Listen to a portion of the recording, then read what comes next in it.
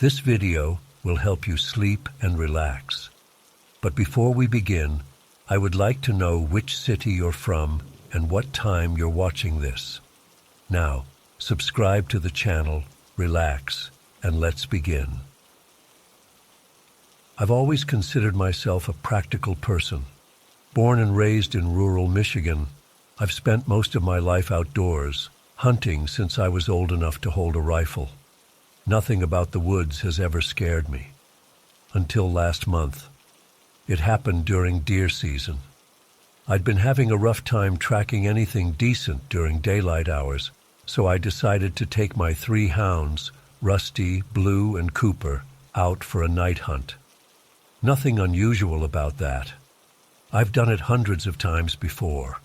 The moon was new that night, making it darker than usual, but I had my headlamp and knew those woods like the back of my hand. I remember checking my watch as I loaded the hounds into my pickup, 8:17 p.m., late enough that the deer would be moving, but not so late that I couldn't get a few good hours in before heading back. The dogs were excited as always, whining and pacing in the truck bed. They loved the hunt as much as I did. The spot I chose was an old, familiar one, about 30 acres of dense woodland that backs up to Harmon's cow pasture, roughly 20 minutes from my house. As I pulled up to the access trail and cut the engine, something felt off. I can't explain it exactly, but if you spend enough time in nature, you develop a sense for when things aren't right. It was the silence, complete, absolute silence. Anyone who's been in the woods at night knows they're never actually quiet. There's always something, crickets chirping, frogs croaking, the distant hoot of an owl. But that night, nothing. Just the sound of my boots on the frozen ground and the panting of my dogs. Even the hounds seemed to notice it. Instead of bounding off into the trees like they usually would, they stuck close to my legs, tails low, ears perked forward. I remember thinking it was strange, but figured maybe a predator had passed through recently, a bear or mountain lion that had the local wildlife spooked. "Go on," I urged them, giving Rusty a gentle nudge with my knee. They reluctantly moved forward, but without their usual excitement. I followed a familiar game trail for about half a mile, keeping my headlamp pointed at the ground to avoid spooking any deer. The shotgun felt reassuring against my shoulder. I was carrying my Remington 870, loaded with birdshot since I wasn't expecting any big game that night. About 45 minutes in, I realized the dogs had gone quiet. Not just quiet, they were gone, completely disappeared. No barking, no rustling in the underbrush, nothing. Now my hounds are well trained. They don't just wander off. They either track or they stay close. This wasn't normal. "Rusty, Blue, Cooper," I called out, keeping my voice low but firm. No response. I switched my headlamp to high beam and swept it across the trees.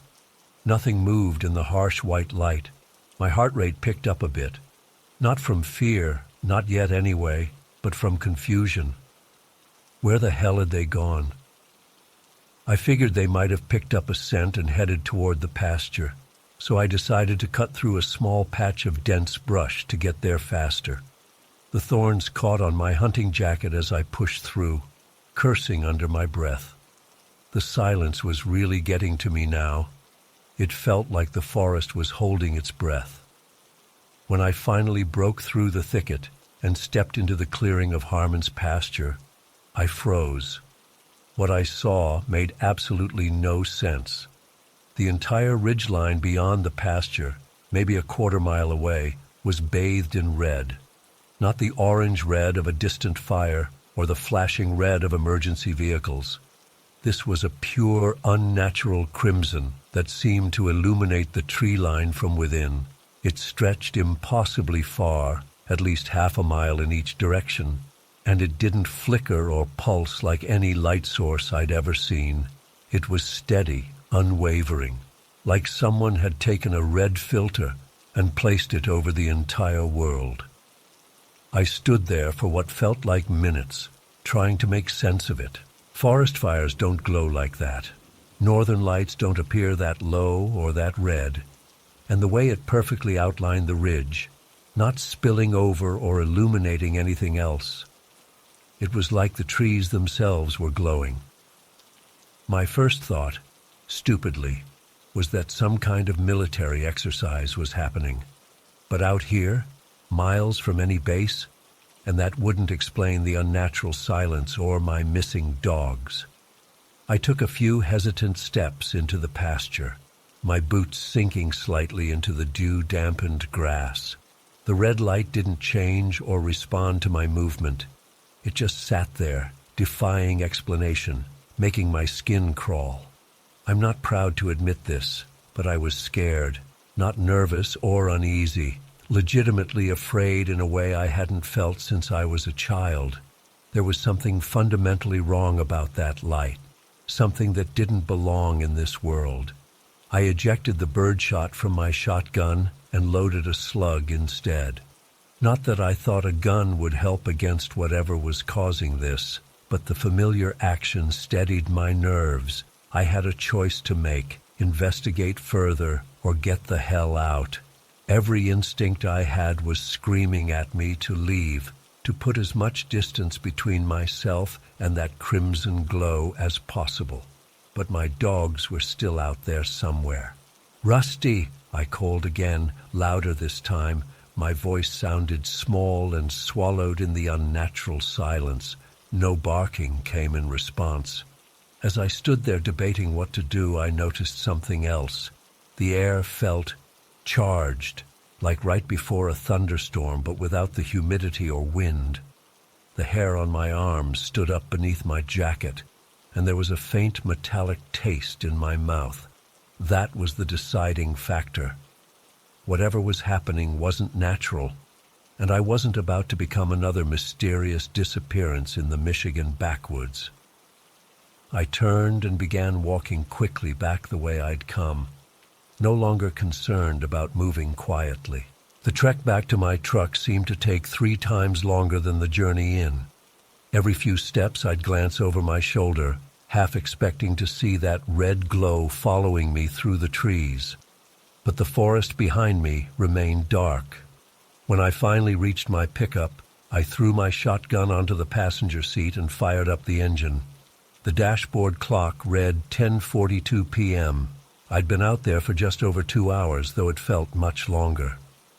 As I pulled away, I kept checking my rearview mirror. The forest behind me showed no hint of the crimson light I'd seen. If I hadn't been so shaken, I might have thought I'd imagined it. I drove home faster than was safe on those winding country roads, my mind racing with possible explanations. Maybe it was some kind of atmospheric phenomenon, or lights from a distant factory reflecting off low clouds. But none of the explanations fit what I'd seen or the feeling it had given me. When I pulled into our driveway, my mom was waiting on the porch. She looked worried and angry at the same time. "Where are the dogs?" she demanded as soon as I stepped out of the truck. They ran off," I said, suddenly feeling foolish. How could I explain that I'd abandoned my hounds because of a strange light and a bad feeling? My stepdad appeared behind her. "You left them out there? Jesus Christ, what's wrong with you?" I tried to explain about the silence, the red light, the wrongness of it all, but the words sounded ridiculous as they left my mouth. They looked at me like I was crazy or making excuses. "Those dogs cost good money," my stepdad said, shaking his head. "You better hope they find their way back." I couldn't sleep that night. I kept replaying what I'd seen in my mind, trying to find some rational explanation. Around 5 a.m., I heard barking outside. I rushed to the window and saw all 3 hounds huddled by the back porch, looking exhausted and spooked. They wouldn't come when I called them. They just cowered under the porch steps, whining softly. It took nearly an hour to coax them inside, and even then, they stuck together, refusing to separate. They wouldn't eat the food I put out for them either. Later that morning, my stepdad came into the kitchen while I was making coffee. He looked troubled. "About that red light you mentioned," he said quietly, glancing toward the living room where my mom was watching TV. "I saw something similar last week when I was hunting over by Miller's Creek." My blood ran cold. What did it look like? Like the whole hillside was lit up from inside, red as blood. He shook his head. "Figured it was just something from the quarry reflecting off the clouds. But after what you said—" "Did you go check it out?" I asked. "Hell no. Something about it felt wrong. Can't explain it, but I got out of there quick." He looked at me seriously. "Maybe we shouldn't mention this to your mother. You know how she worries." I nodded, relieved that someone else had seen it, that I wasn't losing my mind. For the next few days, I couldn't stop thinking about what I'd seen. The dogs gradually returned to normal, though they still seemed reluctant to go outside after dark. I found myself standing at the window each night, staring toward the woods, half expecting to see that crimson glow in the distance. About a week later, I drove back to Harmon's pasture in broad daylight. I needed to see the area again to reassure myself that there was some logical explanation. The pasture looked completely normal under the gray November sky. The ridge where I'd seen the red light was just a line of bare trees, their branches stark against the cloudy horizon. I walked across the field, scanning the ground for any sign of something unusual, burn marks, tire tracks, anything that might explain what I'd seen. There was nothing, not a single thing out of the ordinary. I climbed the ridge, making my way through the bare trees to where the glow had seemed strongest. The ground was covered in a layer of fallen leaves, undisturbed, except for the occasional deer track. No signs of machinery, no evidence of human activity at all. As I was about to head back to my truck, I noticed something through the trees that I hadn't seen before. The remains of an old house, maybe a quarter-mile from the ridge. It was little more than a stone foundation and a crumbling chimney half hidden by overgrowth. Curious, I made my way over to it. The structure was ancient, probably pre-Civil War, judging by the construction style. Most of the wooden portions had rotted away long ago, leaving just the stone skeleton behind. As I stood there examining the ruins, a movement caught my eye. Just a flash of something dark passing by one of the empty window frames. I froze, staring at the spot. Nothing moved. "Hello?" I called out, my hand instinctively moving to where my gun would normally be, but I'd left the shotgun in my truck. No response came from the ruins, but I couldn't shake the feeling that I was being watched. The air felt suddenly colder, and that same charged quality I'd noticed on the night of the red light seemed to be returning. I backed away slowly, then turned and walked quickly back to my vehicle. I didn't run, I'm still not sure why, but every instinct was telling me to get away from that place. When I got home, I started researching. I spent hours online looking for any reports of strange lights in the area. Most of what I found was typical UFO stuff, nothing that matched the specific phenomenon I'd witnessed. But then I found an old forum post from 2003 where someone described seeing a blood-red glow along a ridgeline just outside of Newbury, about 30 miles from where I'd been. The description matched almost exactly what I'd seen. I reached out to the poster but never got a response. I dug deeper, going through local newspaper archives at the library. There, in a small article from 1978, I found a brief mention of unexplained lights seen by several residents in the county. The article quoted a local farmer who described the lights as red as the devil's eyes and said they appeared for 3 consecutive nights before disappearing. That was it, just a small blurb on page 16 sandwiched between a report on corn prices and an advertisement for a new washing machine. But it was enough to tell me that whatever I'd seen had been appearing in these woods for decades. I went back to that pasture 2 more times over the next couple of weeks, always during daylight hours. I never saw the red glow again, and I never got close to that old house foundation. Something about it felt connected to what I'd seen, but I couldn't explain how or why. The dogs are back to normal now, though they still refuse to go hunting with me. My stepdad hasn't mentioned the lights again, and my mom thinks the whole thing was just me making excuses for losing track of the hounds. But I know what I saw, and sometimes, when I look out my bedroom window at night toward the distant tree line, I think I can see the faintest hint of crimson just beyond the horizon.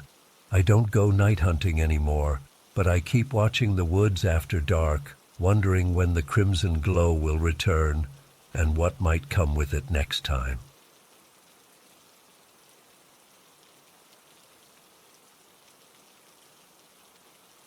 I still can't explain what happened that day. It's been 15 years, but every time there's even a small tremor, I break out in cold sweats. I keep telling myself it wasn't real, that we were just scared kids with overactive imaginations. But deep down, I know what we saw, what we heard, what we felt. It started with the earthquake. I was 12, waiting at the end of our driveway with my younger siblings, Jake, 10, and Emma, 8.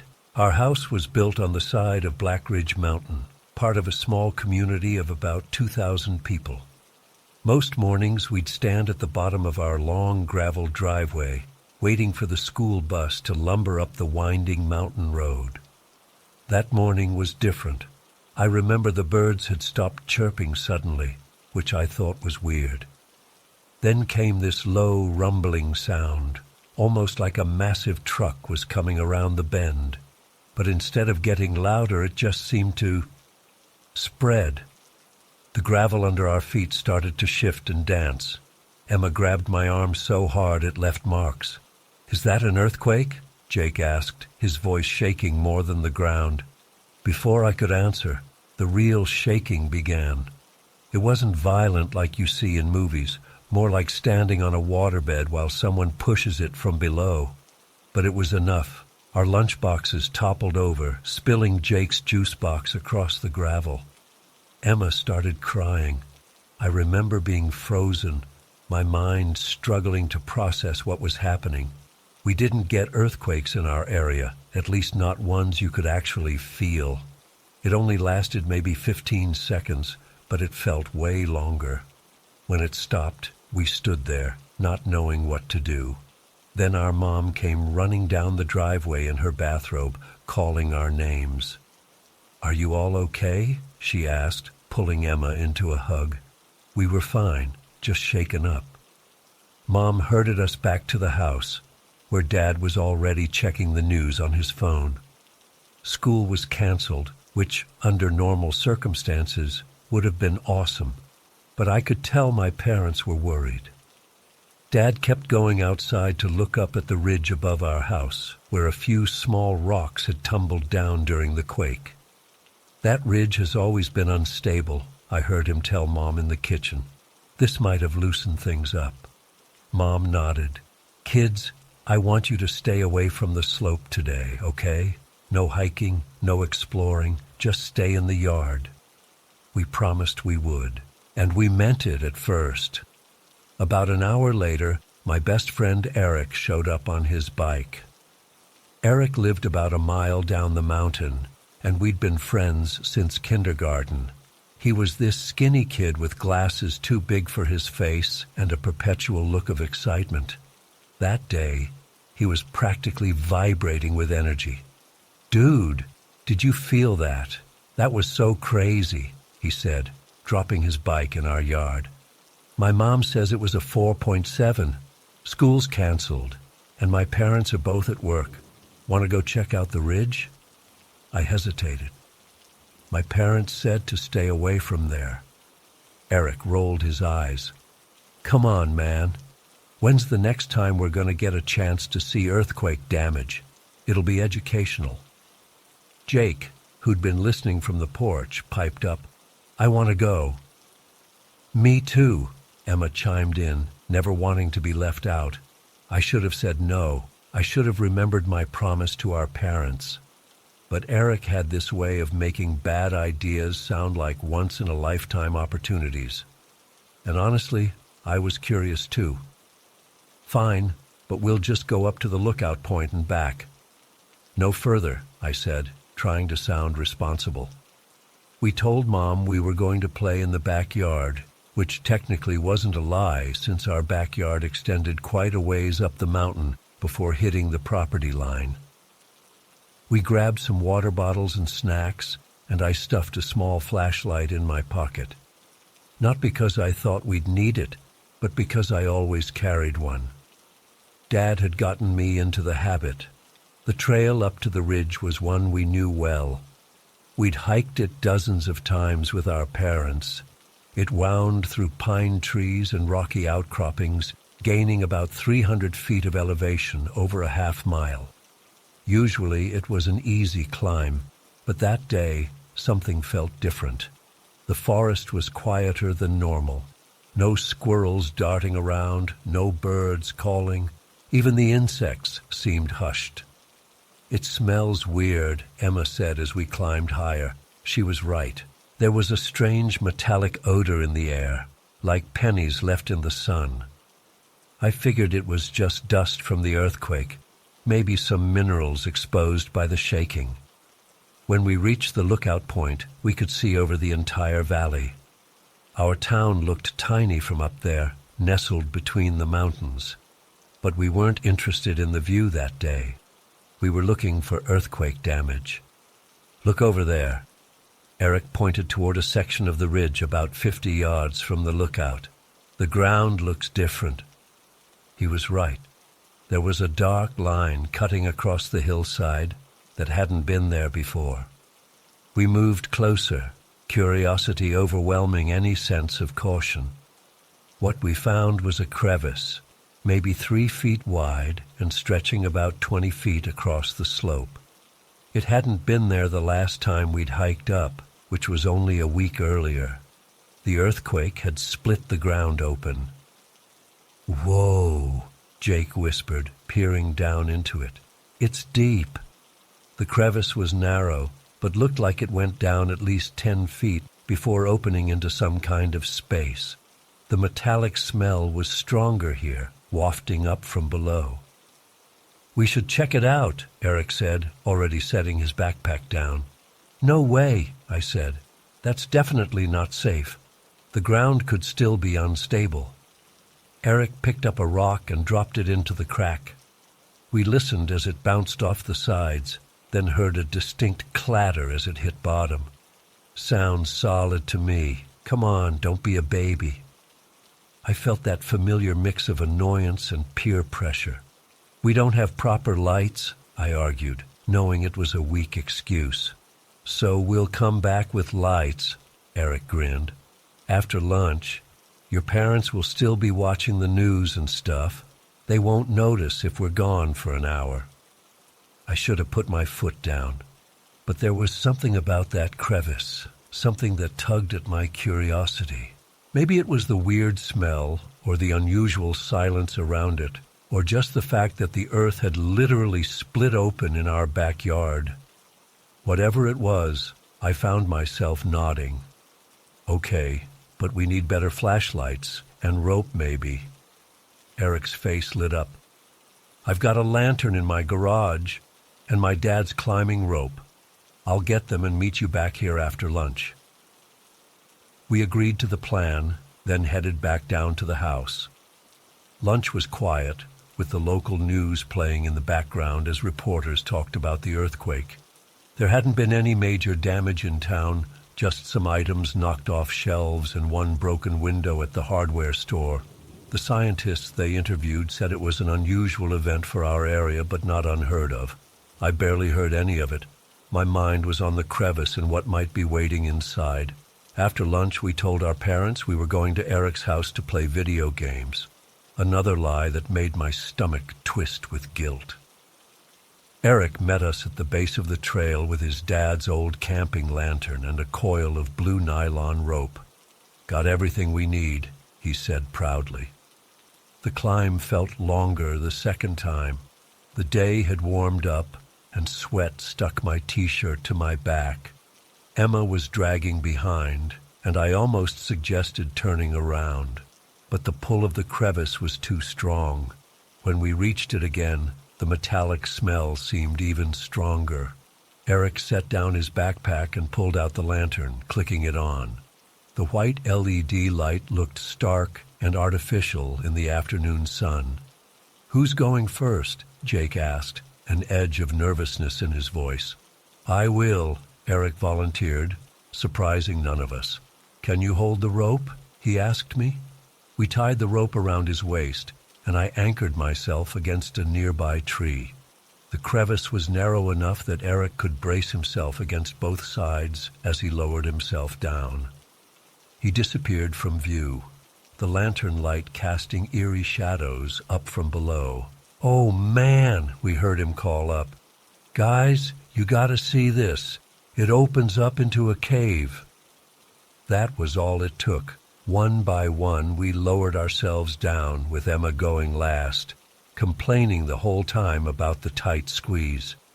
When we were all down, we found ourselves standing in what looked like a natural cave chamber, roughly the size of our living room. The ceiling was about 8 feet high, with the crevice we'd climbed through visible as a jagged line of daylight above us. The lantern illuminated smooth stone walls streaked with minerals that glittered in the light. The floor was uneven but mostly flat, covered in dirt and small rocks. But what caught my attention immediately were the bones. Scattered across one corner of the chamber were what looked like animal remains. Small bones mostly, probably squirrels or rabbits, but also what might have been a deer skull missing its antlers. They were old and dry, with no flesh attached. "Cool," Jake said, bending down to pick one up. "Don't touch them," I snapped, suddenly uneasy. Something about those bones being there felt wrong. How did animals get into this cave? The crevice had just opened today. "Look at the walls," Emma whispered, pointing the flashlight. Long parallel grooves ran across the stone at about our height. They were spaced evenly, about 4 inches apart, and looked almost like scratch marks. Eric voiced what we were all thinking. Like something was trying to claw its way out. I shone my flashlight closer at the marks. Caught in some of the deeper grooves were tufts of coarse, dark hair. A shiver ran down my spine. The metallic smell was even stronger in here, almost overpowering. It reminded me of the time I'd cut my hand on a rusty nail, that same coppery scent. "I think we should go," I said, trying to keep my voice steady. "We just got here," Eric protested. "Look, there's another passage over there." He was right.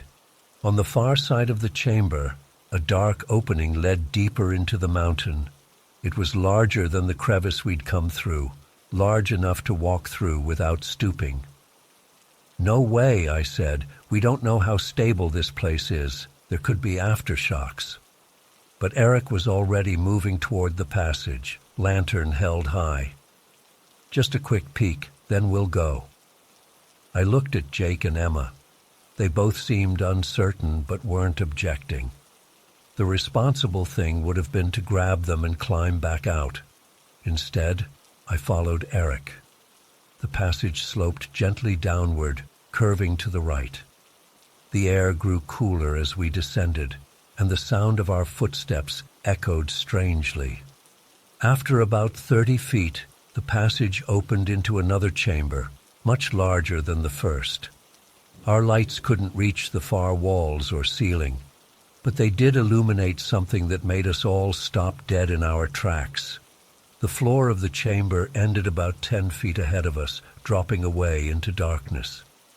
We had reached the edge of some kind of underground pit or chasm. "Whoa," Eric breathed, inching forward. "This is insane." We approached the edge cautiously. The drop looked to be at least 40 or 50 feet, disappearing into absolute blackness below. The air rising from the pit felt different, warmer and moist, carrying that metallic smell even more strongly. "I wonder how deep it goes," Eric said, picking up a stone and dropping it over the edge. We listened. 1 second passed, 2, 3, 4. No sound of impact. "That's really deep," Jake whispered, clinging to my arm. Eric knelt and opened his backpack again, pulling out a road flare. "My dad keeps these in his truck for emergencies," he explained, a mischievous grin on his face. Before I could object, he'd struck the flare against the cap, igniting it with a hiss. The red chemical light was blindingly bright after the dimness of our lantern, casting the whole chamber in a bloody glow. "Ready?" Eric asked, and without waiting for an answer, he tossed the flare over the edge. We watched as it fell, the red light growing smaller and smaller. It seemed to fall forever, illuminating glimpses of the rough stone walls of the pit.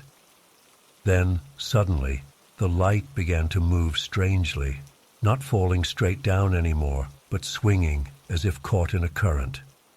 And then we heard it. A sound so deep and loud it wasn't just heard but felt, vibrating in our chests and skulls. A rumbling growl that rose into something like a roar, but unlike any animal I'd ever heard. It echoed up from the depths, growing louder until I had to cover my ears. The flare's light suddenly jerked violently to one side. For just a split second, it illuminated something below, something massive moving in the darkness. I caught a glimpse of what looked like pale, leathery skin stretching over a form bigger than a car. Then I saw the eyes, 2 glowing red points reflecting the flare's light, staring up from the abyss. They were huge, the size of dinner plates, and they were looking directly at us. The roar changed pitch, becoming higher, angrier. The whole cave seemed to shake with it. Small stones and dust rained down from above us. "Run!" I screamed, grabbing Emma's hand. We turned and fled back up the passage, stumbling and tripping in our panic.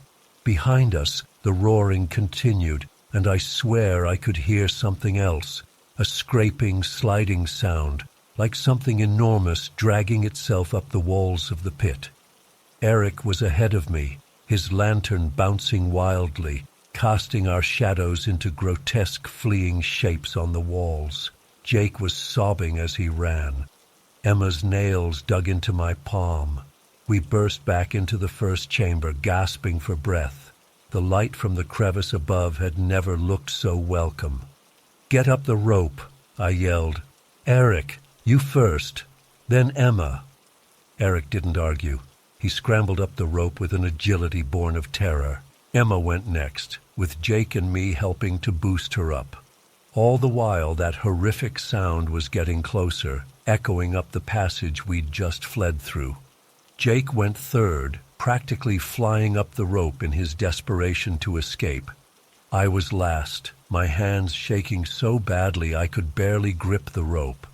As I pulled myself up, I made the mistake of looking back toward the passage.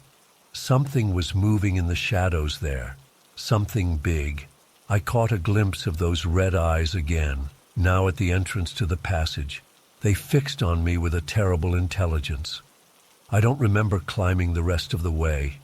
The next thing I knew, I was being pulled over the edge of the crevice by Eric and Jake, collapsing onto the ground above, gasping and trembling. We didn't stop to catch our breath. We ran all the way back down the mountain, not slowing until we reached my backyard. We collapsed on the grass, our lungs burning, unable to speak. It was Eric who finally broke the silence. What was that thing?" None of us had an answer. We made a pact right there to never tell anyone what we'd seen. Who would believe us anyway? We agreed to say we'd just been exploring the regular trails if anyone asked where we'd been. We tried to go back to normal after that, but it was impossible. Eric, who had always been the talkative one, grew quiet and withdrawn. He stopped coming over to my house. A month later, his family moved away, and I never heard from him again. Jake developed a fear of the dark so severe he couldn't sleep without every light in his room on. He refused to go into basements or closets. Emma started having nightmares that would wake the whole house, her screams echoing through the hallway. And me? I became obsessed with watching for signs. Every small tremor made me panic. I'd check the news constantly for reports of missing hikers or strange animal sightings near our town. I'd lie awake at night, convinced I could still hear that roar, still smell that metallic odor drifting through my window. My parents thought we were just traumatized by the earthquake itself. They took us to counseling, where we stuck to our story about being scared by the shaking ground and falling rocks. The therapist said our reactions were normal for children experiencing their first natural disaster. If only she knew. 5 years later, when I was 17, there was another small earthquake. As soon as the shaking stopped, I hiked up to the ridge alone. The crevice was still there, but it had partially collapsed in on itself, the opening now barely wider than my fist. Still, as I stood there, I could smell that same metallic odor seeping out from below. Whatever was down there was still there, waiting. Maybe for another earthquake big enough to free it from its underground prison. Maybe it's been there for centuries, millennia even, trapped by the earth, occasionally glimpsed by unlucky explorers who never lived to tell about it. I'm 30 now, and I've moved away from that mountain town, but I still keep track of seismic activity in the area. I still wake up sometimes in the middle of the night, covered in sweat, convinced I've heard that roar again. And on particularly bad nights, I swear I can see those red eyes staring at me from the dark corners of my room. I don't know what we disturbed that day. I don't know if it's still down there, or if it somehow found another way out. All I know is that the earth holds secrets far older and more terrifying than most people realize. And sometimes, when the ground shakes, it's not just tectonic plates moving. Sometimes, it's something waking up. I still don't know what the hell we saw that night. It's been 3 years, and I haven't told many people about it because, well, who would believe me? But I need to get this off my chest. Maybe someone else has seen something similar. My girlfriend Kayla and I had been dating for about 8 months when this happened. We were in that comfortable phase where we'd spend most nights together, either at her place or mine. That particular Saturday in January was scorching hot, typical Australian summer, hitting around 40 degrees Celsius during the day. We'd spent most of it indoors with the air conditioning cranked up, watching movies and generally being lazy. As evening rolled around, we started getting a bit of cabin fever. Kayla suggested we go for a drive since the temperature had finally dropped to something bearable. I had a full tank of gas in my old Holden Commodore, so I thought, why not? We headed out around 9:30 p.m., driving through the suburbs first, then taking some back roads toward the state forest about 40 minutes from town. I'd been there a few times before, during daylight hours, for hikes and picnics. It's not like the deep wilderness or anything, but it's dense enough bushland that you feel properly removed from civilization. The night was beautiful. Clear sky, full moon, warm breeze coming through the windows. We had the radio playing softly and were just chatting about nothing important. Kayla had rolled herself a cigarette and was smoking with her arm hanging out the window. I remember thinking how peaceful everything felt. We reached the forest access road around 10:45 p.m. It's a dirt track that winds through the trees for a few kilometers before reaching a small clearing that serves as a parking area for hikers. I didn't drive all the way to the clearing, though. About halfway down the track, there's this wider section where cars can pull over. During the day, you can see a nice view of the valley below through a break in the trees. At night, you could just make out the distant lights of farmhouses scattered across the landscape. I pulled over, keeping the headlights on and the engine running for the AC. We weren't planning to stay long, maybe 20 minutes tops, just enough time to enjoy the quiet and the night air away from the suburbs. Kayla rolled another smoke for herself and one for me, even though I only smoke occasionally. That's when things started getting weird. I was mid-conversation with Kayla about some TV show we'd been watching when I felt this sensation. It's hard to describe. Like all my internal alarms were suddenly blaring at once. My heartbeat kicked up, my mouth went dry, and I felt adrenaline flooding my system. Fight or flight response in full effect, except there was nothing to trigger it. "You okay?" Kayla asked, noticing I'd stopped talking mid-sentence. I nodded, trying to play it cool. "Yeah, just thought I heard something."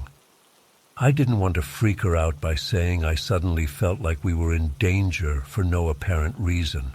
I'm not typically an anxious person. At 6'4" and having played rugby most of my life, there aren't many situations where I feel physically threatened.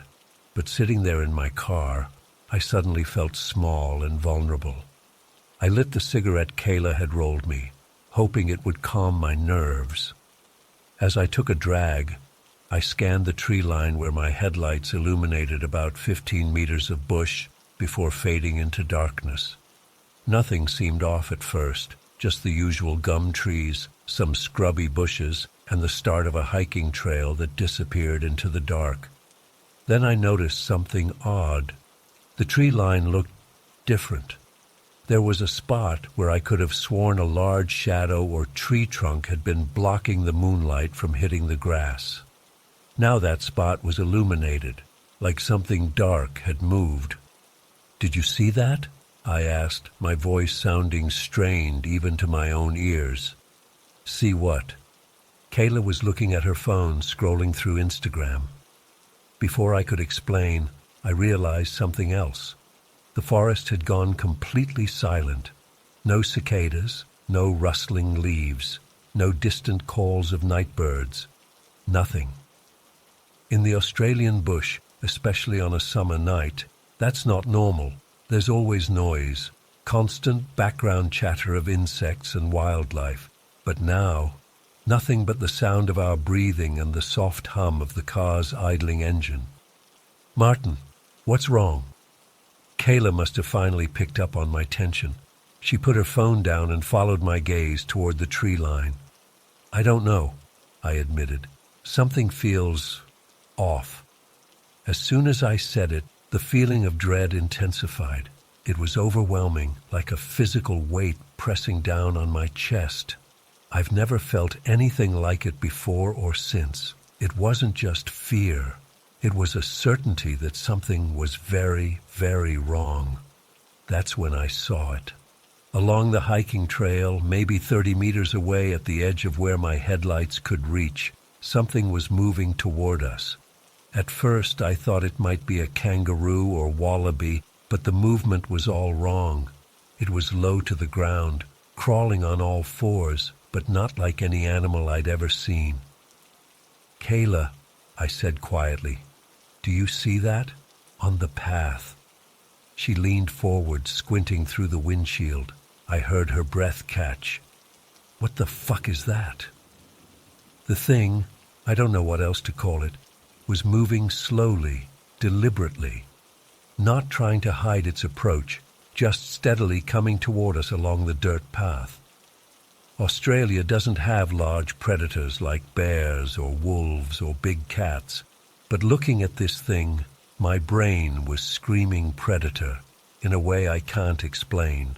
It was like some ancient part of my DNA recognized a threat my conscious mind couldn't properly process. As it reached the edge of my headlight's reach, it stopped. Then, in a motion that still haunts my nightmares, it rose up onto two legs.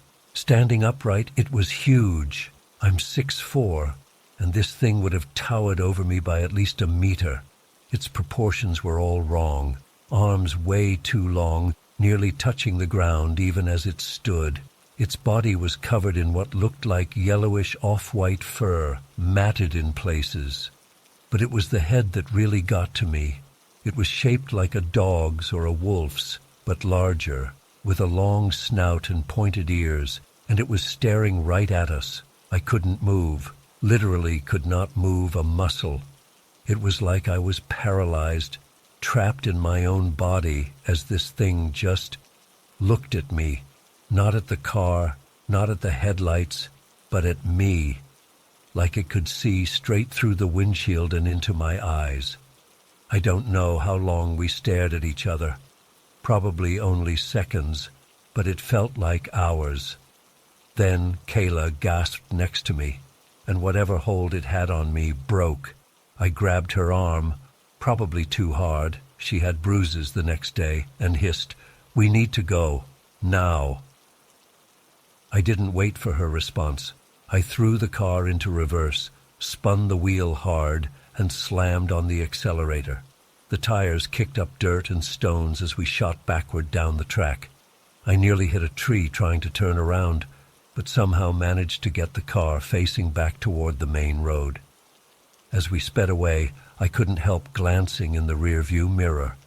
The thing was still standing there at the edge of the tree line, watching us leave. It didn't chase us. It didn't need to. It had made its point. We drove in complete silence for about half an hour. My knuckles were white on the steering wheel, and Kayla was hugging herself, staring straight ahead. When we finally hit the highway back toward town, she broke the silence. "What was that?" Her voice was barely above a whisper.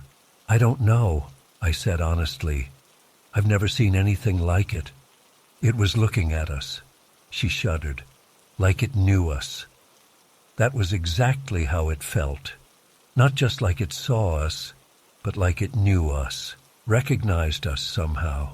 The feeling I had sitting there locked in its gaze was like nothing I've ever experienced. It was primal, pure, distilled fear, the kind that strips away all the civilized layers and leaves you with nothing but the raw understanding that you are prey, and you are being considered by something that could end your life without effort if it chose to. We tried to rationalize it on the drive home. Maybe it was someone in a costume playing a prank. But deep down, we both knew that wasn't true. No costume could move like that, could create that feeling of absolute dread. Maybe it was some undiscovered species, but in southeastern Australia, not likely.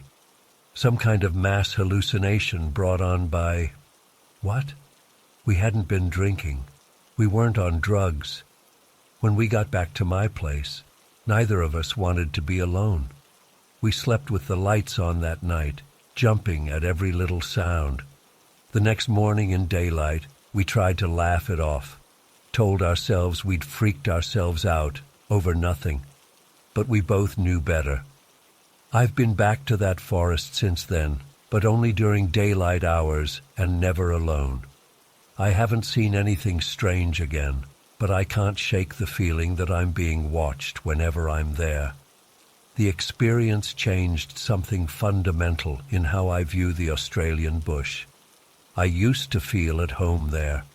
Now, I'm always aware that I might not be at the top of the food chain. Kayla and I broke up about 6 months after the incident for unrelated reasons. We don't talk much anymore, but when we do, we never mention that night. It's like we have a silent agreement not to bring it up. Sometimes I wonder if I'll ever see that thing again. Sometimes I wonder if it's still out there, watching and waiting in the trees. And sometimes, late at night when I can't sleep, I wonder if it remembers me the way I remember it. I've done research since then, spent countless hours online looking for similar accounts. I've found stories of the Yowie, Australia's version of Bigfoot, but the descriptions don't quite match what we saw. I've read about bunyips and other indigenous Australian legends, but nothing fits exactly. Whatever it wasn't something that should exist in our world. It felt old, ancient, like something from a time before humans that's somehow still here, hiding in the places we don't go after dark. I don't go driving in the bush at night anymore. I don't stop on isolated roads to enjoy the scenery or have a smoke, and whenever I'm camping or hiking and the sun starts to set, I make damn sure I'm back at my car or tent before darkness falls completely. Because I know what's out there now. I've seen it, and worse, it's seen me.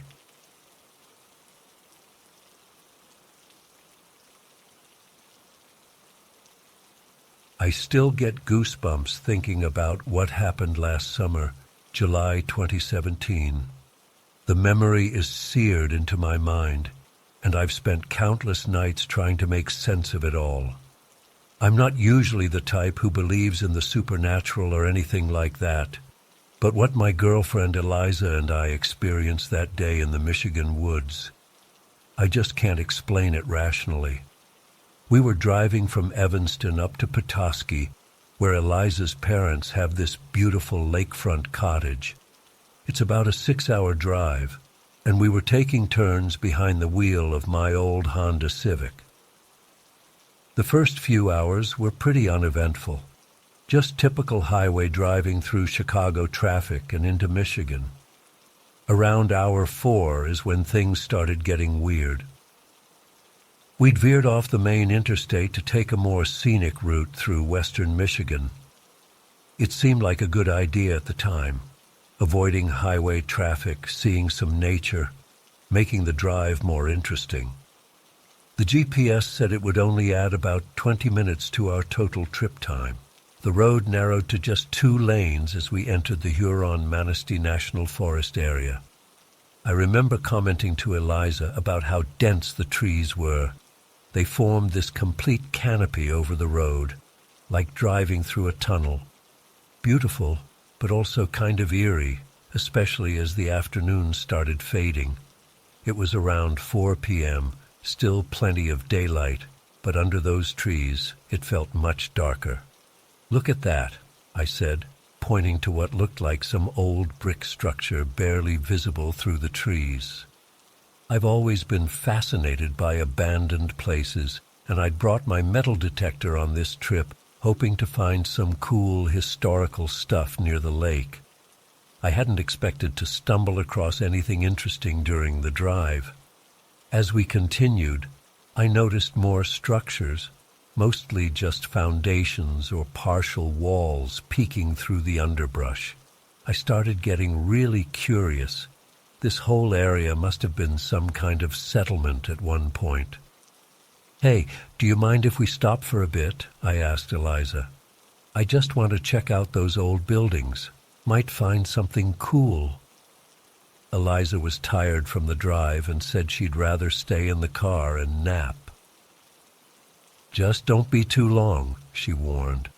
"I want to get to my parents before it gets too late." I promised I'd only be half an hour tops, pulled over to a small gravel turnout, and grabbed my metal detector and a small shovel from the trunk. The shovel was this bright neon orange plastic one, easy to spot if I set it down somewhere.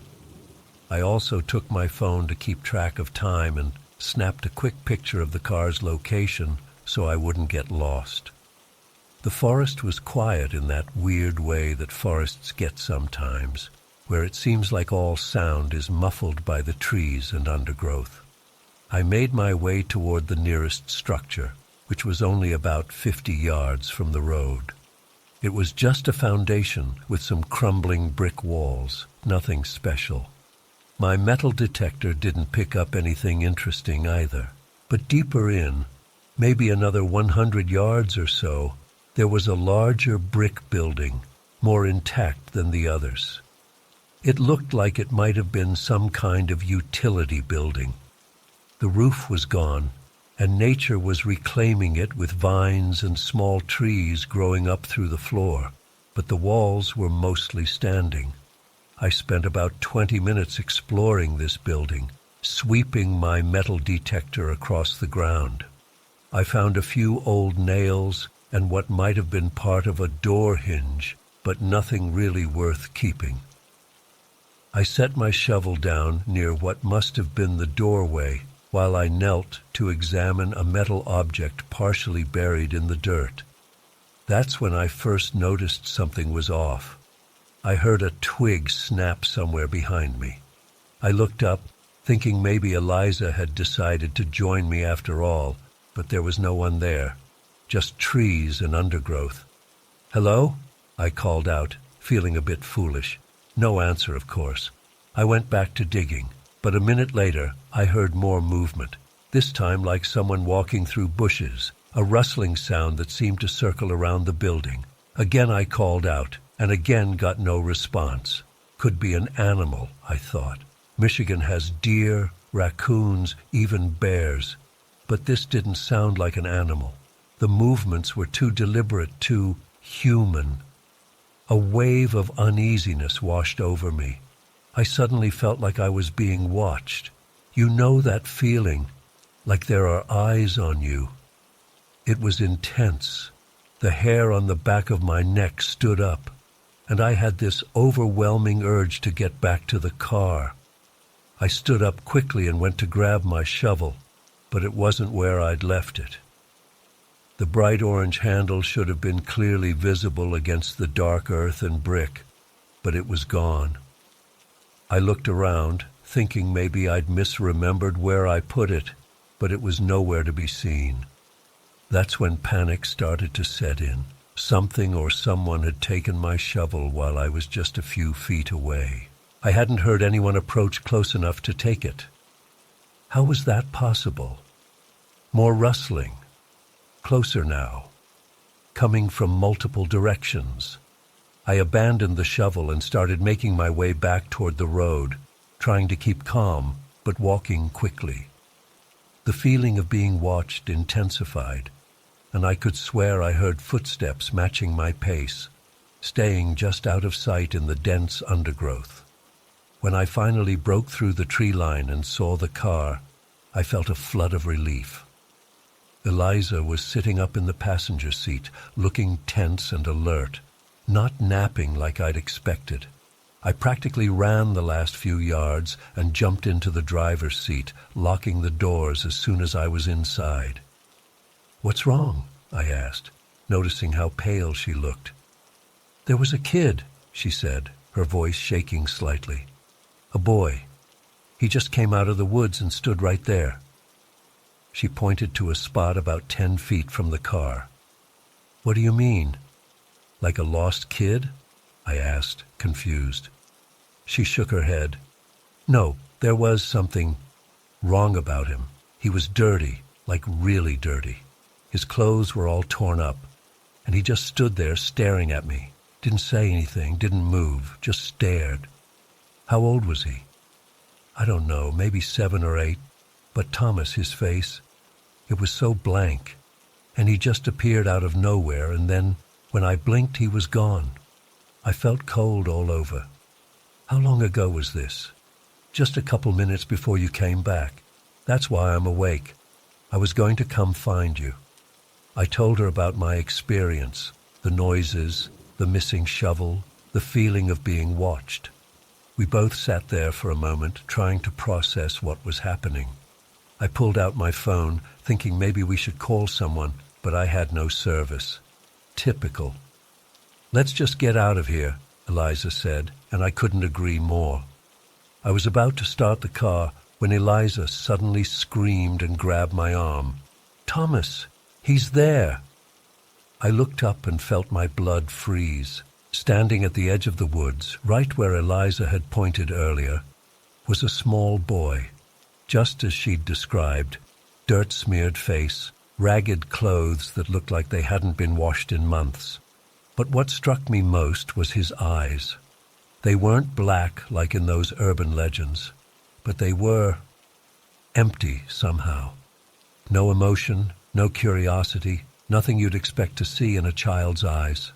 Just a blank stare fixed directly on us. "Oh my God," I whispered. Then Eliza's grip on my arm tightened painfully. "Thomas," she said, her voice barely audible, "look behind us." I turned and nearly jumped out of my skin.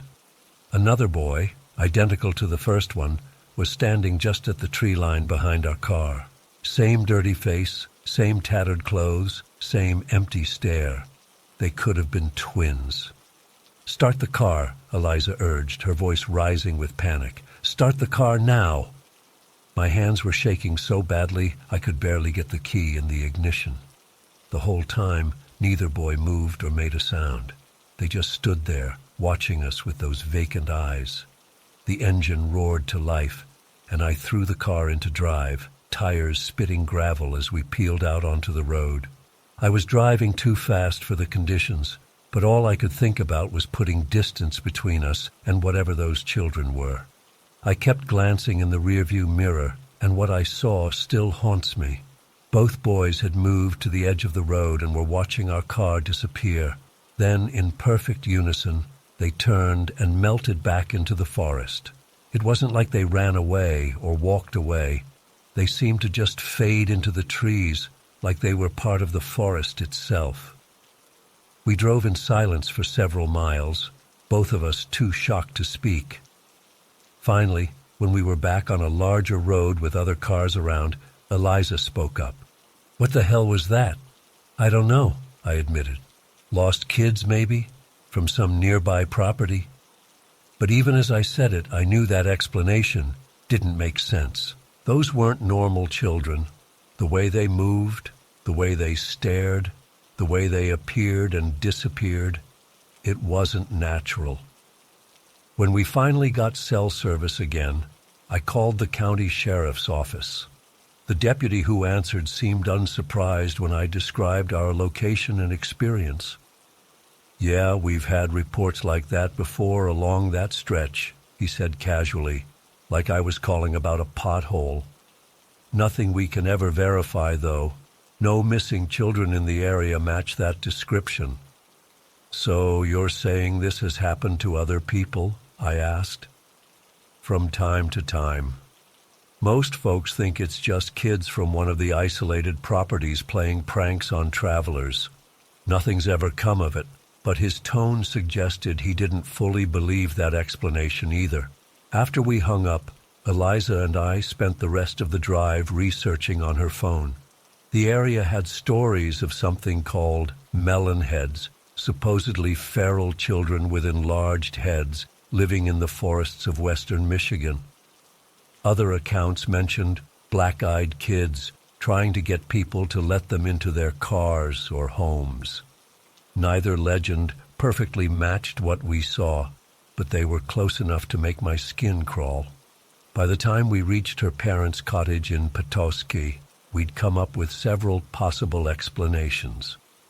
One, they were real children from some off-the-grid family living deep in the woods. 2, they were playing an elaborate prank. 3, they were apparitions or spirits of some kind. 4, we both somehow hallucinated the same thing.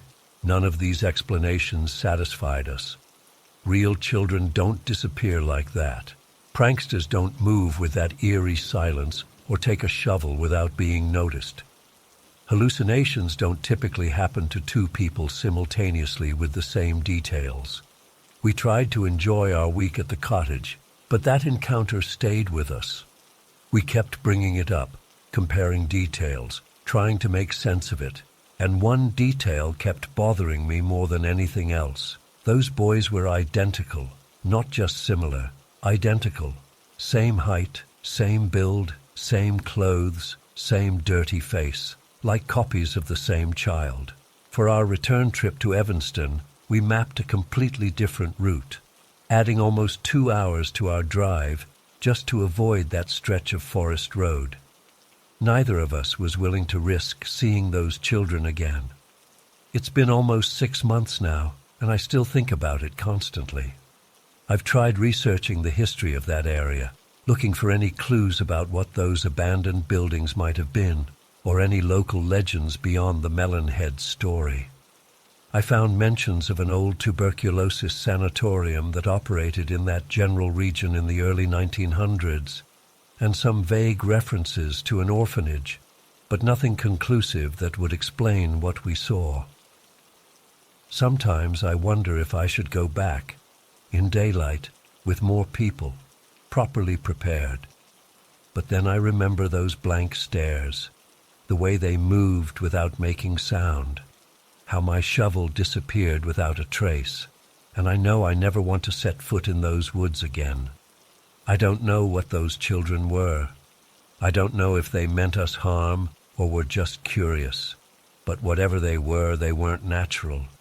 And they're still out there, watching from the trees, waiting for the next car to pull over.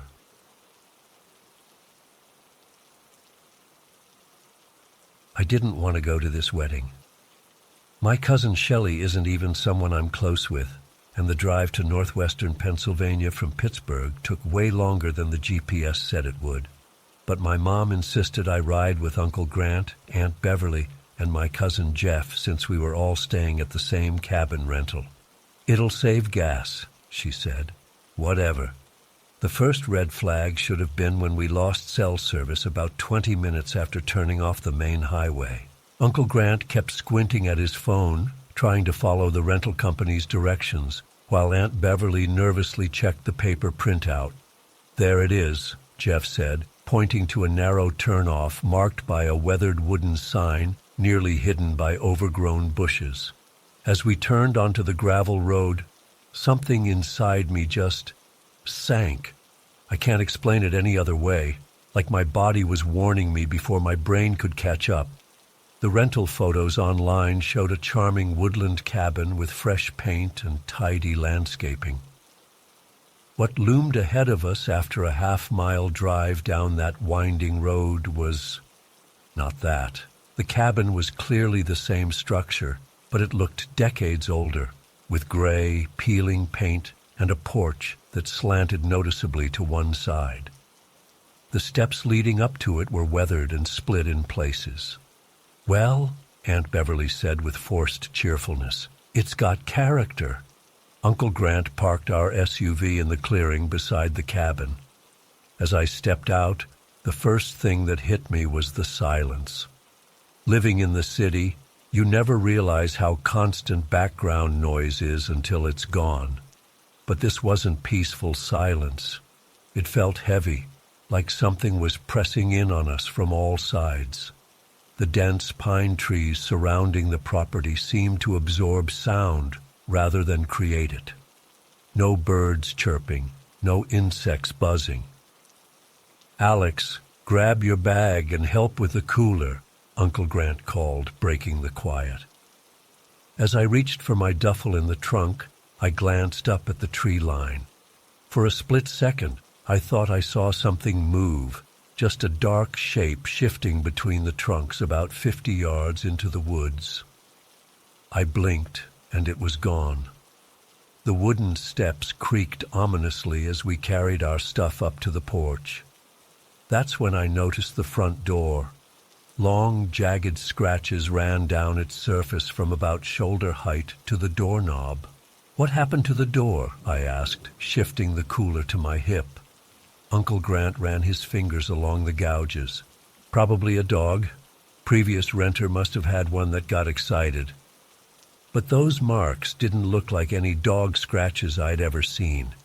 They were deep, deliberate, and spaced about 2 inches apart, like something with claws had methodically dragged them down the wood. The interior of the cabin wasn't much better than the exterior. It smelled stale and vaguely musty, like it had been closed up for months despite supposedly being a regular rental. The floorboards groaned under our feet as we moved around, setting down our bags and supplies, Everything inside looked clean enough but dated. Furniture from the 90s, wood paneling on the walls, ancient appliances in the kitchen. "We should unpack and get settled," Aunt Beverly said. "The rehearsal dinner's not until 7. I claimed the small side bedroom with twin beds that I'd be sharing with Jeff. Uncle Grant and Aunt Beverly took the master, and we started unpacking. The entire time I couldn't shake the feeling of unease, like the cabin itself was watching us. The rehearsal dinner at the nearby lodge was fine, just your standard pre-wedding event with awkward conversations and too many cousins asking about my college plans. We got back to the cabin around 10:30 p.m., and by then the woods had transformed into something else entirely. Night in the forest is dark, not city dark where there's always ambient light from somewhere. This was complete, absolute darkness beyond the cabin's immediate exterior lights. The wind had picked up too, making the trees sway and causing the windows to rattle like unseen hands were testing them from outside. "I'm beat," Aunt Beverly yawned. "We should all get some sleep. Big day tomorrow." I wasn't particularly tired yet, so I offered to sleep on the living room couch since Jeff snored horribly. Uncle Grant decided to stay up and watch some late-night TV. I half-dozed on the couch while he channel surfed, eventually settling on some old Western. I must have fallen asleep for a bit because I woke up suddenly when the front door closed. Uncle Grant had stepped out for a cigarette. Aunt Beverly hates when he smokes indoors. I checked my watch, 12:17 a.m. I was about to close my eyes again when the door opened and Uncle Grant rushed back in, his face pale in the TV's bluish glow. "You hear that?" he whispered, even though we were the only ones awake. "Hear what?" I asked, sitting up. He looked genuinely disturbed, which wasn't like him at all. Uncle Grant was the definition of unflappable. 20 years as a construction foreman had hardened him to pretty much everything. "There's something out there," he said, moving to the window and carefully pulling the curtain aside. I was having my smoke when I heard it, loud banging sounds coming from the woods. "Probably just a deer or something," I suggested, though even I didn't believe that. "No," he shook his head firmly. "This was metallic, like someone hammering on metal but rhythmic. Bang, bang, bang. Steady pace every few seconds, but loud. I could feel it in my chest." "Did you see anything?" "Too dark, but it was coming from that direction." He pointed northeast, maybe a quarter mile in. No lights, no cars, nothing else, just that banging. We both stood silently for a moment, listening. All I could hear was the low volume of the TV and the wind outside. "It stopped right before I came in," he added, letting the curtain fall back. "Just stopped mid-beat." Uncle Grant tried to laugh it off, claiming it was probably just some locals messing around. He headed to bed soon after, leaving me alone in the living room. I turned off the TV but couldn't sleep. Every creak of the cabin, every gust of wind that rattled the windows, set my nerves on edge. I must have fallen asleep eventually, because I found myself dreaming of dark silhouettes moving between the trees, watching the cabin. In the dream, they were tall, misshapen figures that never stepped into the clearing, but circled just within the tree line, always keeping their distance, but never taking their attention off our cabin. Morning came with gray light filtering through the windows. Everyone was tense at breakfast, though no one mentioned why. Had they all slept badly too? Jeff kept glancing out the windows, and Aunt Beverly dropped a mug while making coffee, jumping at the sound of it shattering on the floor.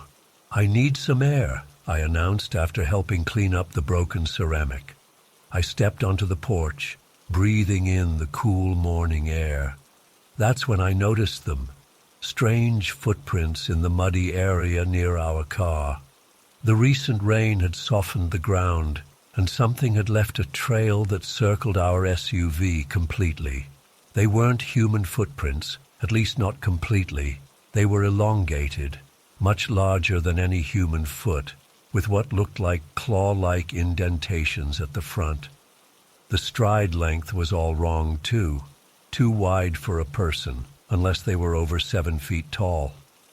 I called Jeff out to look, and his face went white.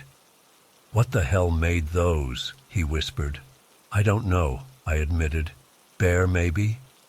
But we both knew bears don't walk like that, fully upright, in a perfect circle around a vehicle.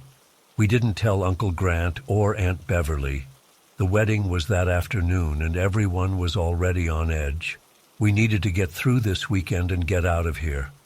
I tried to convince myself there was a logical explanation, maybe some weird Pennsylvania wildlife I wasn't familiar with. The wedding itself was fine, beautiful even. For a few hours in that well-lit church and reception hall, I almost forgot about the cabin and the footprints and Uncle Grant's banging sounds. But then we had to go back. It was around 9 p.m. when we returned to the cabin. The headlights of our SUV swept across the front of the building as we pulled in, briefly illuminating the porch before Uncle Grant shut off the engine. In that moment, I could have sworn I saw something dart from the side of the cabin into the woods, just a quick, dark movement at the edge of the light. "Did you see that?" I asked, but everyone was busy gathering their things and climbing out of the car. Inside, the cabin felt even more oppressive than before. The air was heavy, like it had thickened while we were gone. Aunt Beverly complained about a wild animal smell and opened some windows despite the cool night air. Everyone was exhausted from the wedding, and after some brief conversation, Uncle Grant settled on the couch to watch TV while Aunt Beverly and Jeff headed to bed. I felt claustrophobic inside, so I decided to step out onto the porch for a moment. The night was clear, with stars visible through gaps in the tree canopy. The forest around us seemed alive with small sounds, the rustle of leaves, distant calls of what might have been owls. Normal forest stuff, I told myself. That's when I heard it. Alex, my name, called clearly from the direction of the front yard. It was Uncle Grant's voice, exactly his voice, with his slight Pittsburgh accent and the way he always emphasized the second syllable of my name. "Alex, can you come here a second?" I turned toward the sound. It was coming from near the tree line, though I couldn't see anyone in the darkness. "Uncle Grant?" I called back, confused. Why would he be out in the yard? There was no response for a moment. Then, "I need your help with something, Alex, just for a minute." Something felt wrong. The voice was perfect, exactly my uncle's voice, but the cadence was off somehow, like someone reciting lines they'd heard but didn't quite understand. I took a step back toward the cabin door. "I'm going inside. Come to the porch if you need help." Then the voice changed slightly, becoming more insistent. "Alex, please, I need you to come here now." My hand was on the doorknob when I heard the TV inside, the distinctive sound of the sports announcer Uncle Grant had been watching. How could he be inside watching TV and outside calling me at the same time? I flung the door open and rushed inside. Uncle Grant was exactly where I'd left him, half asleep on the couch in front of the television. "Were you just outside?" I demanded, my voice shaking. He blinked at me, confused. "What? No, I've been right here." "Someone just called my name from the yard," I said. "It sounded exactly like you." He sat up straight, suddenly alert. "I haven't moved from this couch in the last hour, Alex." We woke Jeff and Aunt Beverly, and all four of us checked the doors and windows, making sure everything was locked. Uncle Grant got his flashlight and did a quick check of the perimeter but found nothing. No footprints, no signs of anyone or anything being there. No one slept well that night. I kept jolting awake, thinking I heard my name being called again. Each time, there was nothing but the sound of Jeff's snoring and the wind in the trees. Morning couldn't come fast enough. I got up at first light and went to the kitchen to make coffee. As I waited for it to brew, I glanced out the window toward the porch. That's when I saw them, deep gouges in the wooden porch railing, fresh gouges that hadn't been there the day before. They weren't random damage either, but purposeful marks that almost resembled crude symbols. 3 parallel lines, a circle, and what looked like an arrow pointing toward the cabin door. When Uncle Grant saw them, something in him seemed to snap. Without a word, he started packing our things, throwing clothes into suitcases haphazardly. "We're leaving," was all he said. "Now." No one argued. Within 30 minutes, we were in the SUV, driving much too fast down that gravel road. Nobody spoke until we reached the highway and cell service returned. "We're not discussing this with anyone at the post-wedding brunch," Aunt Beverly finally said. "They'll think we're crazy." We all nodded in agreement. Later, after making excuses about a family emergency to the bride's parents, we drove straight back to Pittsburgh.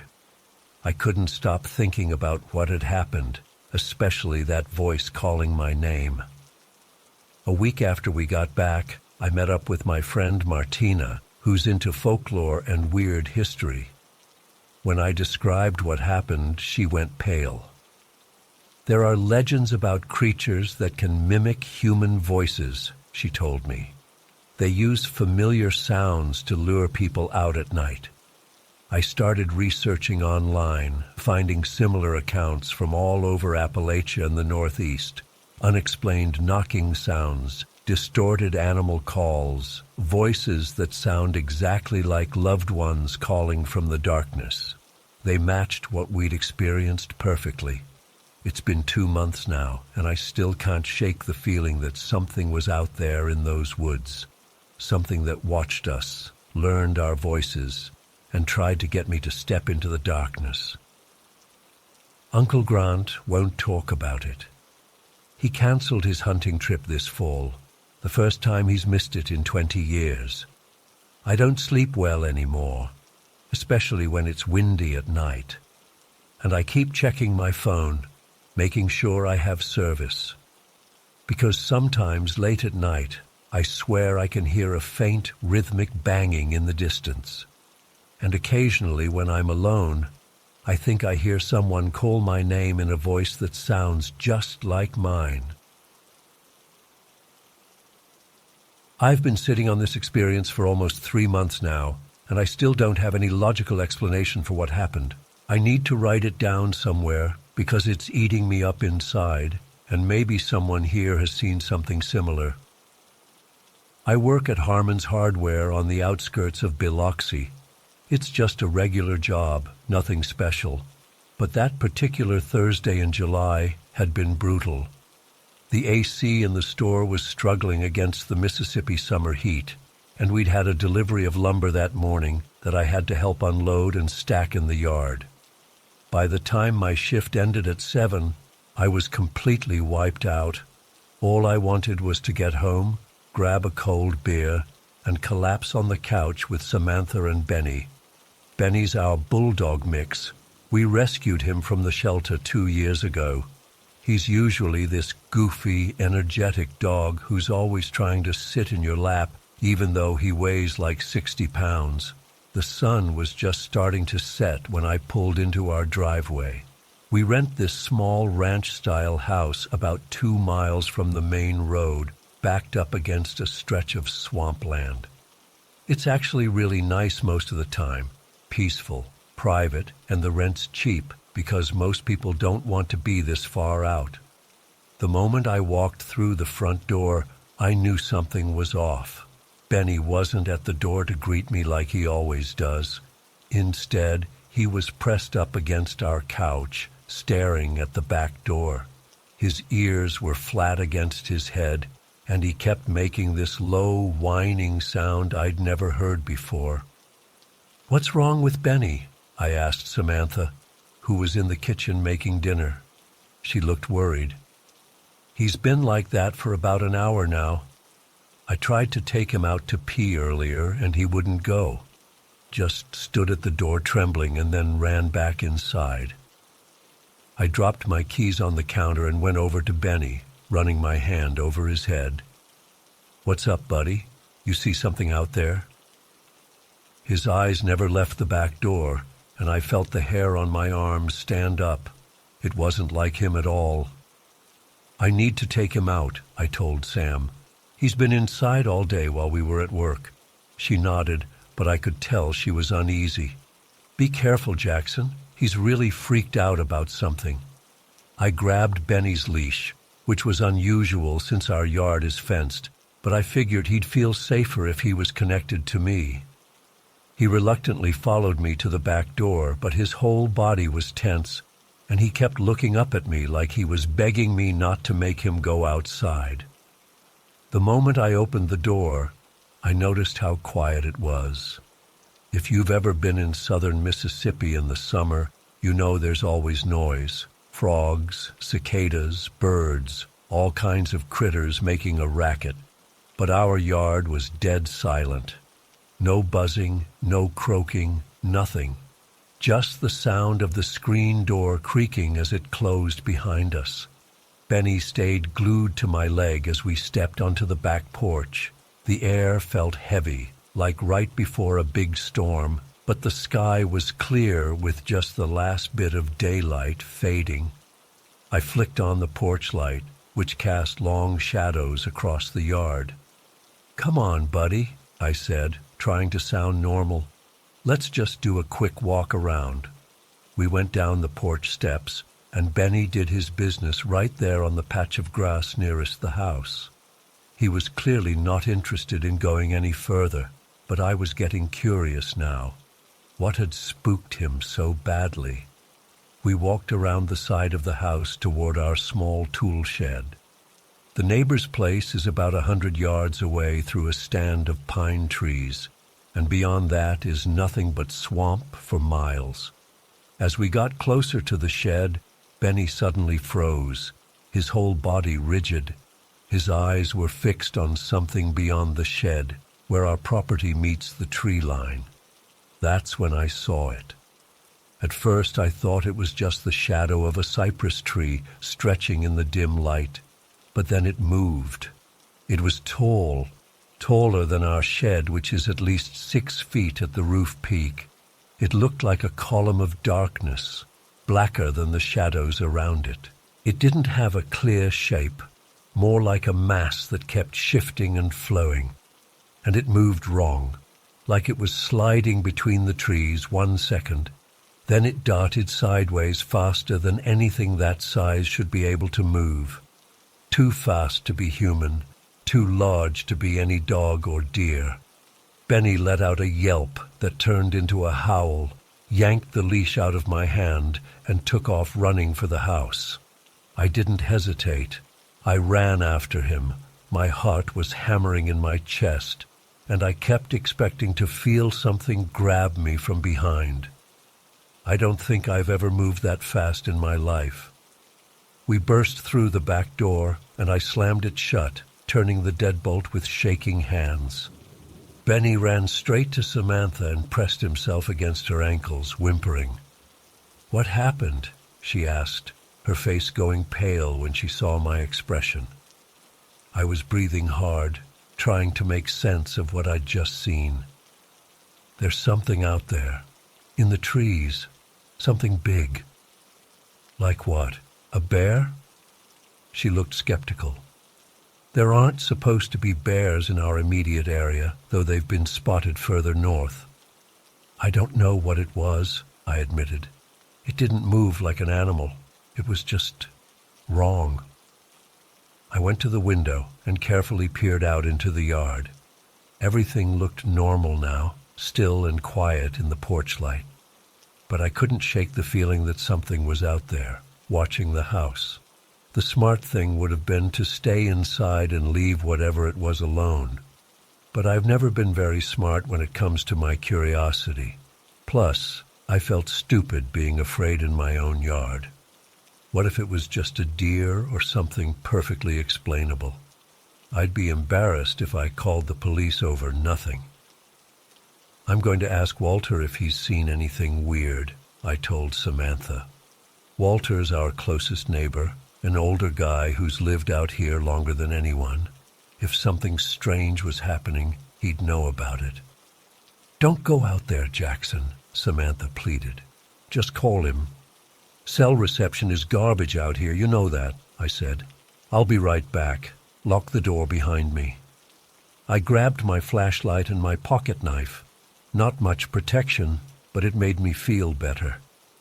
As I walked down our driveway toward Walter's place, I kept swinging the flashlight beam into the trees, half expecting to see that dark shape again. But there was nothing, just the usual tangle of pines and underbrush. Walter was already on his front porch when I approached, which struck me as odd. He was sitting in his rocking chair with an old-fashioned kerosene lantern lit beside him, even though his porch had electric lights. I could hear his hound dogs yapping in their kennels behind his house, sounding agitated. "Evening, Jackson," he called out as I got closer. "Guess you're seeing it too, huh?" A chill ran down my spine. Seeing what? He didn't answer directly, just gestured for me to come up on the porch. "Dog's been raising hell for the past hour. Something's got him spooked bad." "I saw something in the trees back by my shed," I told him. "Something big, and Benny's terrified to go outside." Walter nodded like this confirmed something for him. He was holding his shotgun across his lap, which I hadn't noticed at first. Walter's not the type to bring out a gun without reason. "You want to take a look?" he asked, standing up. "I was about to check my back fence line anyway." I hesitated. Part of me wanted to run back home and barricade the door, but another part needed to know what we were dealing with. "Yeah, let's check it out." Walter picked up his lantern and motioned for me to follow. We walked around the side of his house, past the dog kennels where his 3 hound dogs were pacing and whining. They quieted a bit when they saw Walter, but they weren't relaxed. "They been like this before?" I asked. "Not like this," Walter said quietly. "Not since the flood of '79, when we had all kinds of critters coming up from the swamp." We reached the back of his property, where a simple wire fence separated his yard from the beginning of the swampland. In the fading light, I could see the murky water gathered around cypress roots, the surface perfectly still without even a ripple. Walter held up his lantern, casting a warm circle of light that barely penetrated the gloom. We stood there in silence for a few minutes, just listening and watching. The quiet was oppressive. No frogs, no insects, nothing. "What do you think it—" I started to ask, but my words were cut off by a violent rattling sound as the entire fence line shook. It was like something massive had slammed into it, but there was nothing there that I could see. Walter raised his shotgun and fired a blast into the darkness beyond the fence. The sound was deafening in the quiet night. My ears were ringing as I stared into the swamp, but I couldn't see anything moving out there. Then we heard it, a sound that I still can't properly describe, even after replaying it in my head hundreds of times.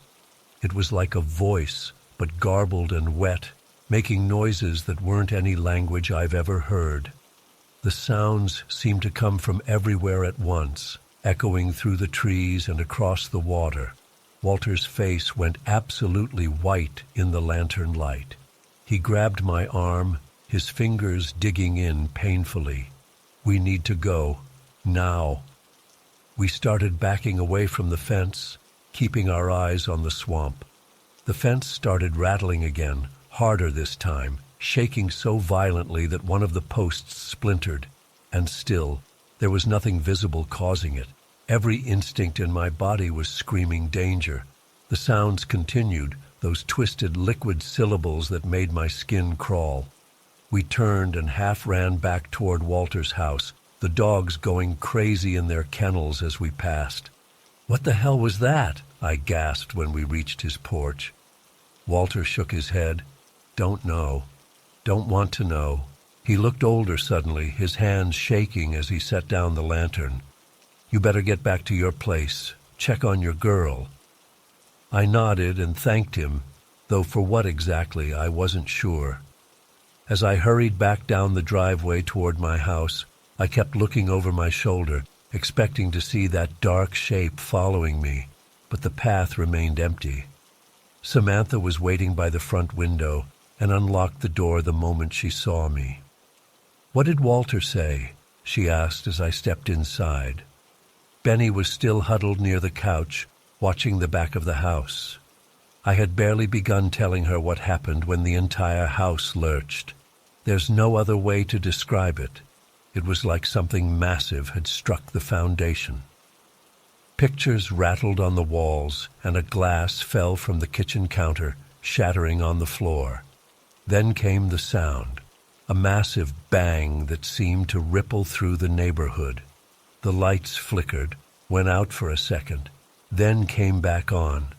Benny started barking frantically, running in circles. "What was that?" Samantha gasped, grabbing my arm. "An earthquake?" "We don't get earthquakes in Mississippi, at least not ones you can feel like that, but I didn't have a better explanation." "I don't know. Let's check outside." This time Samantha came with me, neither of us wanting to be alone. We stepped out onto our front porch and saw several of our neighbors had done the same, standing in their yards with flashlights, looking around in confusion. Mrs. Jeannie from down the road was walking toward a small group that had gathered near the mailboxes. We joined them, everyone talking over each other, asking if anyone knew what had happened. "I saw something blue," Mrs. Jeannie was saying. "She's in her 70s, lived here her whole life." A blue glow in the swamp just before the bang, like lightning, but it stayed lit up for a few seconds. "Did anyone call the police?" someone asked. "Already did," said Mr. Calloway from the house closest to the main road. "They said they'll send someone out, but it might be a while." We stood there speculating. Maybe it was a gas line explosion, or some kind of underground collapse, or even a meteor. Nobody mentioned anything about strange shapes in the trees or voices from the swamp. I caught Walter's eye from across the group, but he just shook his head slightly. The police did eventually show up, 2 officers who looked annoyed at being called out to the middle of nowhere. They took statements but didn't offer much help. They suggested it might have been a sonic boom from military aircraft, though nobody had seen or heard any planes. They promised to file a report but made it clear they didn't consider this a high priority. As the crowd dispersed and everyone headed back to their homes, there was a tension in the air that hadn't been there before. I noticed people checking their locks, glancing toward the tree line. Doors that had been left unlocked for decades were being bolted shut that night. Back in our house, Samantha and I double-checked all the windows and doors. Benny refused to leave our sides, following us from room to room as we prepared for bed. "Do you think it's over?" Samantha asked as we lay in bed, both of us still wide awake despite the late hour. "I don't know," I answered honestly, "but I've never seen or heard anything like that before." We eventually fell into an uneasy sleep. I dreamed of dark shapes sliding between trees and garbled voices calling my name from the water. In the days that followed, there was no official explanation for what happened. The local paper ran a small story about unexplained sounds in our area, but it was buried on page 6 and didn't mention any investigation. Some neighbors whispered about illegal activities in the swamp, drug labs or moonshine stills that might have exploded. Others suggested sinkholes or natural gas pockets. Walter and I never discussed what we saw. though we nodded to each other when we passed on the road. There was an understanding between us. Some things are better left unspoken. It's been 3 months now, and things have mostly returned to normal. The frogs and cicadas came back after a few days, filling the nights with their familiar chorus. Benny still gets nervous around sunset, but he'll go outside again as long as I'm with him. But I find myself peeking out the windows at night, scanning the tree line for movement. Sometimes, when it's very quiet, I think I can hear that wet, garbled language coming from the direction of the swamp, calling out words that no human tongue was meant to form. I don't know what it was we encountered that night. I don't know if it's still out there waiting. All I know is that the Mississippi swamps are deeper and darker than people realize, and there are things moving in the shadows that don't belong in our world. And sometimes, late at night when Samantha is asleep, I swear I can see a tall, dark shape standing at the edge of our property, watching our house with eyes I can feel but can't see.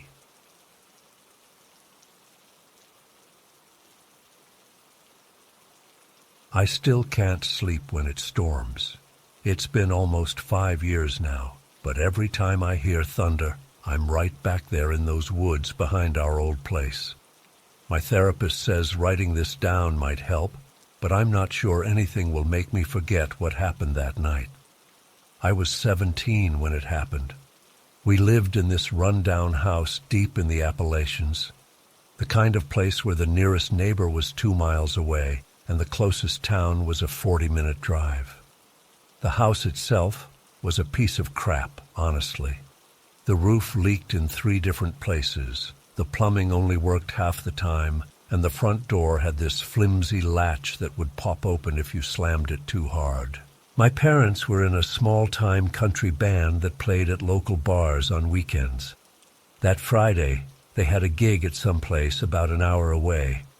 They weren't supposed to be gone overnight, but a big storm was rolling in, and Mom called around 10 p.m. saying they'd stay in town till morning because the mountain roads were getting dangerous.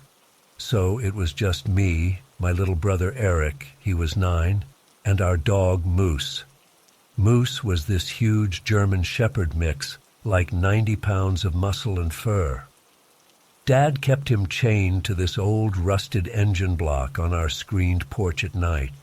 Said it was because Moose would run after deer otherwise, but I think he just didn't want to clean up dog hair in the house. The storm hit around midnight, and it hit hard. The kind where the rain comes down so heavy you can't see 5 feet in front of you.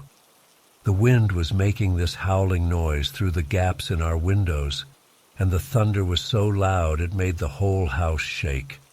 Eric was freaked out, so I let him camp out in the living room with me while we watched some DVDs on our crappy TV. I remember we were halfway through the second movie when the power went out. Just like that. Pitch black, except for when lightning flashed. Eric started crying, and I was fumbling around trying to find the flashlight we kept in the kitchen drawer when I heard it, this loud bang from the front of the house. At first, I thought a tree branch had hit the porch, but then I heard Moose barking like crazy. I finally found the flashlight and went to check. The wind had blown the front door open. That crappy latch finally gave way, and rain was pouring in. Worse, Moose wasn't on the porch anymore. The chain had snapped, and he was gone. Shit, I remember saying out loud. Dad would absolutely lose it if anything happened to that dog. "What's wrong?" Eric called from the living room. "Moose got out," I told him. "I gotta go get him before he runs too far." "Don't leave me here alone," Eric begged, grabbing my arm. "I have to," I said. "Dad will kill us if Moose is gone when they get back. I'll be quick, I promise. Just stay here and don't open the door for anyone." I threw on my rain jacket, but it was so old the water soaked through in seconds. The only boots I could find were Dad's big rubber ones. They were way too big for me, but they were better than nothing. I grabbed another flashlight, the one that actually worked properly, and headed out into the storm. The rain hit me like someone was throwing buckets of water in my face. I could barely see anything, even with the flashlight. I kept calling Moose's name, but my voice just got swallowed up by the wind and thunder. Then lightning struck somewhere close, and for a split second, everything lit up. That's when I saw him. Moose was running toward the creek behind our property, his chain dragging behind him. The creek separated our yard from the thick forest that covered the mountain behind our house.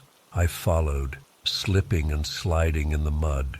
By the time I reached the creek, it had already swollen from the rain, turning from the usual gentle stream into something fast and angry. We had this makeshift bridge, just some thick wooden planks laid across the narrowest part, and even that was barely above the rushing water now. I hesitated. Going into those woods at night, during a storm, it was a stupid idea. But then I heard Moose barking somewhere up ahead, and I knew Dad would be furious if I lost him. So I crossed the bridge, testing each step carefully on the slippery wood. Once across, I had to climb this muddy slope that led into the forest. The trees blocked some of the rain, but it was even darker under their canopy. My flashlight beams seemed pathetically small against all that darkness. I could hear Moose's chain rattling somewhere ahead, so I kept moving, following the sound. I'd gone maybe a quarter-mile into the forest when I noticed the smell.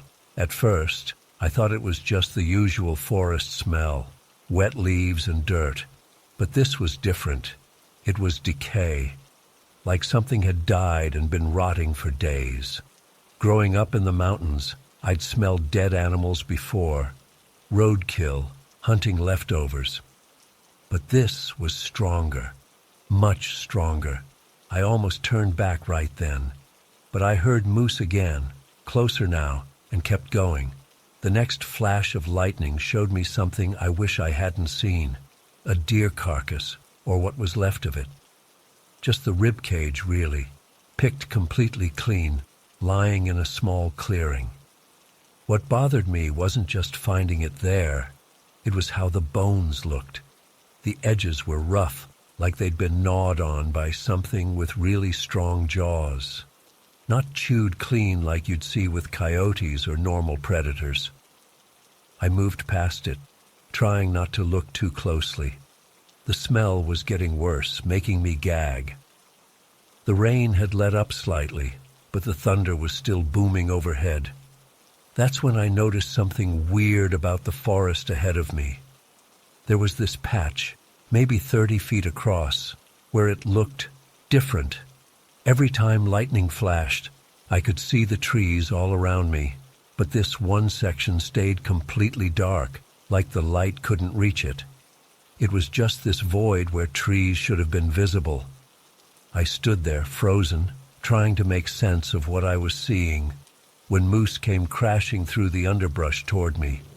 He was barking frantically at that dark patch, hackles raised, but he wouldn't go any closer to it.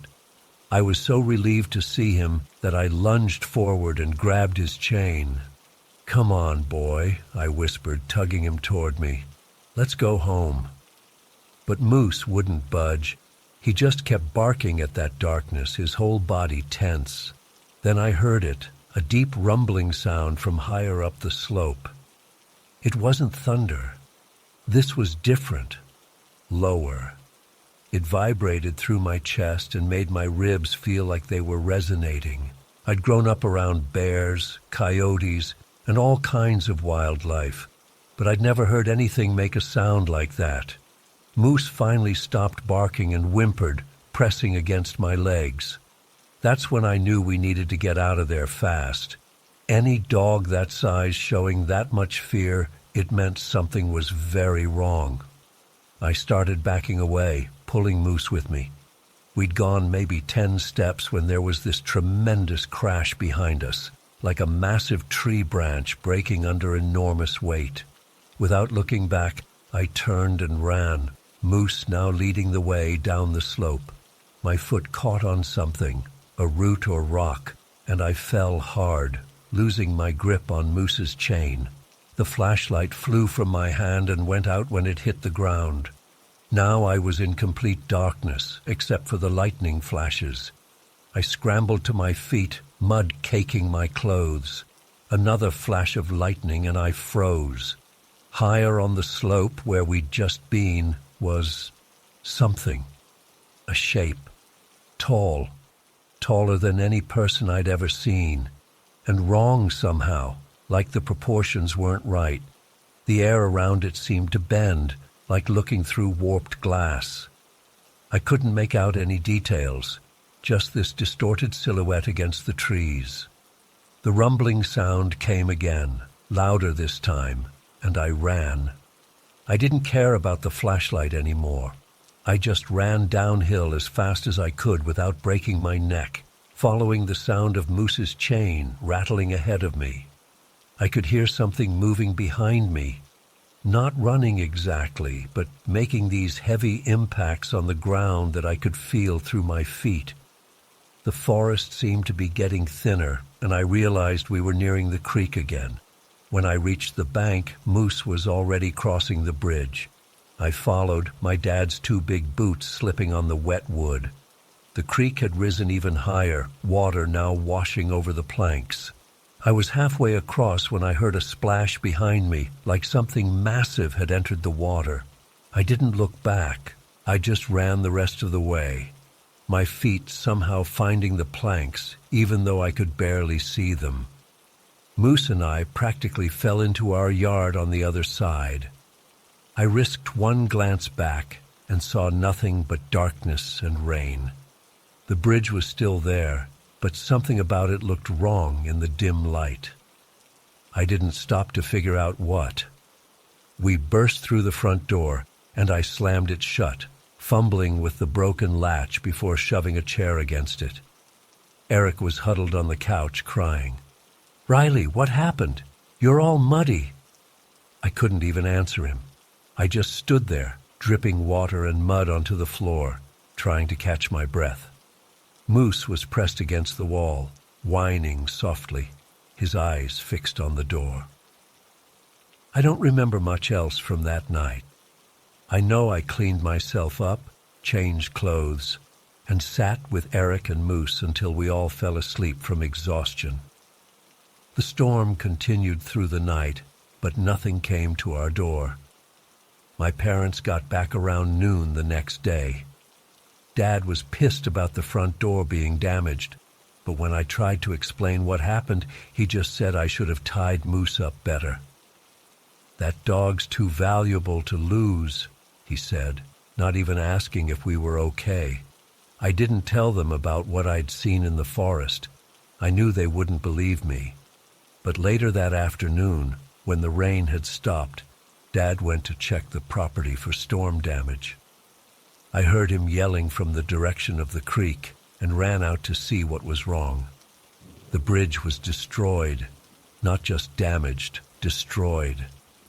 The thick wooden planks were snapped and shredded, with deep gouges in the wood that looked disturbingly like bite marks, large bite marks. Some pieces were missing entirely. "Vandals," Dad muttered, kicking at the splintered wood. Or maybe beavers got to it. I didn't say anything. Beavers don't climb up slopes to chase people. Beavers don't make sounds that vibrate through your bones. And beavers definitely don't create patches of darkness that swallow light. For weeks afterward, Moose refused to go near that side of the property. He stayed close to Eric, pressing himself against my brother whenever they were in the same room. And he wouldn't look at the door, like he was afraid of what might be on the other side. I kept watching the tree line, remembering the twisted remains of that bridge and the unnatural darkness I'd seen. During the day, the forest looked normal, just trees and undergrowth, but I couldn't shake the feeling that something was waiting up there on the slope. We moved away from that house 6 months later. Dad's band got a regular gig at a bar in a bigger town, and we relocated to be closer. I was relieved to leave, though I never told anyone why. I'm in college now, studying engineering about as far from those mountains as I could get. But whenever there's a storm, I find myself looking out the window, searching the darkness for shapes that shouldn't be there. And that deep rumbling sound, I still hear it sometimes in my dreams. I've researched local legends since then, looking for anything that might explain what I encountered. The Appalachians have plenty of stories, skinwalkers, Sasquatch, Wendigo, but nothing quite matches what I experienced.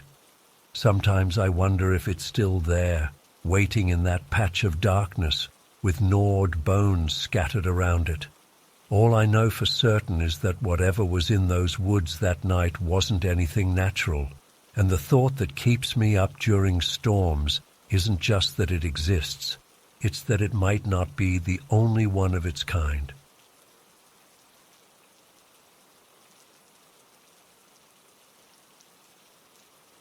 I still find myself trying to make sense of it all. Even after 3 months, I keep going over every detail that happened during that time in Denali. My therapist says writing it down might help, so here goes. I never planned on becoming a park ranger. I was a high school biology teacher for 11 years in Seattle until my life imploded. The divorce hit me hard, harder than I expected. Karen took the house, most of our savings, and left me with a mountain of debt from our investment property that never panned out. I needed to get away, and the seasonal ranger position at Denali National Park seemed perfect. Complete isolation, minimal human contact, and enough time to figure out how to rebuild my life.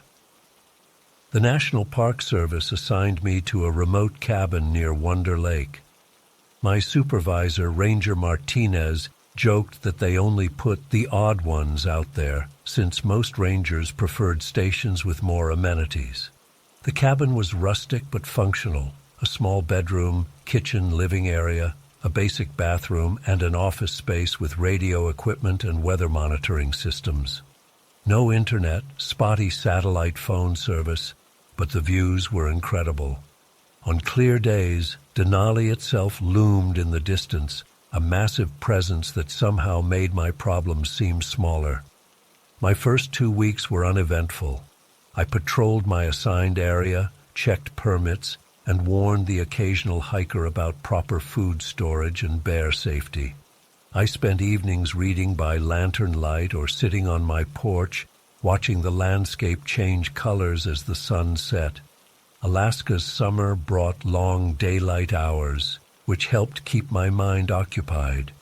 It was during my 3rd week when things changed.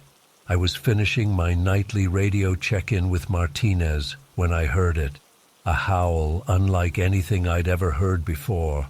I've heard wolves plenty of times, even coyotes and foxes, but this was different.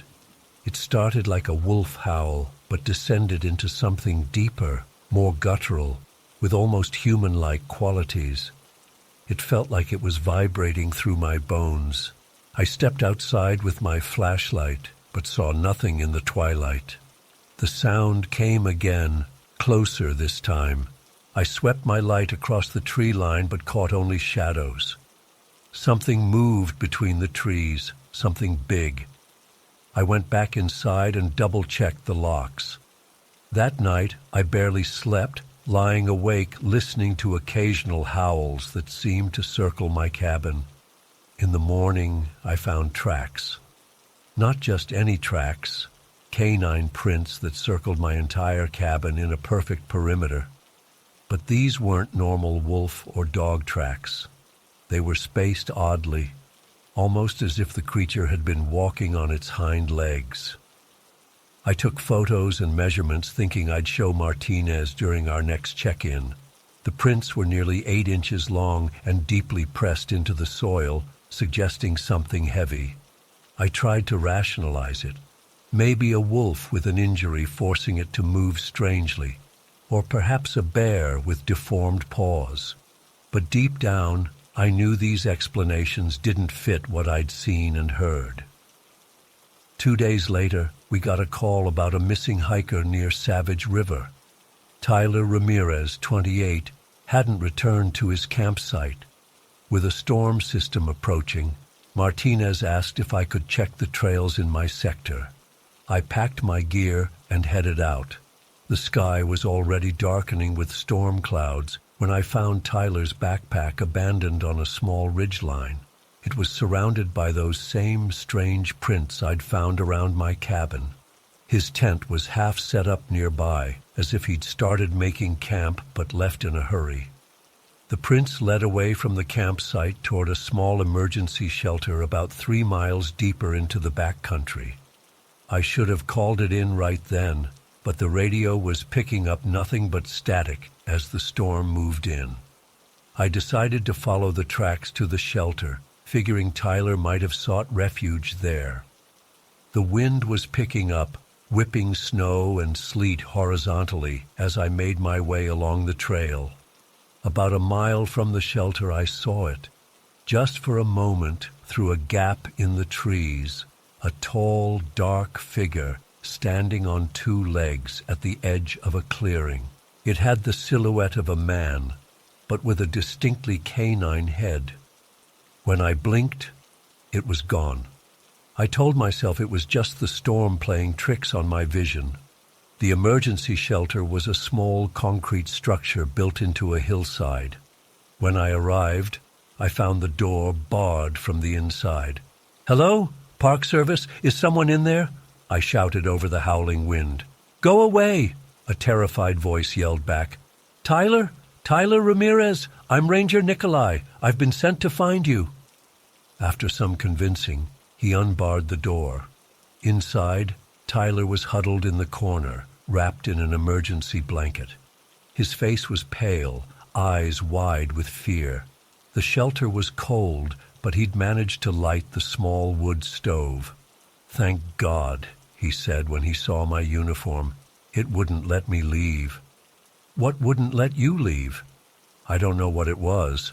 Some kind of animal, but not like anything I've seen." He was shaking, and not just from the cold. At first I thought it was a wolf, but it stood up on its hind legs. It kept circling my campsite, getting closer each time. I gave him some hot tea from my thermos and sat down. "When did this happen?" "Yesterday afternoon.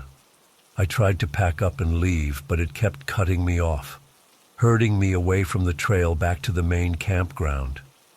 Every time I tried to go in one direction, it would appear in front of me. It was like it was pushing me toward this shelter." "Pushing you?" "Yeah, like a sheepdog herds sheep. It never attacked me, but it wouldn't let me go back the way I came. Eventually, I ended up here. I've been too scared to leave." The storm raged outside, so we had no choice but to wait it out. Tyler showed me scratches on the shelter's single window, deep gouges in the metal shutter that looked like they'd been made by massive claws. He claimed the creature had circled the shelter all night, occasionally scratching at the door or window. "Did you get a good look at it?" I asked. Tyler nodded slowly. "It was tall, 7 feet maybe, dark fur but patchy in places. And its face," he shuddered. "Its face was like a wolf or a dog, but with human-like eyes. They reflected my flashlight like an animal's, but there was intelligence there. When the storm cleared the next morning, I radioed our location. A rescue team picked up Tyler later that day. Before he left, he gripped my arm tightly. 'It's still out there,' he whispered, 'and I don't think it's done with me.' I didn't tell Martinez about the creature. I mentioned finding strange tracks, but attributed them to possible wolf activity. What was I supposed to say? That I'd seen a werewolf? That would be a quick way to get reassigned, or worse. After Tyler's rescue, I returned to my cabin. The door was wide open. I definitely locked it before leaving. Inside, nothing was missing, but everything had been examined. Drawers were open, books moved, Food containers sniffed but not opened. On my kitchen table was a dead snowshoe hare, freshly killed but not eaten, its neck broken cleanly, like a gift. That night I heard the howling again, closer than ever. I sat with my service pistol on my lap until morning, jumping at every creak and groan of the cabin.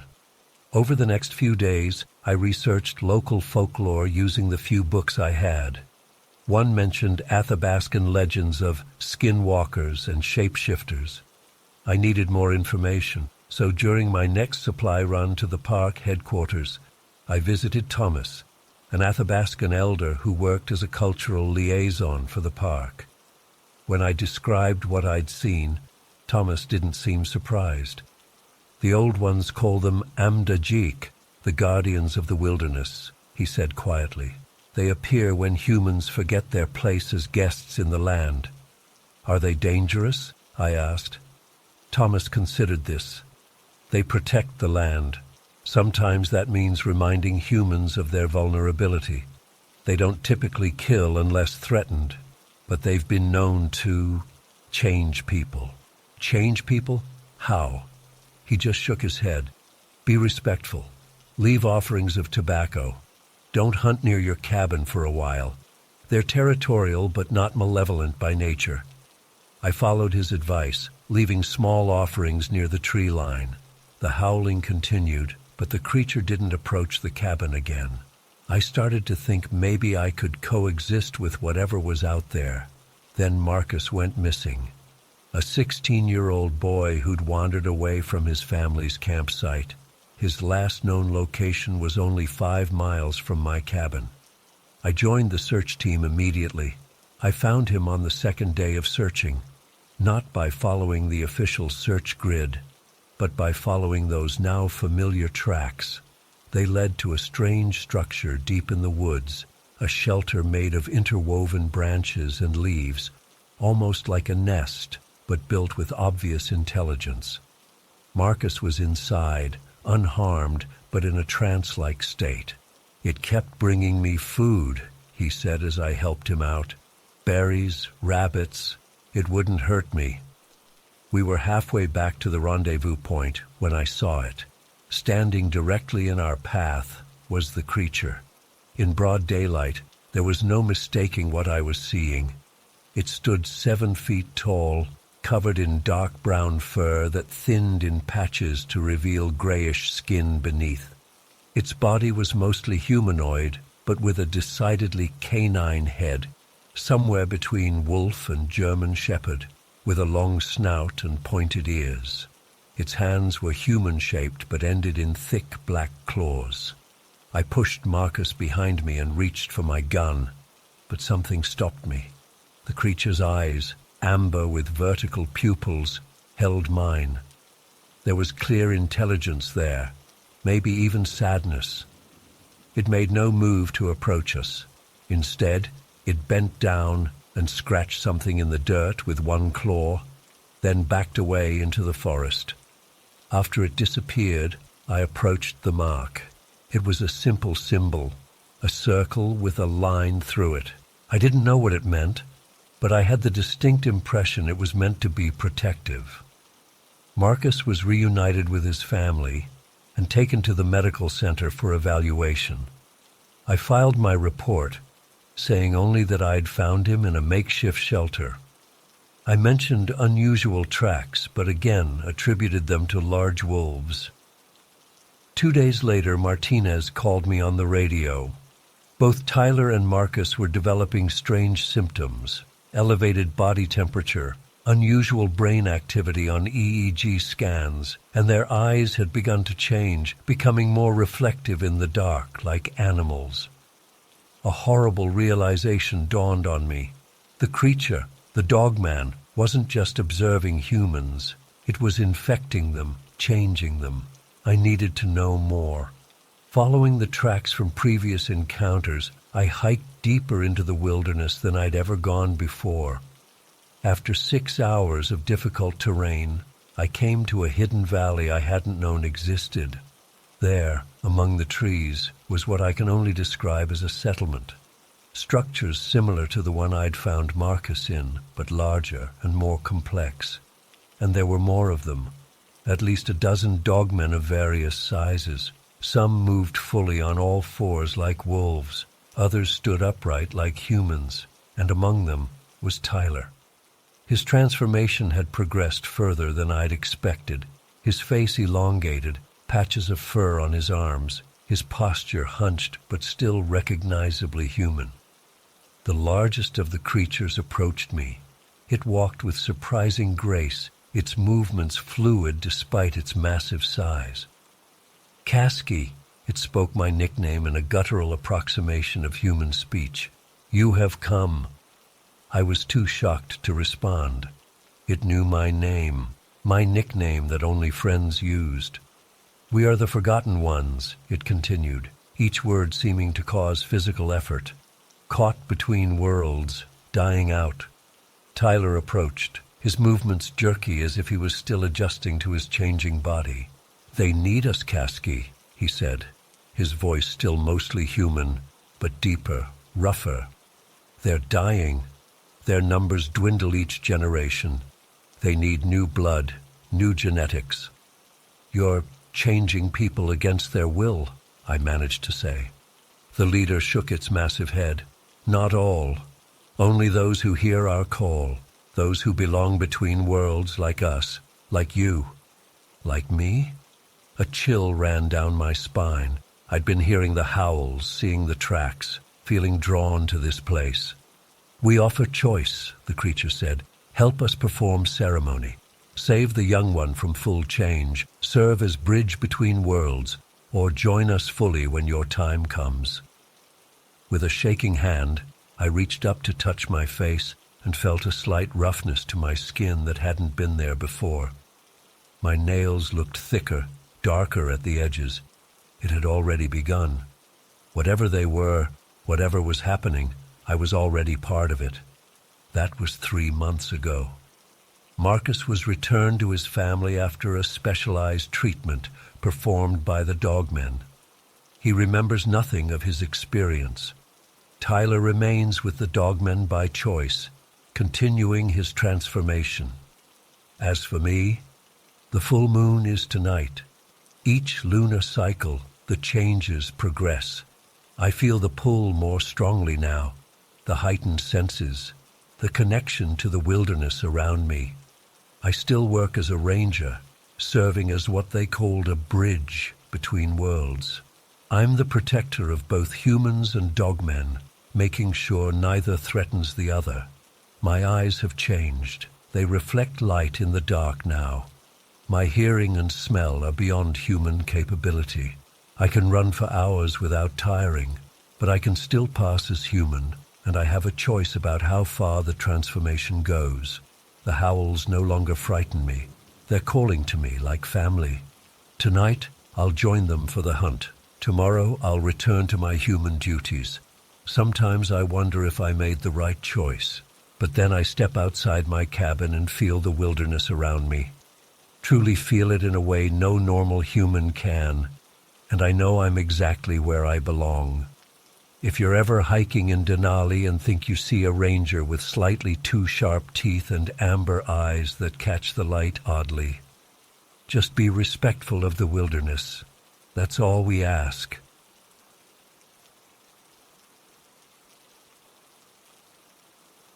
I still can't believe what happened up in White Canyon last week. I keep telling myself it was the altitude, or exhaustion, or maybe I hit my head at some point.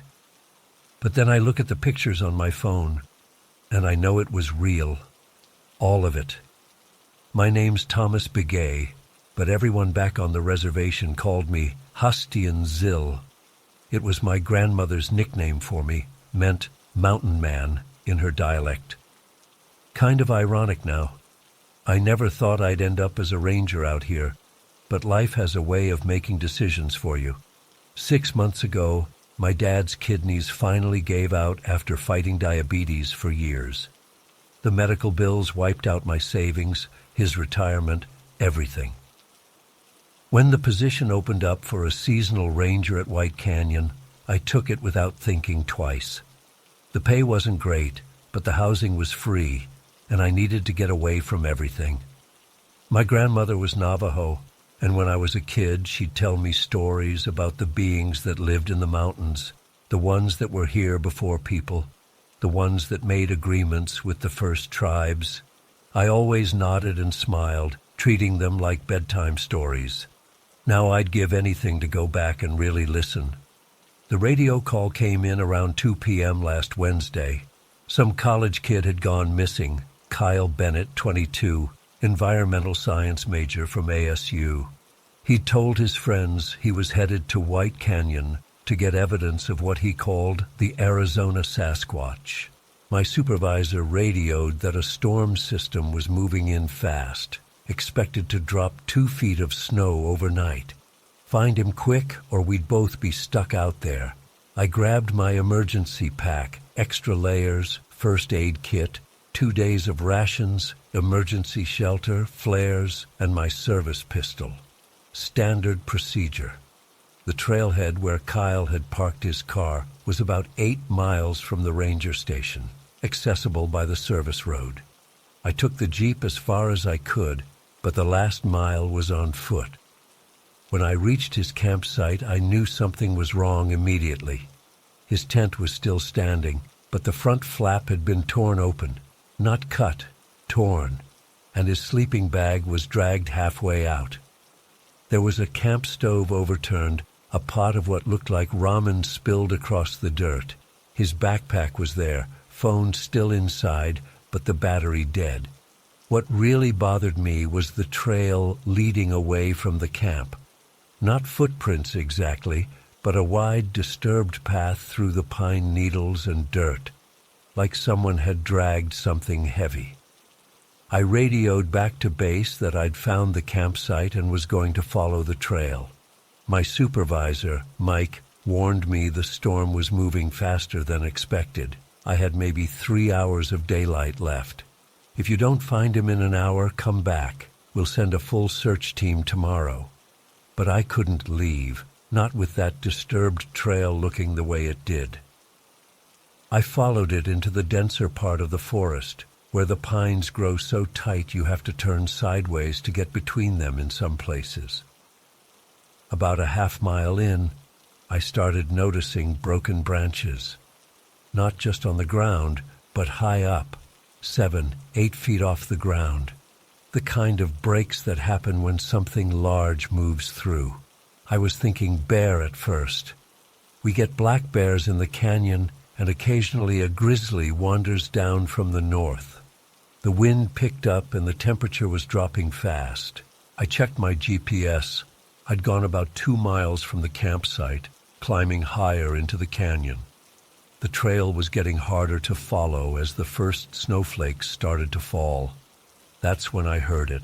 Not a growl or a roar, more like wood cracking.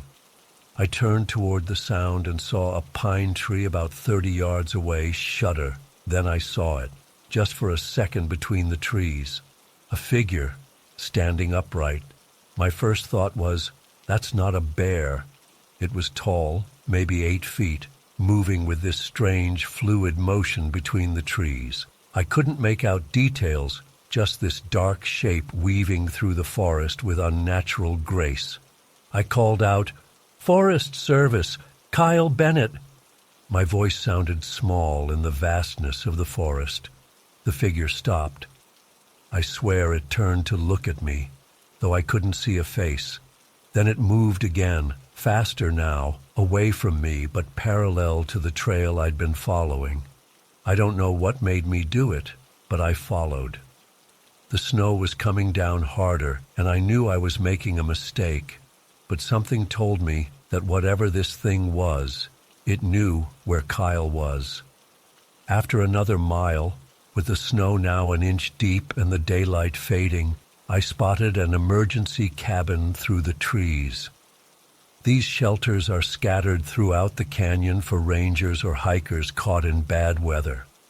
This one was old, probably built in the 70s, just a single room with a wood stove and some basic supplies. The door was hanging open, and inside, hunched by a weakly burning fire, was Kyle Bennett. His face was pale, eyes wide with a 1,000-yard stare. His right leg was splinted with what looked like branches and strips torn from a backpack. "Are you Kyle?" I asked, closing the door behind me and dropping my pack. He nodded but didn't speak for a long moment. When he did, his voice was hoarse. "It's been watching the cabin for hours." I checked his leg, a clean break of the tibia, already splinted adequately. He'd managed to drag himself to the cabin after the injury. I gave him water and an energy bar from my pack, then tried the radio. Nothing but static. The storm was blocking the signal. As I got the fire going properly, Kyle started talking. He'd been setting up camera traps on his first day when he felt like he was being watched. That night, something circled his camp, just outside the light of his fire. He thought it was a bear and tried to scare it off, but it didn't react to noise or light like a normal animal would. The next morning, he packed up to leave, spooked, but realized he was being herded. Every time he tried to head back toward the trailhead, something would move in the trees ahead of him, blocking his path, forcing him higher into the canyon. "It was smart," he said, staring into the fire. "Not like an animal. It knew what it was doing." He'd fallen while scrambling up a rocky slope, trying to get a better view of what was following him. That's when he broke his leg. He'd managed to drag himself to the cabin, which he'd spotted from the ridge. "It's not a bear," he whispered, "and it's not a man." The storm was in full force now, wind howling around the cabin, snow piling against the single window. I checked my watch. 8:37 p.m. We weren't getting out until morning at the earliest. I took the first watch while Kyle slept, sitting by the window with my flashlight off, peering into the darkness. Around midnight, the snowfall lessened enough that I could see the tree line about 20 yards from the cabin. That's when I saw it again, moving between the trees. In the darkness, it was just a silhouette, but I could make out more details now. It was tall and thin, with long limbs that seemed to move wrong somehow, like they had extra joints. It wasn't covered in fur, like a bear or a wolf. Its skin seemed to absorb the darkness around it. It moved to the edge of the trees and stood there, watching the cabin. I had my hand on my pistol, but something told me it wouldn't do much good. The creature, I don't know what else to call it, circled the cabin once, slowly. I could hear the snow crunching under its weight. Then it stopped at the back wall. There was a sound like wood being tested, a gentle push against the logs. Then another, harder. The whole cabin shuddered. Kyle woke up with a start. "It's trying to get in," he whispered. I had my pistol out now, aimed at the wall where the sounds were coming from. The pushing turned to pounding, rhythmic and deliberate. The log wall began to splinter, then silence. For maybe 30 seconds, nothing happened. I was about to whisper to Kyle when the wall exploded inward. Logs and splinters flew across the room as a massive, dark shape filled the opening. I fired twice, the gunshots deafening in the small cabin. The creature recoiled, not like it was hurt, but surprised. In the muzzle flash, I caught a glimpse of its face, if you could call it that. No features I could recognize, just these deep recesses where eyes might be. Kyle was screaming. I grabbed him under the arms and dragged him toward the door. The creature was recovering, pushing further into the cabin, those long arms reaching for us. I kicked the door open and pulled Kyle out into the snow. "There's a cave system," Kyle gasped, pointing up the slope behind the cabin. About 100 yards up, I saw it from the ridge before I fell. I half-carried, half-dragged Kyle through the snow, looking back to see the creature emerging from the ruined cabin. It stood to its full height, easily 8 feet tall, and let out a sound that wasn't a roar or a howl, but something deeper, like the mountain itself was groaning. The cave entrance was barely visible in the darkness, just a black slash in the snow-covered hillside. I pulled Kyle inside, both of us gasping for breath. The cave mouth was about 6 feet high, but narrowed quickly. We moved deeper, using my flashlight to navigate.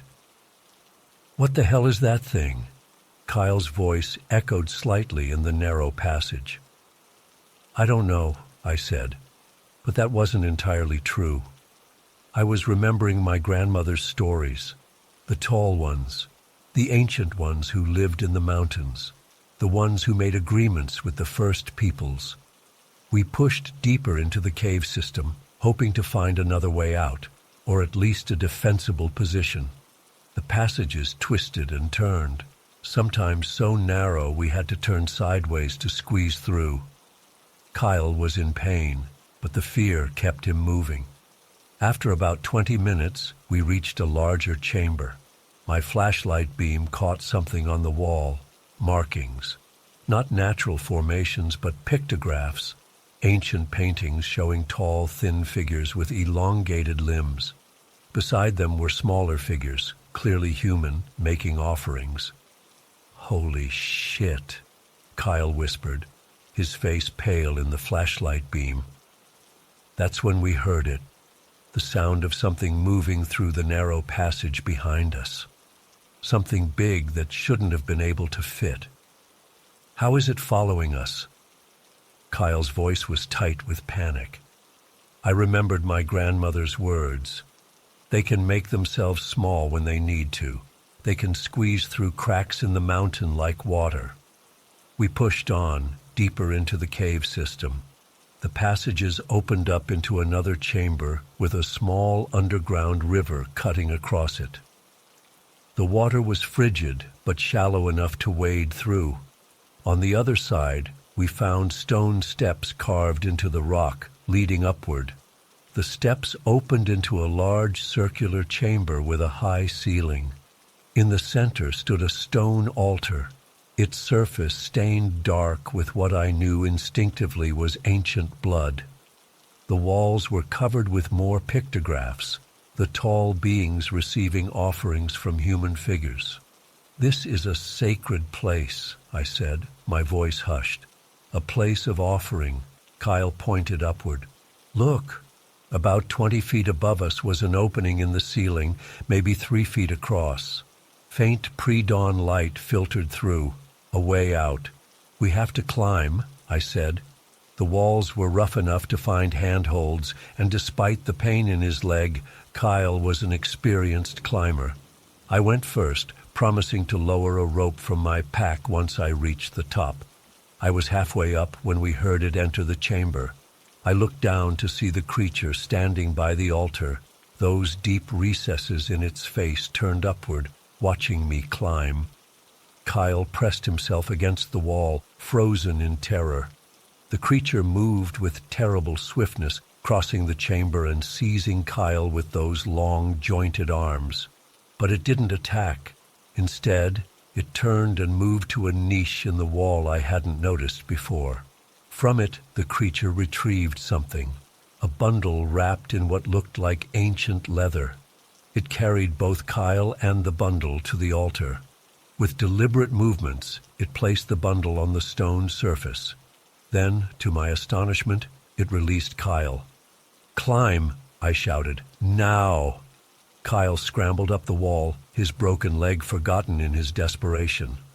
I reached the opening and turned to help pull him up. Below us, the creature stood motionless by the altar, those empty recesses still fixed on us. We emerged onto a snow-covered slope just as the sun was breaking over the canyon rim. The storm had passed, leaving behind a pristine white landscape. In the distance, I could see the ranger station. As we made our painful way down the slope, I understood what had happened. The creature had performed an exchange, an offering on the altar in return for our lives. It had honored an ancient agreement. 3 hours later, A search and rescue helicopter spotted us. Kyle was airlifted to the hospital in Flagstaff. I gave my report to my supervisor, leaving out the details about the creature, saying only that we'd been caught in the storm and taken shelter in a cave after finding the emergency cabin damaged by falling trees. They found Kyle's campsite exactly as I'd described, and the emergency cabin was indeed destroyed, though the official report blamed structural damage from the heavy snow. No one questioned my story. Why would they? But I know what I saw. I know what lives in White Canyon, and I understand now what my grandmother was trying to teach me, that there are ancient agreements between the people and the land, between the visible world and what lives just beyond our sight. Some boundaries aren't meant to be crossed. Some territories aren't meant to be entered without proper respect. I've requested a transfer to another district, though I haven't told anyone why. Before I leave, I'm going to hike back up to that cave entrance and leave an offering of my own. A small pouch of tobacco, just like my grandmother taught me, because I understand now that I was granted safe passage through its domain, and for that, I owe respect in return.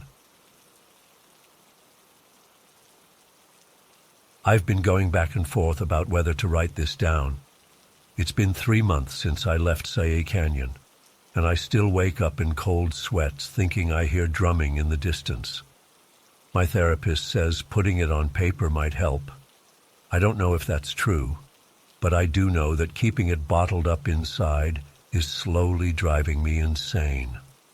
I took the winter ranger position at Sayé Canyon National Forest back in November. Not because I particularly wanted to spend 4 months alone in the Arizona wilderness, but because I was drowning in medical debt after my dad passed. The pancreatic cancer took him fast, but not before the hospital bills wiped out his savings, my savings, and any chance I had of maintaining my apartment in Flagstaff.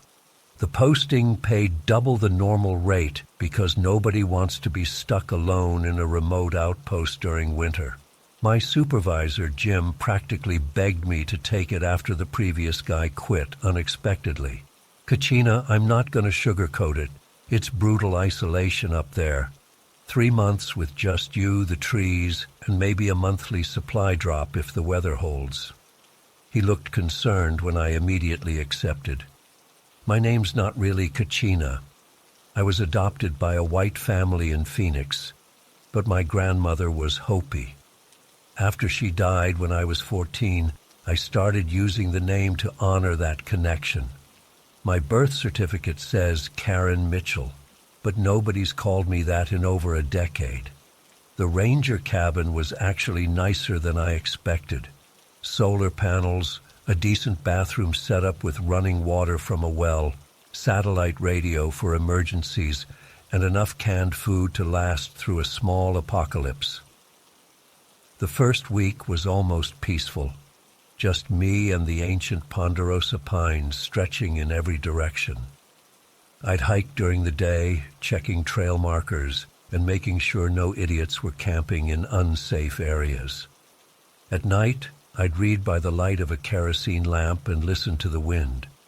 It was during my second week that I started noticing things, small things at first. Tracks in the snow that didn't belong to any animal I recognized, and I know my wildlife.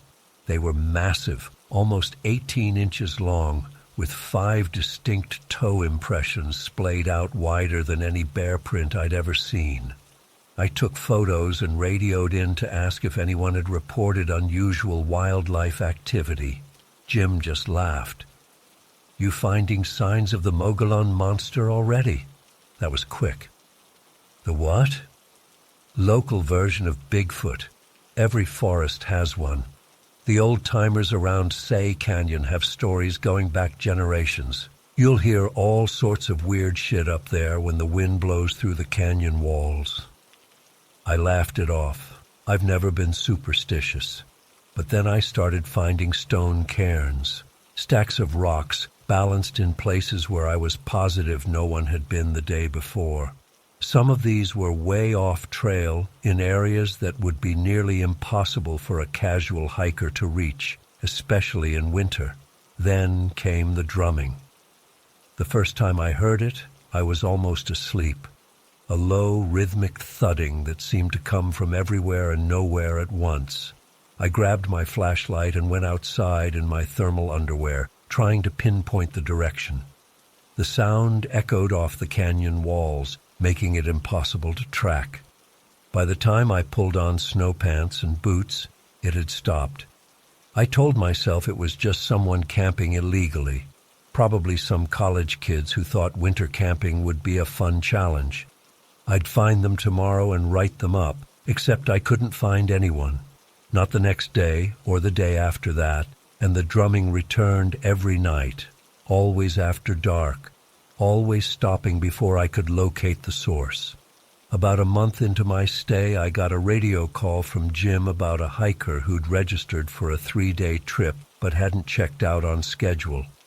Marcus Jenkins, 32, experienced backpacker, came up alone to gather evidence about the Mogollon monster. My heart sank when Jim told me that. Another cryptid hunter who'd probably gotten himself lost trying to chase shadows. I grabbed my emergency pack and headed toward his last known coordinates. It had been snowing lightly all morning, and the temperature was dropping fast. If this idiot was still out there, he was in serious danger of hypothermia. I found his campsite just before dusk, or what was left of it. The tent was shredded, the contents scattered across 20 feet of snow. His backpack had been torn open, food items pulled out and discarded, and there was blood. Not a lot, but enough to turn my stomach. Bright red drops and smears against the pristine white snow. I radioed in immediately. "Jim, I found Jenkins' camp. It's been destroyed. There's blood. Looks like an animal attack." "Shit. Bear? No way. Bears are hibernating, and these aren't bear tracks. I don't know what did this." I was scanning the tree line when I saw it. Just for a second, a massive shadow moving between distant pines. It was upright, tall, way too tall to be human. The fading light played tricks, making it hard to judge size, but whatever it was had to be at least 8 feet. "Jim, I think I see somebody. Gotta go." I clicked off before he could respond. The light was fading fast, and with it came the first flakes of what would become a serious blizzard. I followed the direction where I'd seen the shadow, calling Marcus's name. The snow was coming down harder now, limiting visibility to maybe 20 feet in front of me. That's when I heard a moan. Off to my left, barely audible over the wind, someone was in pain. I plowed through knee-deep snow and found him huddled against the trunk of a massive ponderosa. Marcus Jenkins looked half dead, his face pale with fear and cold, his left leg bent at an unnatural angle. "Help me," he whispered. "It's still out there." I didn't waste time asking questions. The storm was getting worse by the minute, and we were at least 4 miles from my cabin. There was an emergency shelter about half a mile away, just a basic structure with 4 walls and a wood stove, but it would keep us alive until the blizzard passed. Getting him there was hell.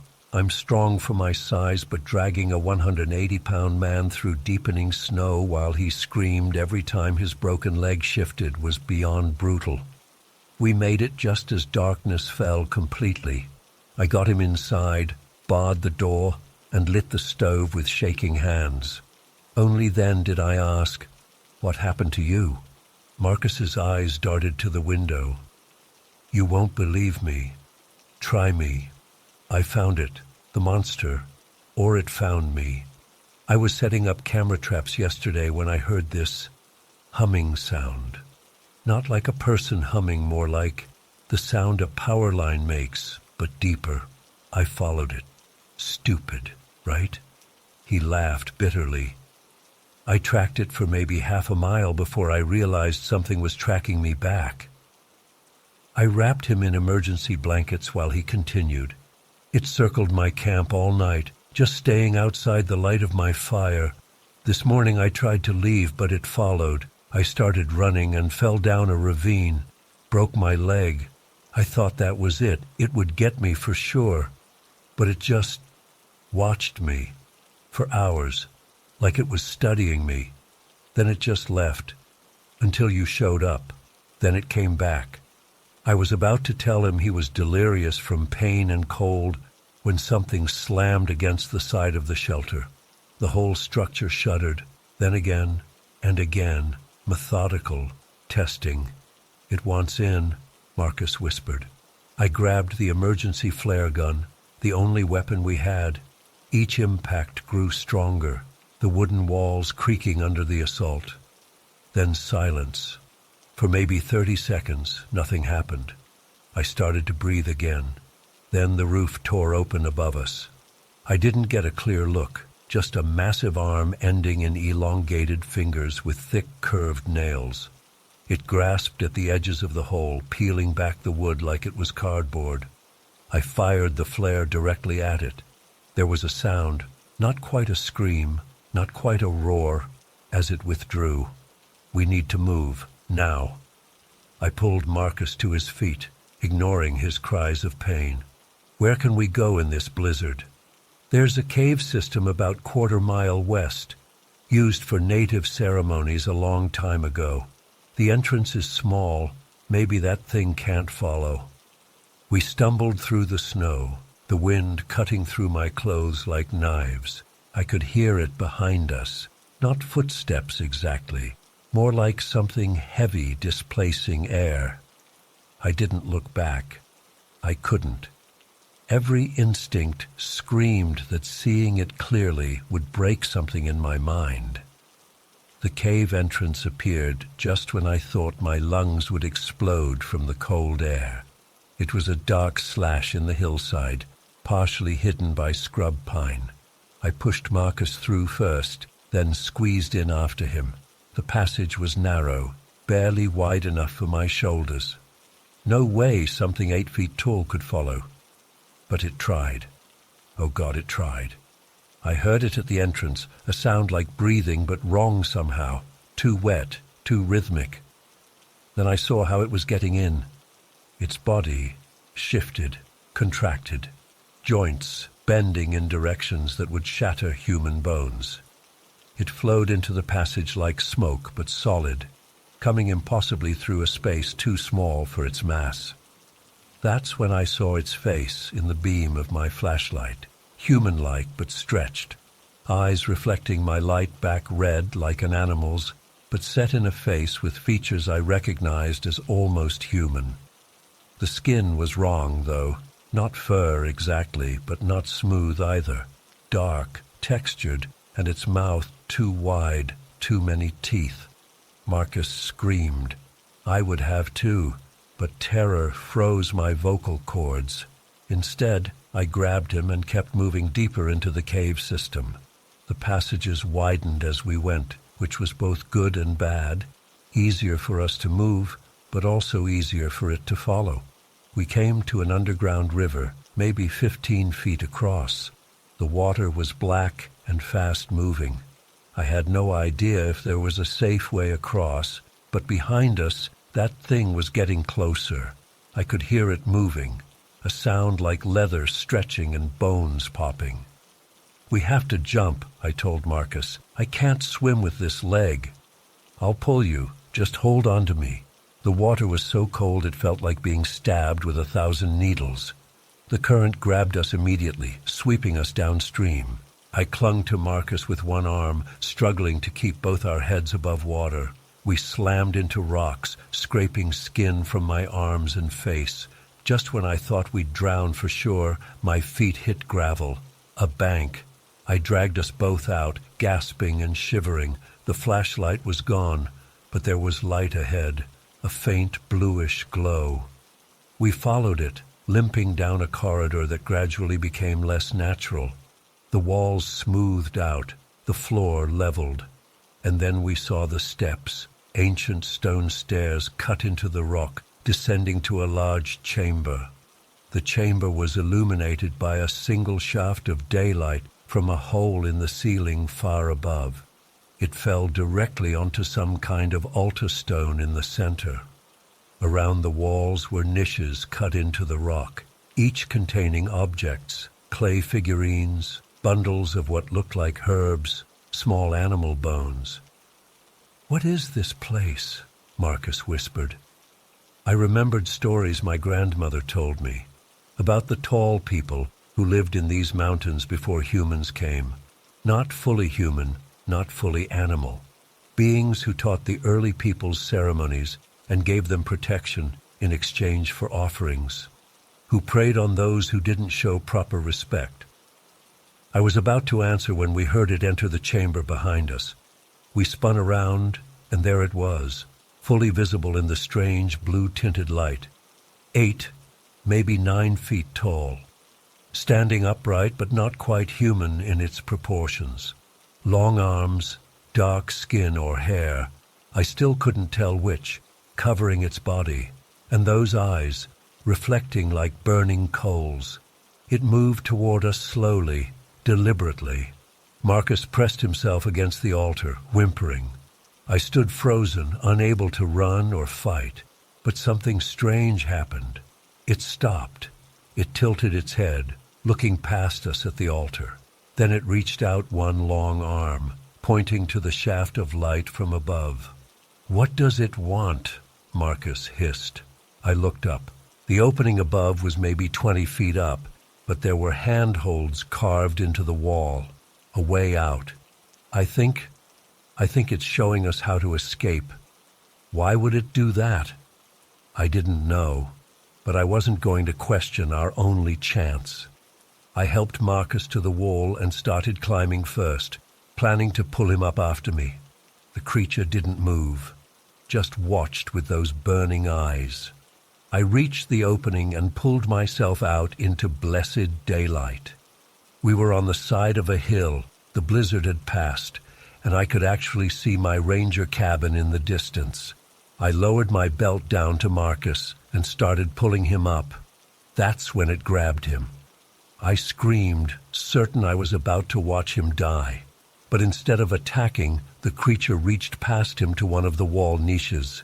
It retrieved something, an ancient wrapped bundle of some kind, and placed it carefully on the altar. Then it released Marcus, stepping back toward the shadows. An exchange, an offering. I pulled Marcus out with strength I didn't know I had. We half ran, half stumbled back to my cabin, looking over our shoulders every few seconds, but nothing followed us into the sunlight. Search and rescue reached us the next day. Marcus had surgery on his leg and recovered physically, though I doubt the nightmares will ever stop. I finished my winter contract. I needed the money too badly to quit, but I never went back to that part of the forest again. I've done research since then, found old journals from the first white settlers in the area. They mention forest guardians that the native peoples made offerings to, beings that were here long before humans and will remain long after we're gone. They wrote off these stories as superstition. I know better now. I've accepted a permanent ranger position starting next month. Not at Say Canyon, I'm not that crazy, but somewhere not too far away, because I need to understand what happened, what we encountered, what made it let us go when it could have easily killed us. Sometimes at night, I still hear the drumming, faint but unmistakable, and I wonder if it's calling me back, if there's something I'm supposed to do. Some knowledge I'm supposed to gain. I wonder if the name I chose, Kachina, somehow connected me to whatever that thing was. I don't know if I'll ever have answers, but I know those mountains hold secrets older than human memory, and I know that we've never been alone in them. I've never told anyone the full story of what happened to me at Denali. Not my family, not my friends, not even the therapist I briefly saw after I left Alaska. I need to get this out because I still wake up most nights checking my windows, and I can't shake the feeling that something followed me home. I took the ranger position out of pure desperation. My forestry degree had left me with crippling student debt, and the Denali job paid well because nobody wanted it. The listing mentioned extreme isolation and harsh conditions like they were selling points. I was just grateful for the salary and housing stipend. The cabin they gave me was basic but solid.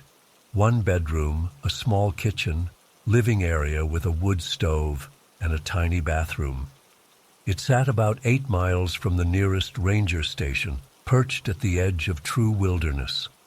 My supervisor, Ranger Merrill, helped me move in and casually mentioned that the previous occupant had left rather suddenly. When I asked why, he just shrugged and said something about personal reasons before changing the subject. I remember thinking it was strange how empty the cabin felt. No personal touches from previous rangers, no photos on the walls, nothing. Just standard issue furniture and a stack of field guides. The only odd thing was a small wooden carving of a wolf tucked behind the refrigerator, which I found while cleaning. I almost threw it away, but ended up placing it on the windowsill. For the first 3 months, everything was normal. I did trail maintenance, helped lost hikers, documented wildlife sightings, and got used to the endless summer daylight. I actually started to love the solitude. No debt collectors calling, no roommates, just me and the mountains. I'd spend my evenings sitting on my porch watching the sun paint Denali gold and pink, thinking I'd finally found my place. Then came that Tuesday in late August when everything changed. I was doing my usual patrol along the eastern boundary of my section. The weather had turned suddenly cooler, with fog hanging in the valleys and a stillness in the air that made the hair on my arms stand up. I was documenting some illegal campfire remains when I noticed the tracks. At first, I thought they were just wolf prints, nothing unusual about that. We had several packs in the area, but as I followed them, something felt off. The stride was too long for a normal wolf, and there was something about the depth of the prints that suggested unusual weight. Then, about 50 yards in, the tracks started to change. I still don't know how to explain what I saw. The front paw prints gradually elongated, becoming more finger-like with each step. The back paws began to resemble bare human feet, but with claws where toenails should be. By the end of the trail, they looked like a person walking on all fours, except the proportions were all wrong. Arms too long, feet too splayed. I took photos, measurements, made detailed notes. This was either a hoax or a discovery, and either way I needed to document it. The tracks led into a dense stand of black spruce before disappearing into rocky terrain. I marked the location on my GPS and headed back to report it. When I radioed it in, Merrill's response threw me. There was this pause after I described what I'd found.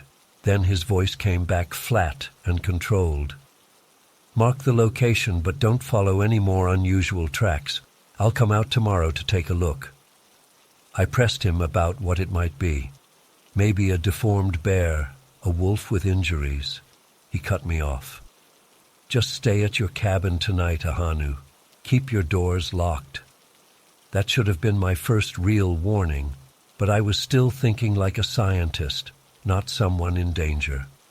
I went home, reviewed my photos, and eventually fell asleep reading about abnormal wildlife behaviors. That night, I had the most vivid dream. I was following those same tracks through snow now, not dirt. They led me to a clearing where someone stood with their back to me. When they turned around, it was my face, my exact face, but on a body that wasn't human. The limbs were too long, the joints bent wrong. When it smiled, the teeth weren't human either. I woke up gasping, covered in sweat. It was around 3 a.m. when I heard the scratching. At first I thought it was just branches against the roof, but then I realized it was coming from my front door. A deliberate, rhythmic scratching. 3 slow drags, pause, 3 more. I lay frozen in bed, listening to it continue for what felt like hours before it finally stopped just before dawn. When I checked outside in the morning light, I found 3 parallel lines carved into the wood of my door. Below them, scratched into the dirt of my doorstep, was a crude stick figure with elongated limbs. I took photos of it before washing it away with water from my canteen, telling myself it was probably just local teens messing with the new ranger. Merrill showed up around noon to check out the tracks I'd found. He seemed tense, scanning the tree line constantly as we hiked. When we reached the spot, the tracks were gone, completely erased as if they'd never been there. Merrill seemed more relieved than disappointed, which struck me as odd for someone who should be interested in wildlife phenomena. "Ground's too dry," he muttered. "Probably just some distorted wolf prints to begin with."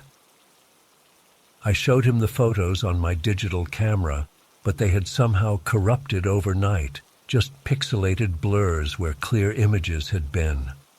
When I mentioned the scratching and the marking on my door, his face went rigid. "Listen, Ahanu," he said, lowering his voice. "There are things in these woods that, let's just say the natives have stories for a reason. Don't go out at night if you can help it, and if you hear something calling your name, ignore it, no matter whose voice it uses."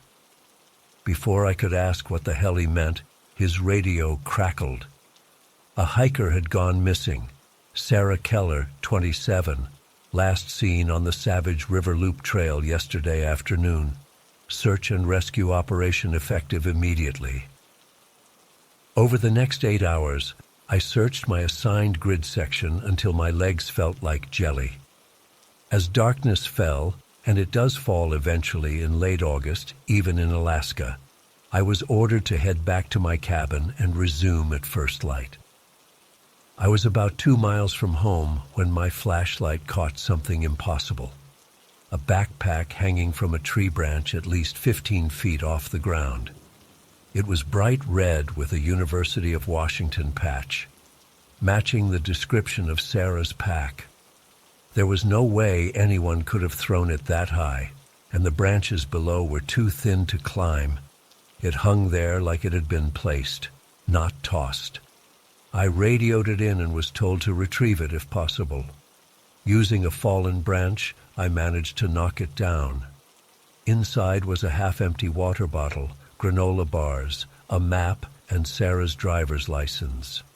Everything neat and orderly, not scattered like you'd expect if she'd been attacked.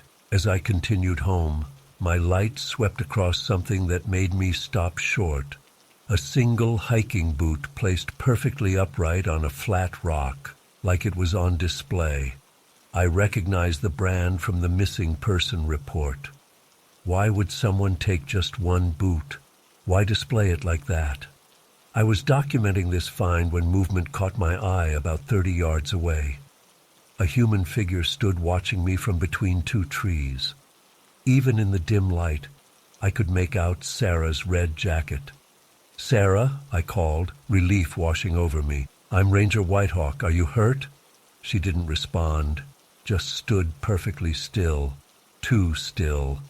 As I approached, something felt wrong about her silhouette. The proportions seemed off somehow. Her arms hung too low, her neck tilted at an unnatural angle. When I got within about 20 feet, she smiled.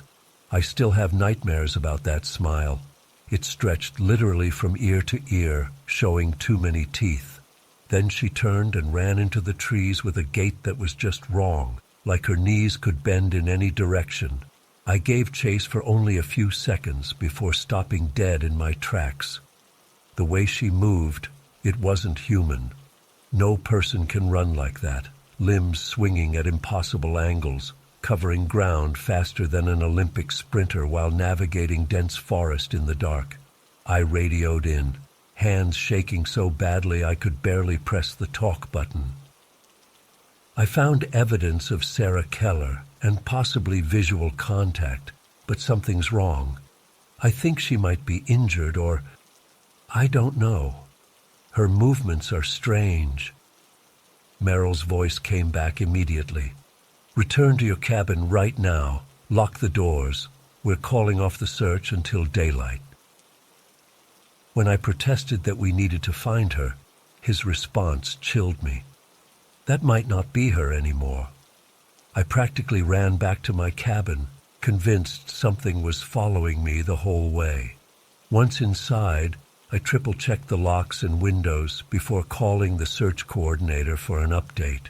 That's when I learned that Sarah Keller had walked into the visitor center an hour ago, seemingly fine but disoriented, with strange circular marks around her ankle. But that's impossible, I said. I just saw her in the woods. I found her boot. The coordinator sounded confused. She had both boots on when she came in.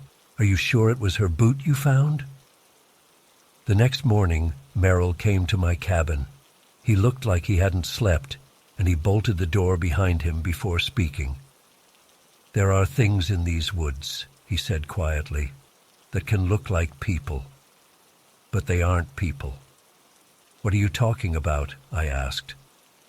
The natives call them skinwalkers. They take forms, animal, human, whatever serves them. What you saw wasn't Sarah. It just wanted you to think it was. I laughed nervously. Come on, Merrill. You can't seriously believe... The real Sarah can't remember anything after she twisted her ankle yesterday afternoon. Just woke up at the trailhead. She has marks on her ankle, perfect circles, like something with suckers attached to her. And she's not acting right. Keeps staring at people's faces like she's trying to memorize them. I told him about the changing tracks, the dream, the scratching. With each detail, his face grew grimmer.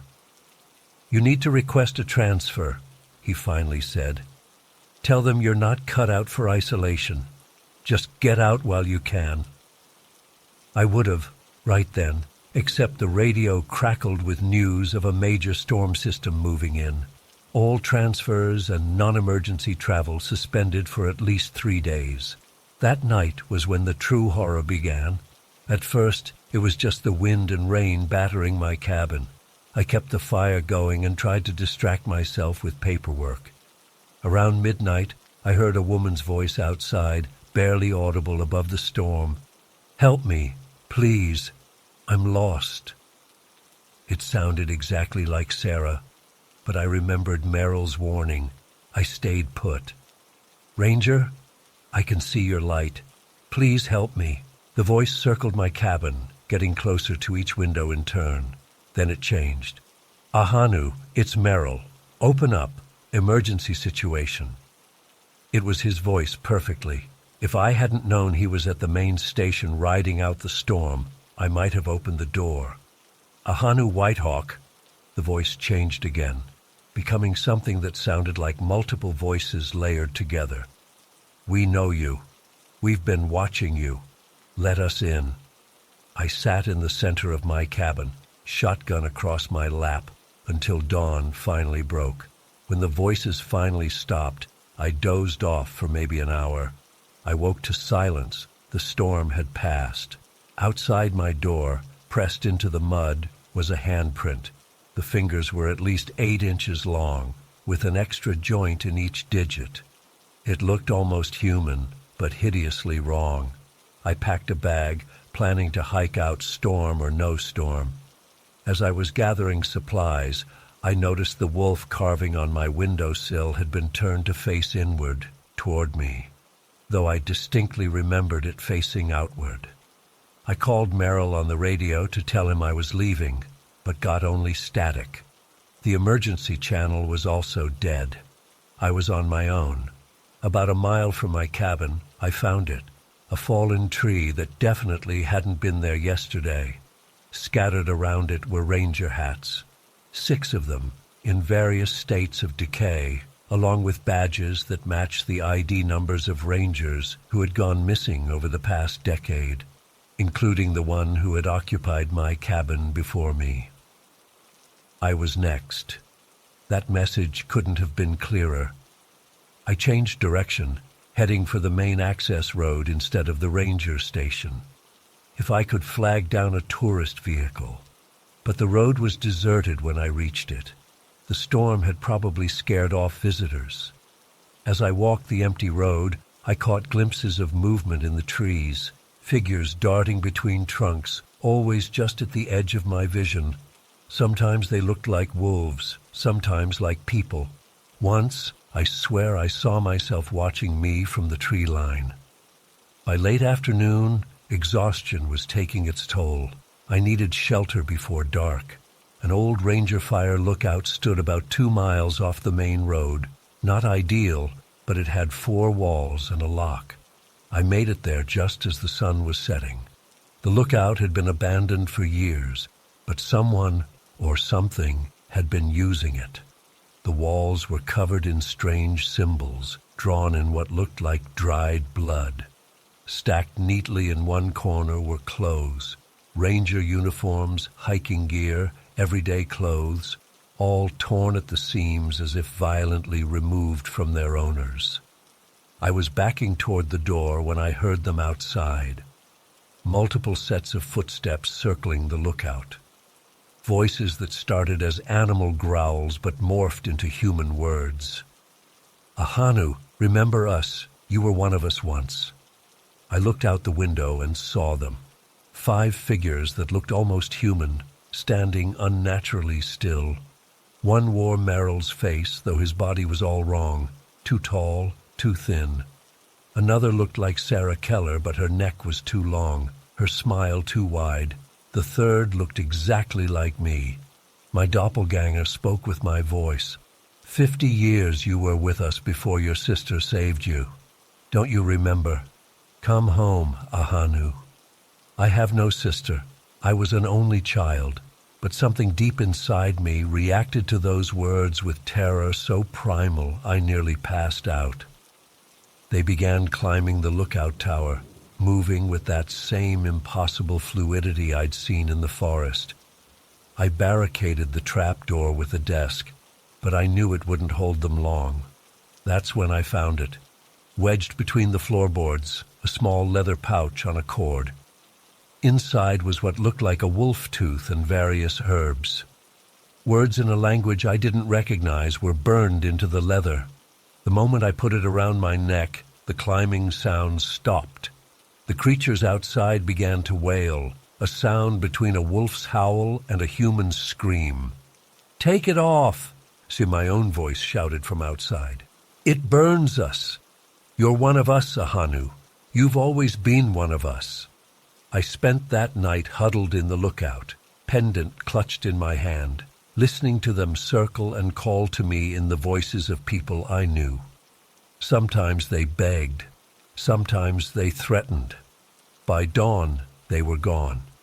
I made it back to civilization the next day and immediately resigned. Told them I couldn't handle the isolation. No one questioned it. Apparently, ranger positions at Denali have a high turnover rate. Before I left Alaska, an old Athabascan woman at a gas station noticed the pendant I was still wearing. She grabbed my arm with surprising strength. "Where did you get this?" she demanded. When I explained, she nodded gravely. "My grandmother made these to protect our hunters. The Wendigo and Skinwalkers hate them." "Who was my sister?" I asked, not even understanding why I was asking. The old woman studied my face. "You have the look of the touched ones, someone who was taken and returned. They always come back for you eventually. I've moved 3 times since Alaska.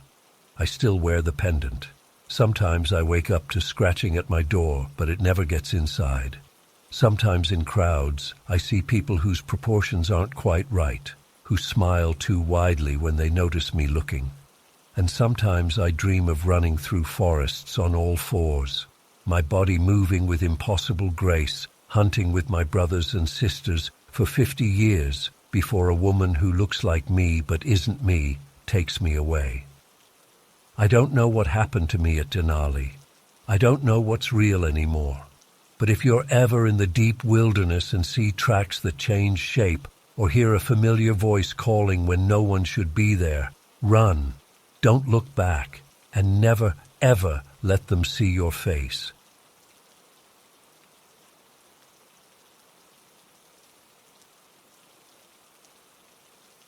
I never thought I'd be sharing this. I'm not even sure if I should, but I need to get it out somewhere, and maybe someone here will believe me, or at least help me make sense of it.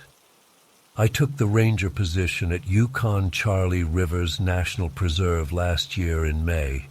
It seemed like the perfect escape after my life fell apart. My environmental science career had stalled after my research grant was denied for the third time, and Jenny had finally had enough of my obsession with work, as she called it. The divorce papers came a week before the job offer. The timing felt like fate. When they offered me the position, they mentioned the last ranger had left suddenly. I didn't think much of it at the time. Remote postings have high turnover. My supervisor, Tim, just said, "Some folks aren't cut out for the isolation," with a kind of awkward laugh. I should have asked more questions. My cabin was about as basic as they come. One room with a small kitchen area, a desk, a bed, and a tiny bathroom. The generator provided enough power for my laptop, radio, and small appliances. No cell service, just a satellite phone for emergencies and weekly check-ins. The cabin sits near Nation River, and it's a solid 2-hour boat ride to Eagle, which is barely a town itself. Just 85 people living at the edge of nowhere. I'm Tlingit on my mother's side, and I spent every summer until I was 17 with my grandfather in southeast Alaska. He taught me how to live off the land, how to track, how to respect the wilderness. That's probably why I wasn't worried about the isolation. I've always felt more at home in the wild than in cities. The first 2 months were uneventful. I maintained trails, documented wildlife sightings, and occasionally guided the rare visitors who ventured this far into the preserve. I set up trail cameras to monitor wolf movements as part of an ongoing research project. Nothing unusual showed up, just the regular parade of wolves, bears, moose, and smaller critters.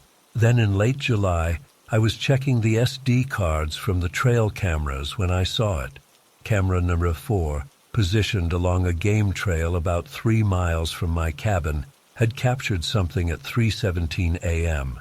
At first glance, I thought it was a bear standing awkwardly, but when I looked closer, my blood went cold. It wasn't a bear. It was humanoid, but wrong. The proportions were off. The limbs were too long, especially the arms.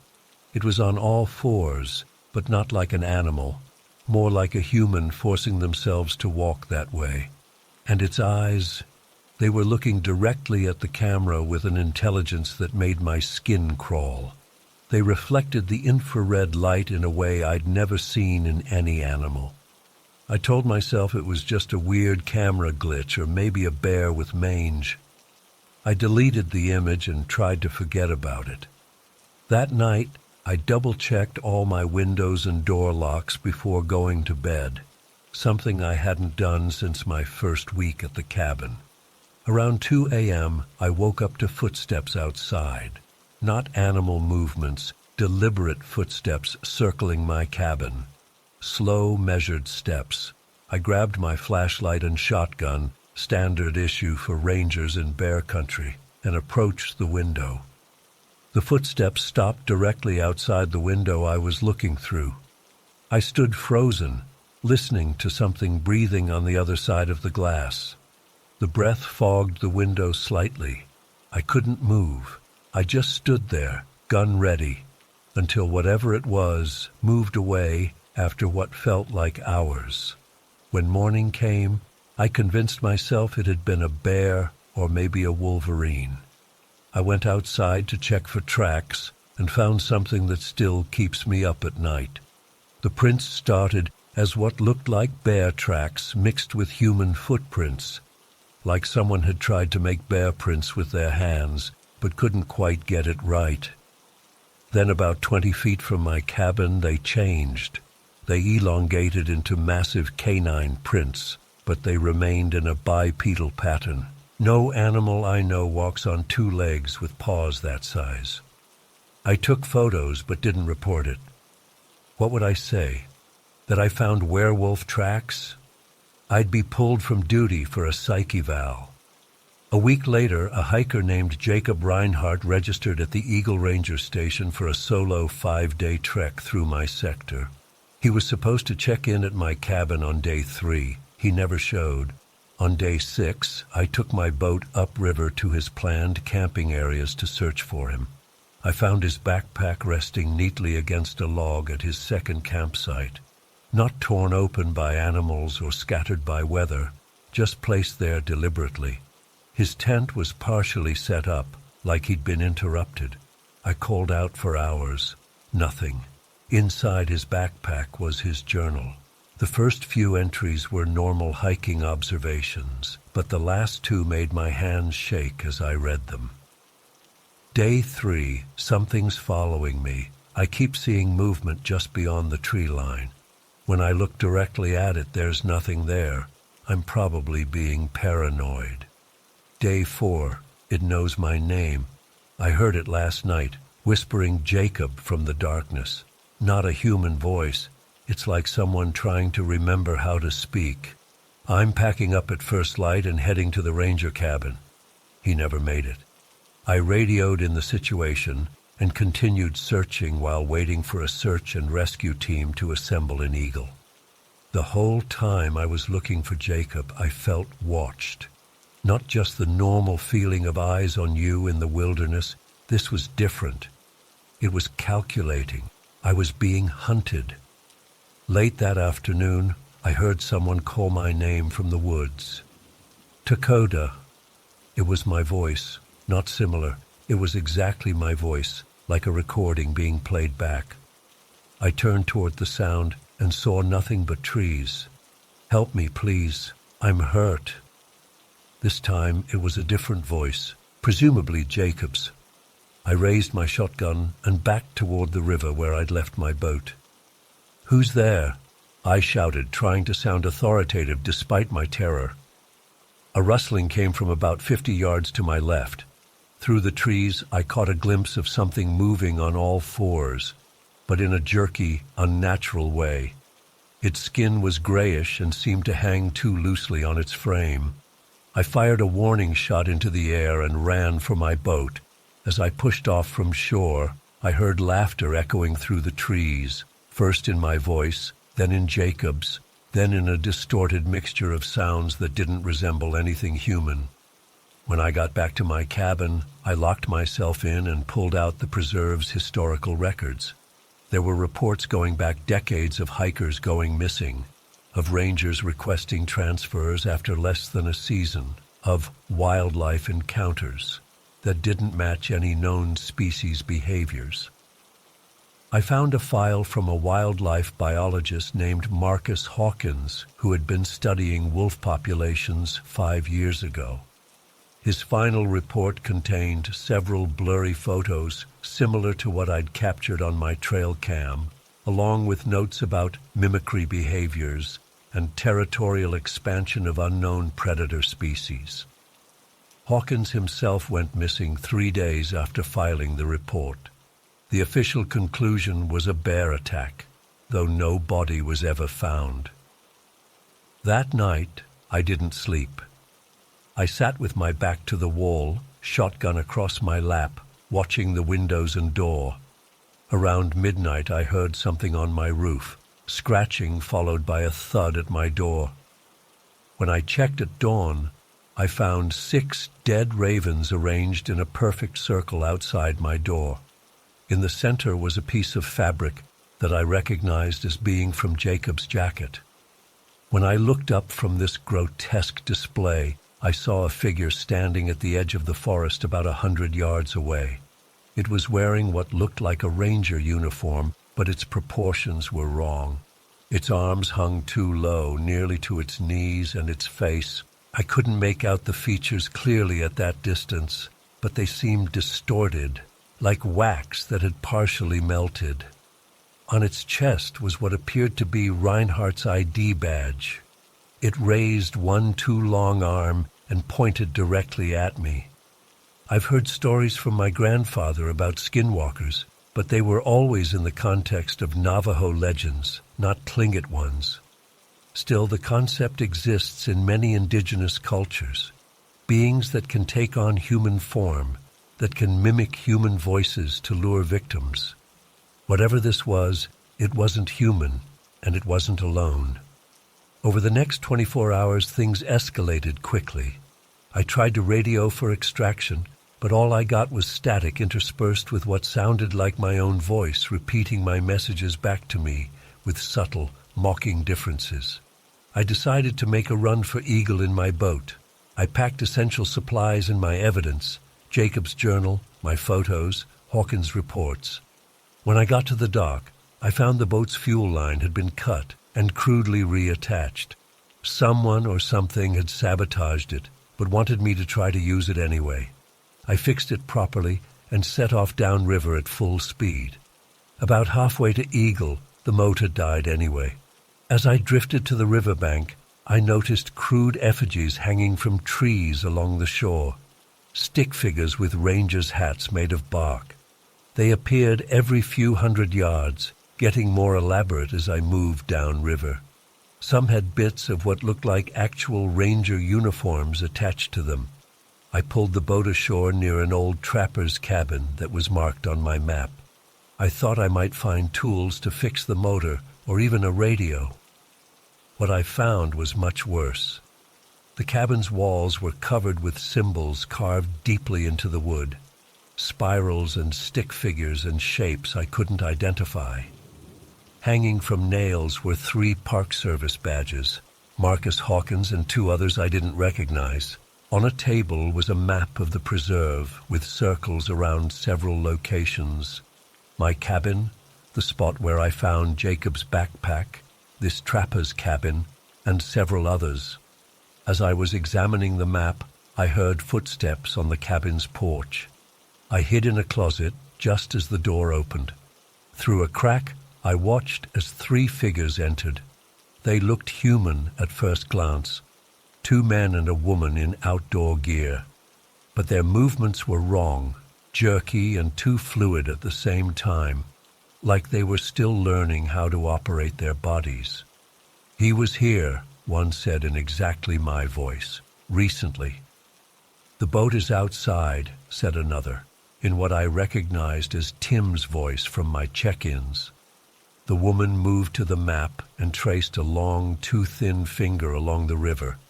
"He'll head to Eagle. We should welcome him properly." Her laugh didn't sound right, like she was mimicking the concept of laughter without understanding it. They left, and I waited an hour before emerging. Through the window, I could see them disappearing into the forest, moving in that same disturbing gait, almost human but not quite. I abandoned the boat and decided to hike through the forest, hoping to avoid the river path they seemed to be watching. After hours of pushing through dense underbrush, I reached a ridge that gave me cell service, 1 bar, but enough to call for help. The rescue team arrived by helicopter the next morning at the coordinates I provided. Among them was a woman who introduced herself as Dr. Sarah Hawkins from the U.S. Geological Survey. "I'm Marcus's sister," she explained. "When they said a ranger was in trouble in the same area where he disappeared, I volunteered." Something about her seemed off. Her movements were too smooth, her smile too practiced. When she thought I wasn't looking, I caught her staring at me with the same intelligent, calculating gaze I'd seen in the trail cam photo. As we boarded the helicopter, I noticed a small symbol drawn on the inside of her wrist, the same spiral pattern from the trapper's cabin walls. That's when I realized, these things, whatever they are, they're not just hunting in the wilderness anymore. They're wearing human faces. They've infiltrated the Park Service, the rescue teams, maybe even beyond. They're ancient predators expanding their territory, and they're doing it methodically, carefully, by becoming us. The helicopter took off, and Sarah sat directly across from me, smiling that too-perfect smile. Next to her was a man I'd never seen before, wearing a ranger uniform with no name tag. His eyes didn't blink as often as they should. The helicopter banked east, away from Eagle, away from civilization. "There's bad weather coming in," the pilot explained over the headset. "We need to set down and wait it out." I looked out the window at the clear blue sky, then back at Sarah.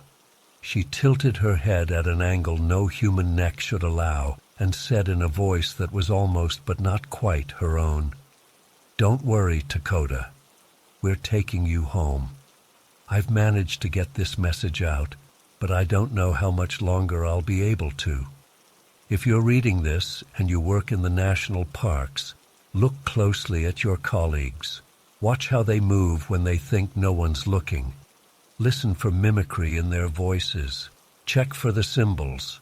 They're spreading, and I think I'm already too late."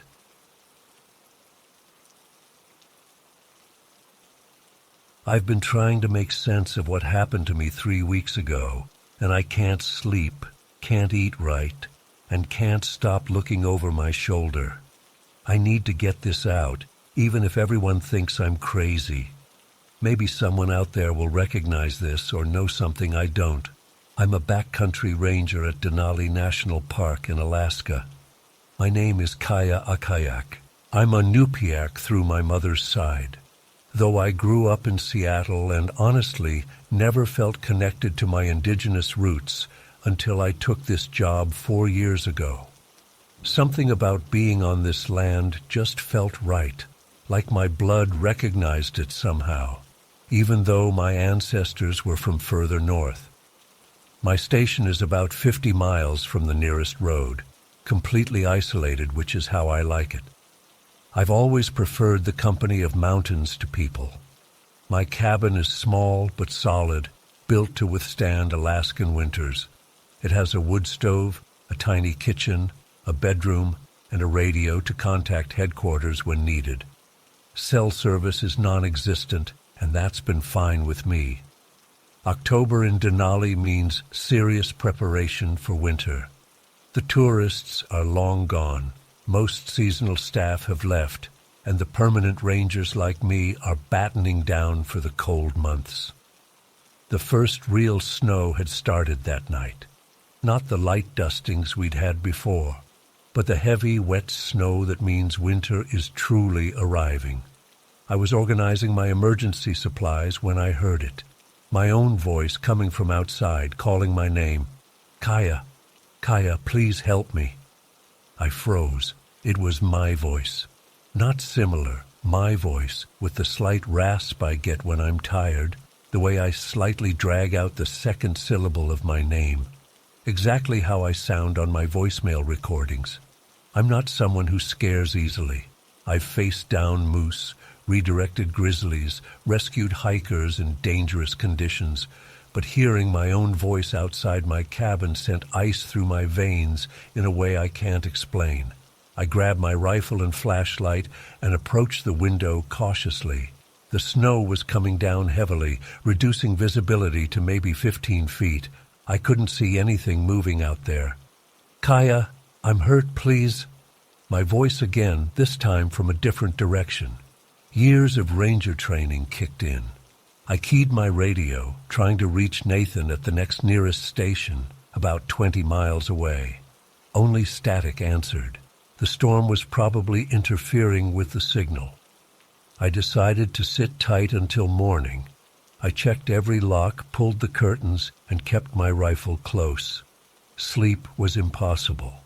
All night my voice circled the cabin, sometimes pleading, sometimes just saying my name like it was testing the word. Around 3 a.m. it stopped, and the only sound was the wind.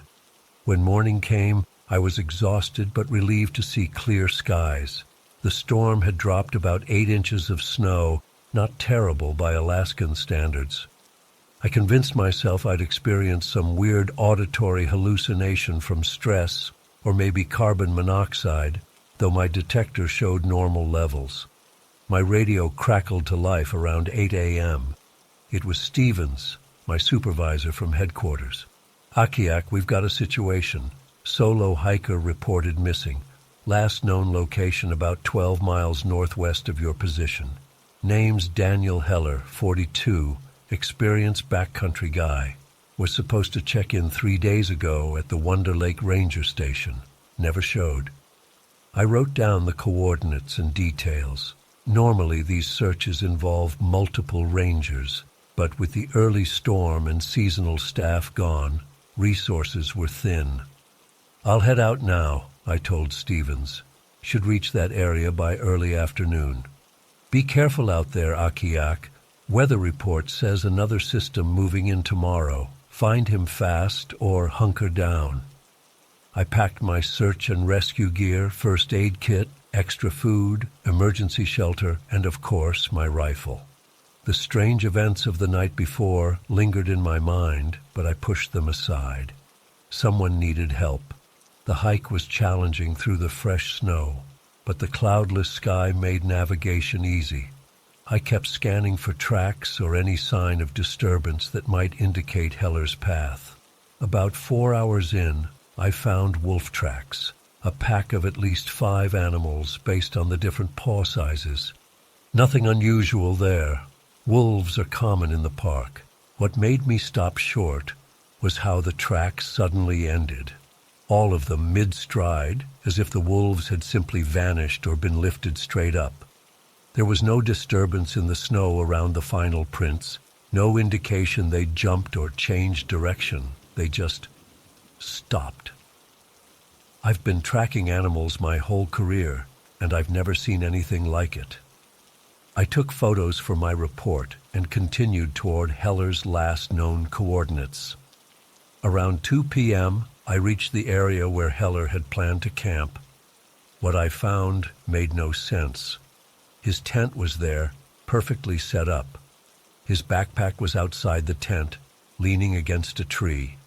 A cooking pot sat on a small camp stove, some kind of stew frozen solid inside. It looked like he had stepped away for just a moment, but there were no footprints anywhere. The fresh snow should have preserved any tracks, but the only disturbance was from my own approach. It was as if someone had dropped the entire campsite from the sky after the snowfall. I called out for Heller repeatedly, fired a signal shot, and listened. Nothing but the vast silence of the wilderness. Inside the tent, I found Heller's sleeping bag neatly laid out. His phone, useless without signal, was there. His journal was open on his pillow, and his camera was sitting on top of his spare clothes. I picked up the journal first. The entries started normal enough. Observations about wildlife, notes on the weather, the kind of things experienced hikers record. The handwriting was neat and methodical, but the entries from 3 days ago showed a dramatic change. Saw something watching me from the trees today. Thought it was a bear at first, but it stood upright. Too thin for a bear. Moved wrong. The next entry was shaky, harder to read. Heard my sister's voice calling me last night. Amy's been dead for 6 years. Whatever it was, it knew things only Amy would know. Talked about the fort we built as kids, using her voice. I'm not leaving the tent tonight. The final entry was just a frantic scrawl. It's wearing a face. My hands were shaking as I picked up the camera. I turned it on and checked the most recent photos. Most were typical tourist shots, mountain vistas, wildlife, selfies of a bearded man I assumed was Heller. Then the photos changed. The last dozen images showed a figure at increasing distances from the camera. It was dressed in what looked like traditional native clothing, not from my tribe specifically, but similar to what you'd see in a museum display. The figure had no face, just a blank, smooth expanse where features should be. In each photo, it was closer to the camera. The final image was just darkness, as if someone had covered the lens.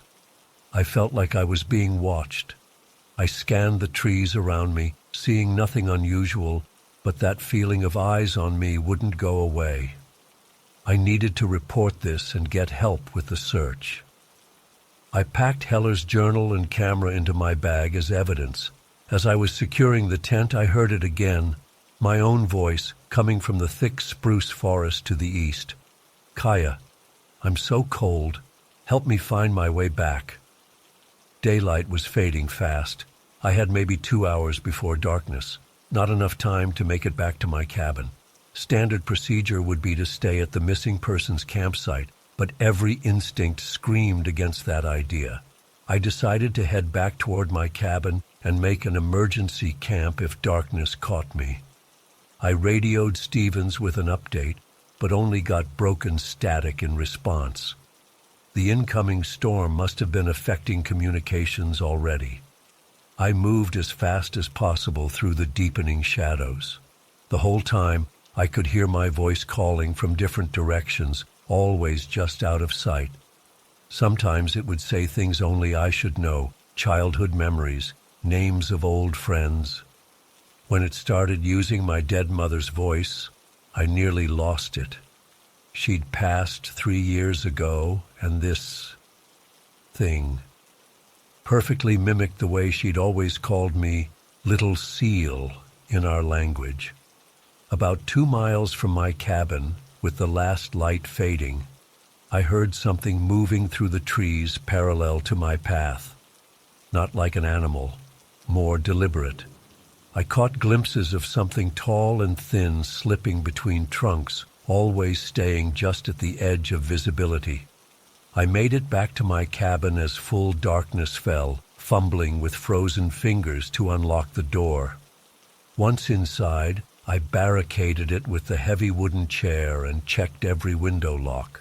For hours it circled the cabin, sometimes using my voice, sometimes Daniel's, I assumed, sometimes my mother's. It spoke in English and in Inupiaq phrases I barely remembered. It scratched at the windows methodically, testing each one, then moved to the door, scratching with what sounded like claws or long fingernails. Around midnight, something heavy landed on the roof. I heard scraping at the chimney cap. I quickly dampened the fire and listened to something large trying to force its way down. Whatever it was, it couldn't fit through the narrow metal flue, and eventually retreated. I didn't sleep. I sat with my back against the wall, rifle across my knees, listening to it test every possible entrance to my cabin. As sunrise approached, the noises stopped. When morning light filtered through the windows, I was shaking from exhaustion and fear. I tried the radio again and got through to headquarters. The storm had shifted course overnight, giving me a brief window of clear communication. "Stevens, I need immediate evacuation and a full search team for Heller. I found his campsite, but no sign of him. Situation is..." I paused, knowing how crazy the truth would sound. "Situation is deteriorating. Possible predator activity."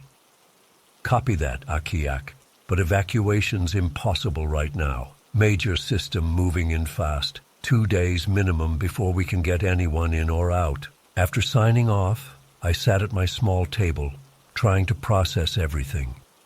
I remembered my grandmother's journal, which I'd brought with me more as a sentimental item than anything useful.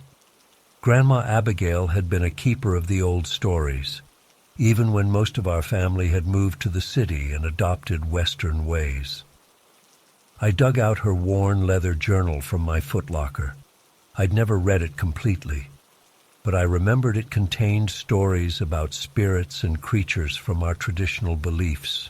I started scanning the yellowed pages, looking for anything that might explain what was happening.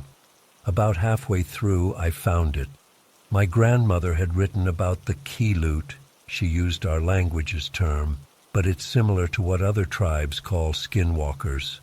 According to her, these beings could take on human appearance, but were always betrayed by unnatural movements and an inability to perfectly mimic human speech patterns, except for short bursts.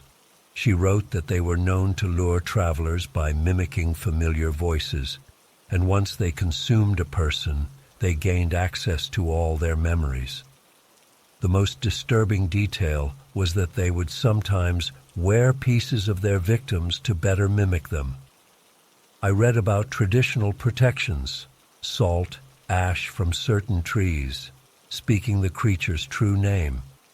Grandma noted that each Qilut had its own name, and knowing it gave power over the entity. A heavy knocking at my door startled me so badly I knocked over my chair. "Hello? Is anyone there? I need help." A man's voice, shaky and desperate. I approached cautiously, rifle ready, and looked through the peephole. A man stood there, bearded, dirty, exhausted. He matched the photos on Daniel Heller's camera. But something was wrong with his eyes. They were flat, predatory, not showing the fear his voice conveyed. And when he opened his mouth to speak again, I caught a glimpse of too many teeth, arranged wrong. "Please," it said in Heller's voice. "I got lost in the storm. I'm freezing. What's your emergency contact?" I called through the door, remembering the information from Heller's file. The thing paused too long. "My wife, Sarah." Wrong. Heller's emergency contact was his brother Michael. "What was the name of your first pet?" I asked, making up a question. "Rex, my dog, Rex. Please, I'm hurt." The hesitation told me everything. This wasn't Daniel Heller. "I'm calling for rescue right now," I lied. "They'll be here soon with a helicopter." The thing outside was silent for a moment. Then it spoke in my mother's voice. "Little Seal, why won't you help me? I'm so cold out here." I backed away from the door as it began to pound harder, the solid wood shaking in its frame. Then it started circling the cabin again, testing windows. I grabbed the container of salt from my kitchen, one of the protections my grandmother had mentioned, and waited. The day passed with the thing testing my defenses, sometimes pleading in various voices, sometimes threatening in a voice that was neither human nor animal, a sound that made my ears hurt and my vision blur. As night fell, the storm hit in full force. Wind screamed around the cabin, and snow piled against the windows. Sometime past midnight, I heard a window break in my bedroom. I rushed in to see a long gray arm with too many joints reaching through the broken glass.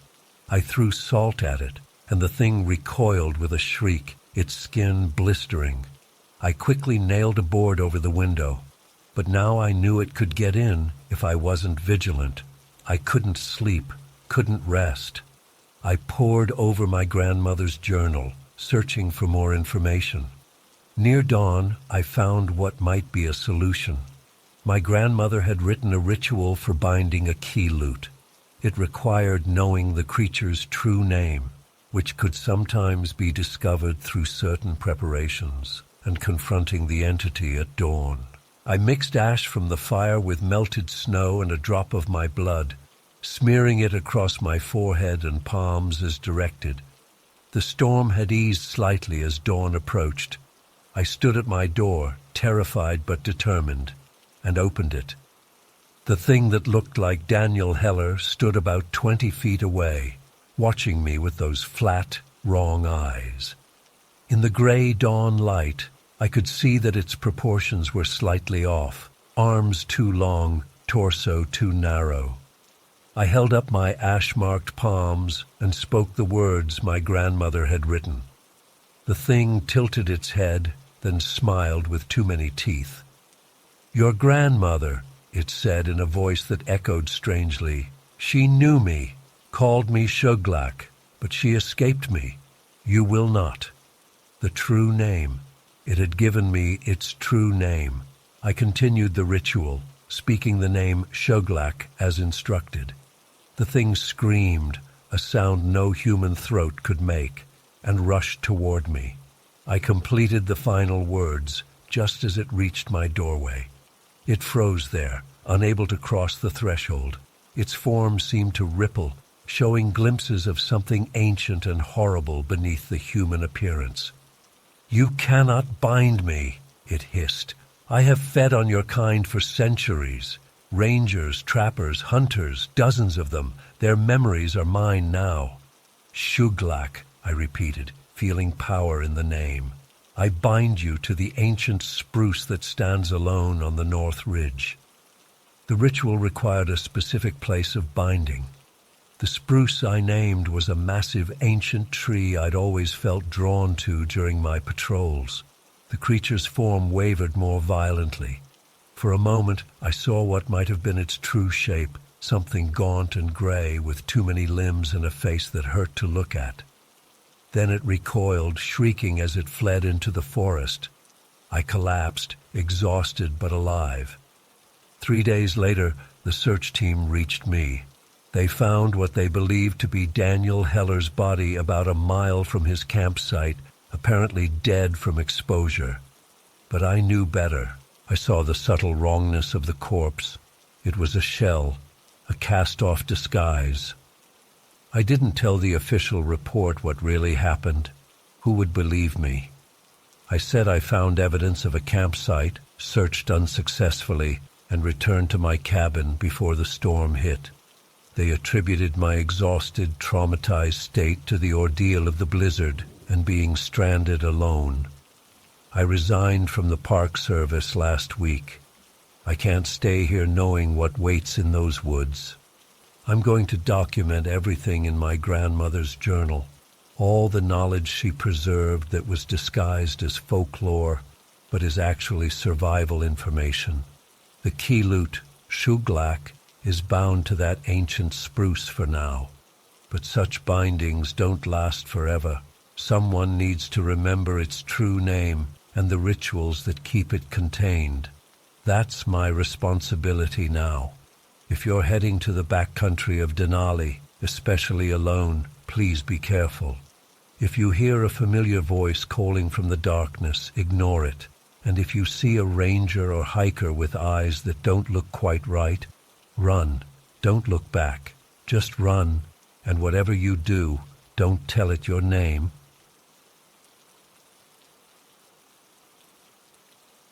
I've been up here in the Montana wilderness for almost 11 months now. That's 11 months without seeing another human face, except in the little shaving mirror I keep by the sink. 11 months of silence broken only by wind, wildlife, and occasionally my own voice just to make sure I still can speak. Tonight, though, I'm writing this down because I need someone, anyone, to know what happened to me today. My hands are still shaking so bad I've had to restart this 3 times already. Some background. My name is Chatine Longtree. I grew up on the Blackfeet Reservation, but I left when I was 18 to pursue a business degree at Montana State. Everyone back home was so proud, first in my family to go to college and all that. 4 years later, I had my diploma and a job offer from an investment firm in Bozeman. Good money, benefits, everything I thought I wanted. I lasted exactly 9 months before I quit. Couldn't stand the fluorescent lights, the small talk, the empty suits with emptier eyes. So I applied to the Forest Service instead. My grandfather used to tell me I had the forest in my blood, but I never understood what he meant until I was suffocating in that office building. They assigned me to one of the most remote ranger stations in Montana. It's so isolated that supplies come by helicopter drop once a month. The nearest town is over 100 miles away through dense forest and mountain terrain. No cell service. Just a satellite radio for emergencies. Perfect, I thought. The first few months were everything I hoped for. I patrolled my section of forest, tracked wildlife populations, catalogued plant species, and kept an eye out for fires. At night, I'd sit on my porch with a cup of coffee and just listen to the wilderness breathe. It felt right in a way nothing else ever had. About 2 months ago, things started to change. It began with sounds, strange, undulating calls echoing through the trees at night. Not a wolf or coyote or any animal I could identify. The calls would start far away, then seem to circle my cabin, coming from different directions. Sometimes they'd stop abruptly if I made a noise, as if whatever was making them was listening to me too. Then I started finding footprints in the mud near the creek, about a half-mile from my cabin. Massive humanoid prints, easily 18 inches long with 5 distinct toes. At first I told myself they were bear prints distorted by rain, or maybe some elaborate prank, though who would come all the way out here to mess with me, I couldn't say. But 3 weeks ago I saw it. I was checking beaver activity along the eastern tributary when I felt something watching me. The forest had gone completely silent. No birds, no insects, nothing. Just that heavy silence that makes the hair on your neck stand up. I turned slowly, scanning the tree line, and that's when I saw it partially hidden behind a massive pine about 50 yards away. It was at least 8 feet tall, covered in dark, matted fur, standing upright on 2 legs. Its shoulders were incredibly broad, maybe 3 feet across. Its face was, God, I don't even know how to describe it, almost human but not. The jaw was heavy, pronounced. Its eyes were deep-set but unmistakably intelligent. It watched me for maybe 5 seconds before melting back into the shadows of the forest. I stood there frozen for what felt like hours, but was probably only minutes. Then I ran all the way back to my cabin, grabbed my rifle, and locked the door. I didn't sleep that night, or much at all in the days that followed. I tried to rationalize what I'd seen. Maybe it was a bear standing up. Maybe exhaustion and isolation were making me hallucinate. Maybe I was losing my mind out here alone, but deep down, I knew what I'd seen. The stories my grandfather told me around the fire, our people's legends of the Sasquatch, the forest guardian, suddenly didn't seem so much like legends anymore. After a week of jumping at every sound and sleeping with my rifle by my bed, things escalated. I woke one morning to find offerings, I guess you'd call them, on my porch. A bundle of wildflowers tied with grass, a stack of smooth river rocks arranged in a spiral, a small basket woven from pine needles. I left them where they were, afraid to touch them. The offerings continued appearing every morning. Each time I'd leave them untouched, and they'd be gone the next day, replaced by something new. I started leaving things of my own, an apple, a pouch of tobacco, a small carved wooden bird I'd been working on during the long evenings. These would always be gone in the morning. I still caught glimpses of the creature, always at a distance, always watching me from the trees. I began to feel less afraid and more observed, like I was the one being studied. Last night, everything changed. I was jolted awake around 2 a.m. by thunderous pounding on the wall of my cabin. The whole structure shook with each impact. I grabbed my rifle and backed into the corner of my bedroom, heart hammering so loud I could hear it in my ears. Then there was silence, so complete it felt like a physical presence. The silence stretched for maybe 30 seconds before my front door, solid oak, reinforced against bears, simply exploded inward. The frame splintered like matchsticks, and there in the doorway, illuminated by my kerosene lamp, stood the creature. It had to duck and turn sideways to enter my cabin, its massive shoulders barely clearing the frame. Up close, it was even more terrifying. Muscles rippled beneath dark fur. Its hands had opposable thumbs and thick, curved nails that looked capable of disemboweling a moose. Its breath fogged in the cool night air. But it was the eyes that held me, amber-colored, intelligent, and unmistakably judging. I raised my rifle with shaking hands, but something stopped me from pulling the trigger. Maybe it was fear. Maybe it was something deeper, some instinct telling me this was a moment of significance beyond my understanding. The creature looked at me, then around my cabin. Its nostrils flared as it took in my scent. And then, God, I still can't believe this part, it spoke. "I am Kogwini, guardian of this forest," it said, its voice like stones grinding together, deep and ancient. "You walk among us, but you are not worthy." I couldn't speak, couldn't move. My rifle slipped from my numb fingers and clattered to the floor. "You hide here," Kogwini continued, "running from yourself. I see through you, Châtain Long Tree." Hearing my name from its mouth sent ice through my veins. How could it know me?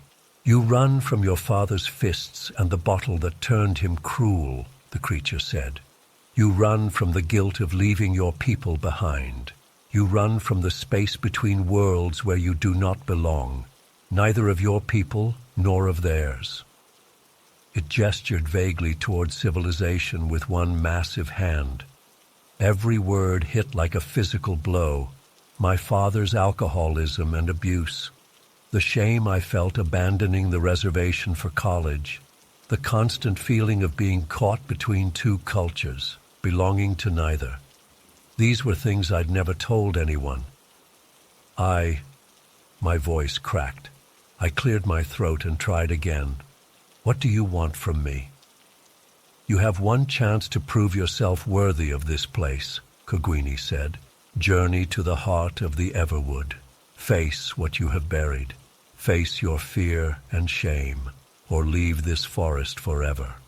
With that, the creature turned and ducked back through the doorway, disappearing into the night. I stood there shaking for what felt like hours before collapsing onto the floor. Dawn found me still sitting there, staring at my shattered door. I knew what the Everwood was, an ancient grove of massive pines about 7 miles from my cabin. Local tribes considered it sacred ground. I'd been there once during my initial survey of the area, but had felt like an intruder and hadn't returned.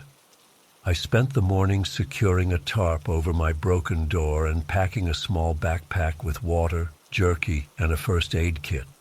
I debated bringing my rifle but decided against it. Whatever waited for me in the Everwood, I sensed bullets wouldn't help. The hike took most of the day. With each step, my anxiety grew. What did Kogwini mean by facing what I had buried? What would I find in the Everwood? By the time I reached the edge of the ancient grove, the sun was starting its descent behind the mountains.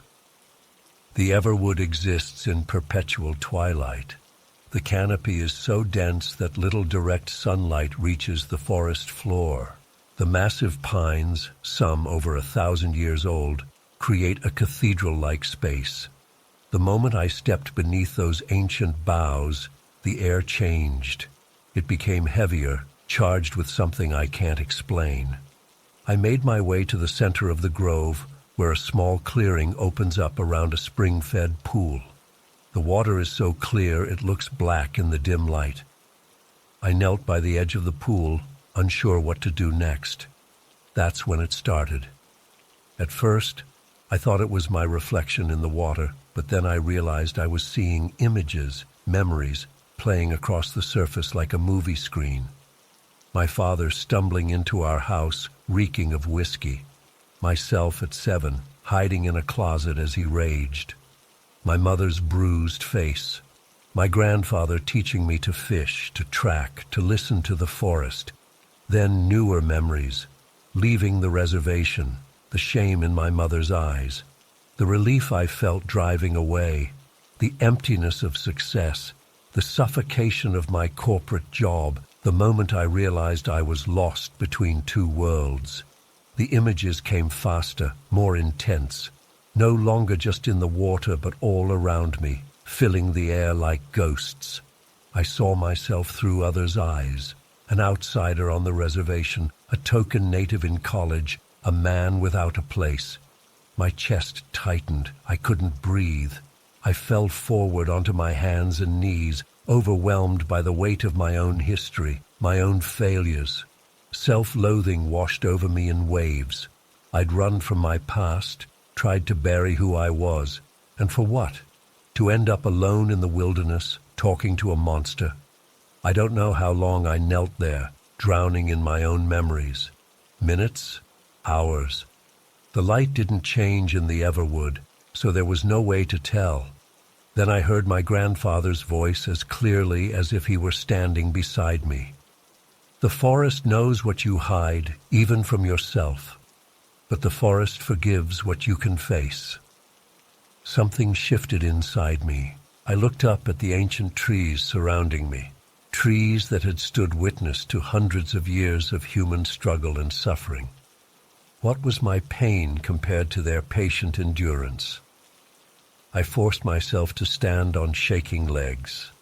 "I am Chatan Longtree," I said aloud, my voice echoing strangely in the sacred grove. "I am of the Blackfeet people. I carry my father's rage and my mother's resilience. I have walked in two worlds and belonged to neither. I have run from who I am." My voice grew stronger. "But I am done running." The air around me seemed to vibrate with energy. The ghostly images of my past faded, and suddenly I was just a man standing in an ancient forest as dusk deepened into night. "You have faced yourself," came the rumbling voice of Kogini from behind me. I turned to find the Sasquatch standing at the edge of the clearing, its massive form somehow less terrifying than before. "Few have the courage," it continued, stepping forward. "You stood and faced your shame. You acknowledge your past without letting it own you. This makes you worthy." "Worthy of what?" I asked, surprised by the steadiness in my voice. "Of being a true guardian of this place," Kogini said. "The forest has chosen you, as it chose me long ago." It explained that humans like me, those caught between worlds, sometimes had the ability to see beyond the veil that separates the mundane world from the spiritual one. That the creatures most people dismissed as legends still walked the quiet places of the earth. That climate change and human expansion threatened not just the physical wilderness, but the ancient spirits that dwelled within it. "Your task is to protect," Kogini said. "The spirits of this forest will guide you, as they guided your ancestors." With that, the massive creature turned and walked into the trees, its form seeming to dissolve into shadow as it went. I made my way back to my cabin in darkness, guided by some new sense I couldn't explain. The forest felt different around me, alive in a way I'd never noticed before. I could sense the movements of animals, the slow breathing of trees, the whispered conversations of wind through leaves. That was 12 hours ago. I've spent the day repairing my door and trying to process what happened. I'm still not sure if I had some kind of breakdown or spiritual experience, or if everything happened exactly as I've written it here. Maybe isolation has finally cracked my sanity. But I do know this. I feel whole for the first time in my life. The restlessness that drove me from the reservation, from college, from my corporate job, is gone. I understand now what my grandfather meant about having the forest in my blood. This is where I belong, not as an interloper, but as part of this ecosystem with a purpose. Tonight, as the sun sets, I can hear the forest speaking to me, not in words exactly, but in feelings and impressions. There's a storm coming from the north. A wolf pack is hunting in the eastern valley, and somewhere out there, Coguini watches, a shadow moving through the ancient trees. I don't expect anyone to believe me. That's not why I'm writing this. I'm writing it because something profound changed in me today, and I needed to put it into words before the experience fades like a dream upon waking. Whatever happens next, I know my path now. I am Chatain Longtree, guardian of the forest, and the forest knows me.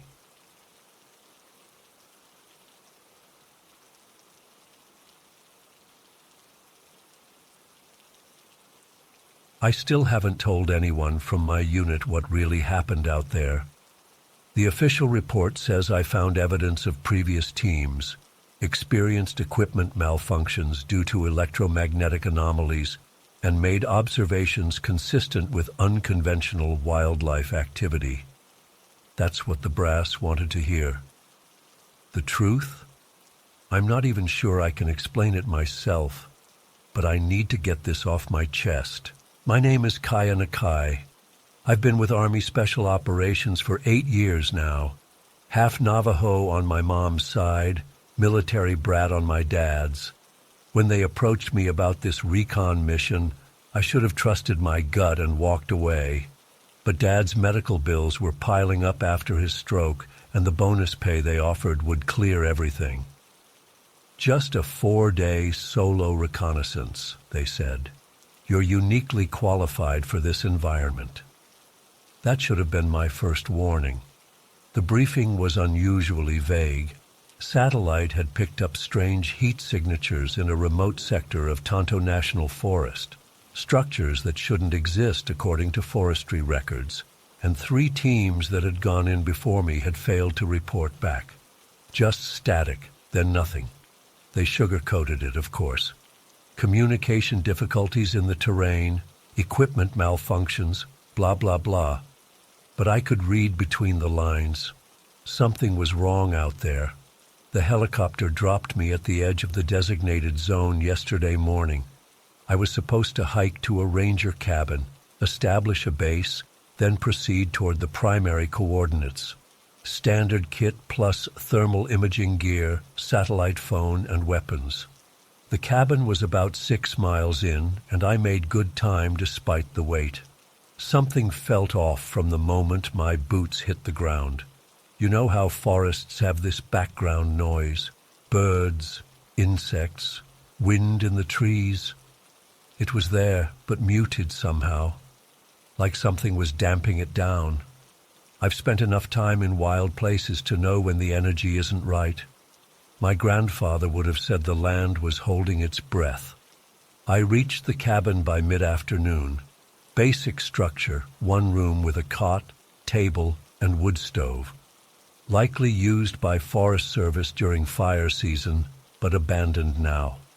I set up my equipment, did comms check, and mapped my route for the next day. That's when the first weird thing happened. My sat phone beeped with full signal, but when I tried to call in, all I got was crackling static that rose and fell like, I don't know, like breathing. My GPS kept glitching too, coordinates jumping around in impossible patterns. While I was trying to fix the equipment, I got that feeling. You know the one, when you just know someone's watching you. The hair on my neck stood up, and I slowly looked toward the window. I'll never forget what I saw. Just for a second, something moved past the glass. Tall, way too tall. Had to be at least 8 feet. Broad shoulders, but proportions all wrong. Just a glimpse, then gone. I grabbed my rifle and went outside, scanning the perimeter. Nothing. No tracks, no broken branches. Just that heavy silence pressing in. I didn't sleep much that night. Kept my rifle close and woke at every sound. Before dawn, I remembered something my grandfather taught me. When you enter a place that doesn't know you, you show respect.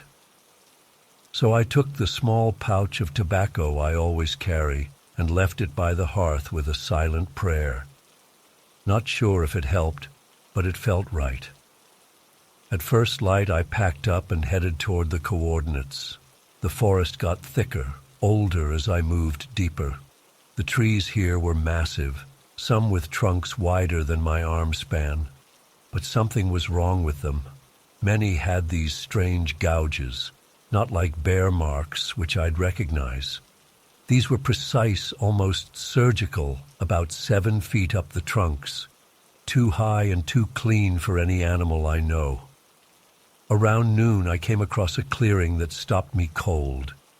The trees around it were damaged, some bent at unnatural angles, others snapped completely. In the center lay a deer carcass, half-eaten, but not like normal predation. The cuts were precise, almost like it had been dissected rather than hunted. No animal tears into prey like that. It was methodical. I took samples and photos, then continued toward the primary site. About 2 miles further, I crossed a small stream. That's when I saw it, a footprint in the mud, massive, at least 18 inches long with 5 splayed toes. I've tracked all kinds of animals, but nothing leaves a print like that. I knelt to examine it, and when I looked up, my blood froze. Across the stream, partially hidden in the shadow of a massive pine, something was watching me. Tall, dark, its outline blending with the trees, but unmistakably there. What hit me hardest weren't the dimensions, though they were impossible, but the eyes. They reflected no light, but I could feel them studying me with an intelligence that felt ancient. We locked gazes for maybe 5 seconds before it simply wasn't there anymore. No movement, no sound, just gone. My hands were shaking so bad I could barely take pictures of the footprint. I considered turning back, but the primary site was less than a mile away at that point. And honestly, part of me needed to know what the hell was out there. The sun was getting low when I reached the coordinates. I expected to find some kind of structure, but there was nothing but a rock face with what looked like a cave entrance. The opening was about 6 feet high, wide enough for 2 people to walk through side by side.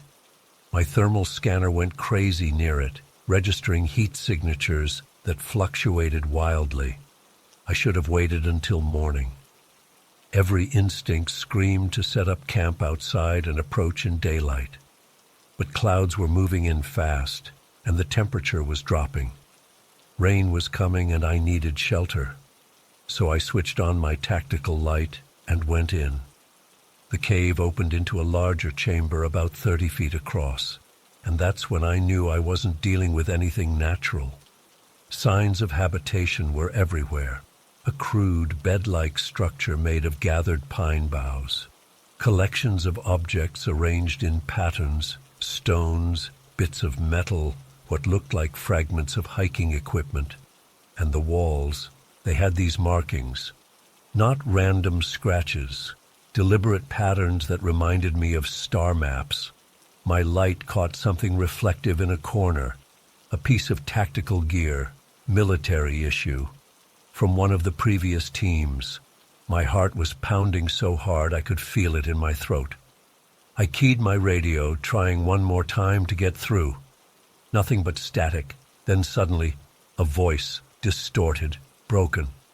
"Get out, their study, us." That's when I heard it. Breathing, behind me, heavy and controlled. I froze, every muscle locked in terror.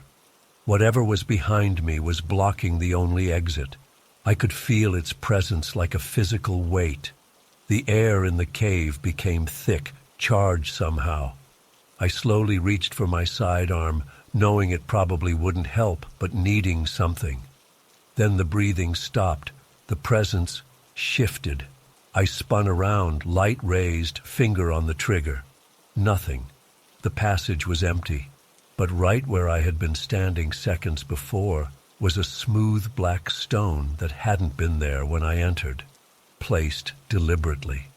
I backed into a defensive position against the wall and stayed there, weapon ready for what felt like hours. Occasionally, I'd hear movement from deeper in the cave system, scraping sounds, something heavy moving with surprising stealth. Whatever it was, it knew I was there and was choosing to keep its distance. For now.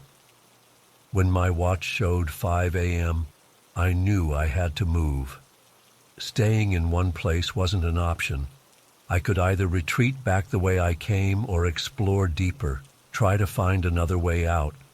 The thought of turning my back on those dark passages to exit the way I came in seemed more terrifying somehow.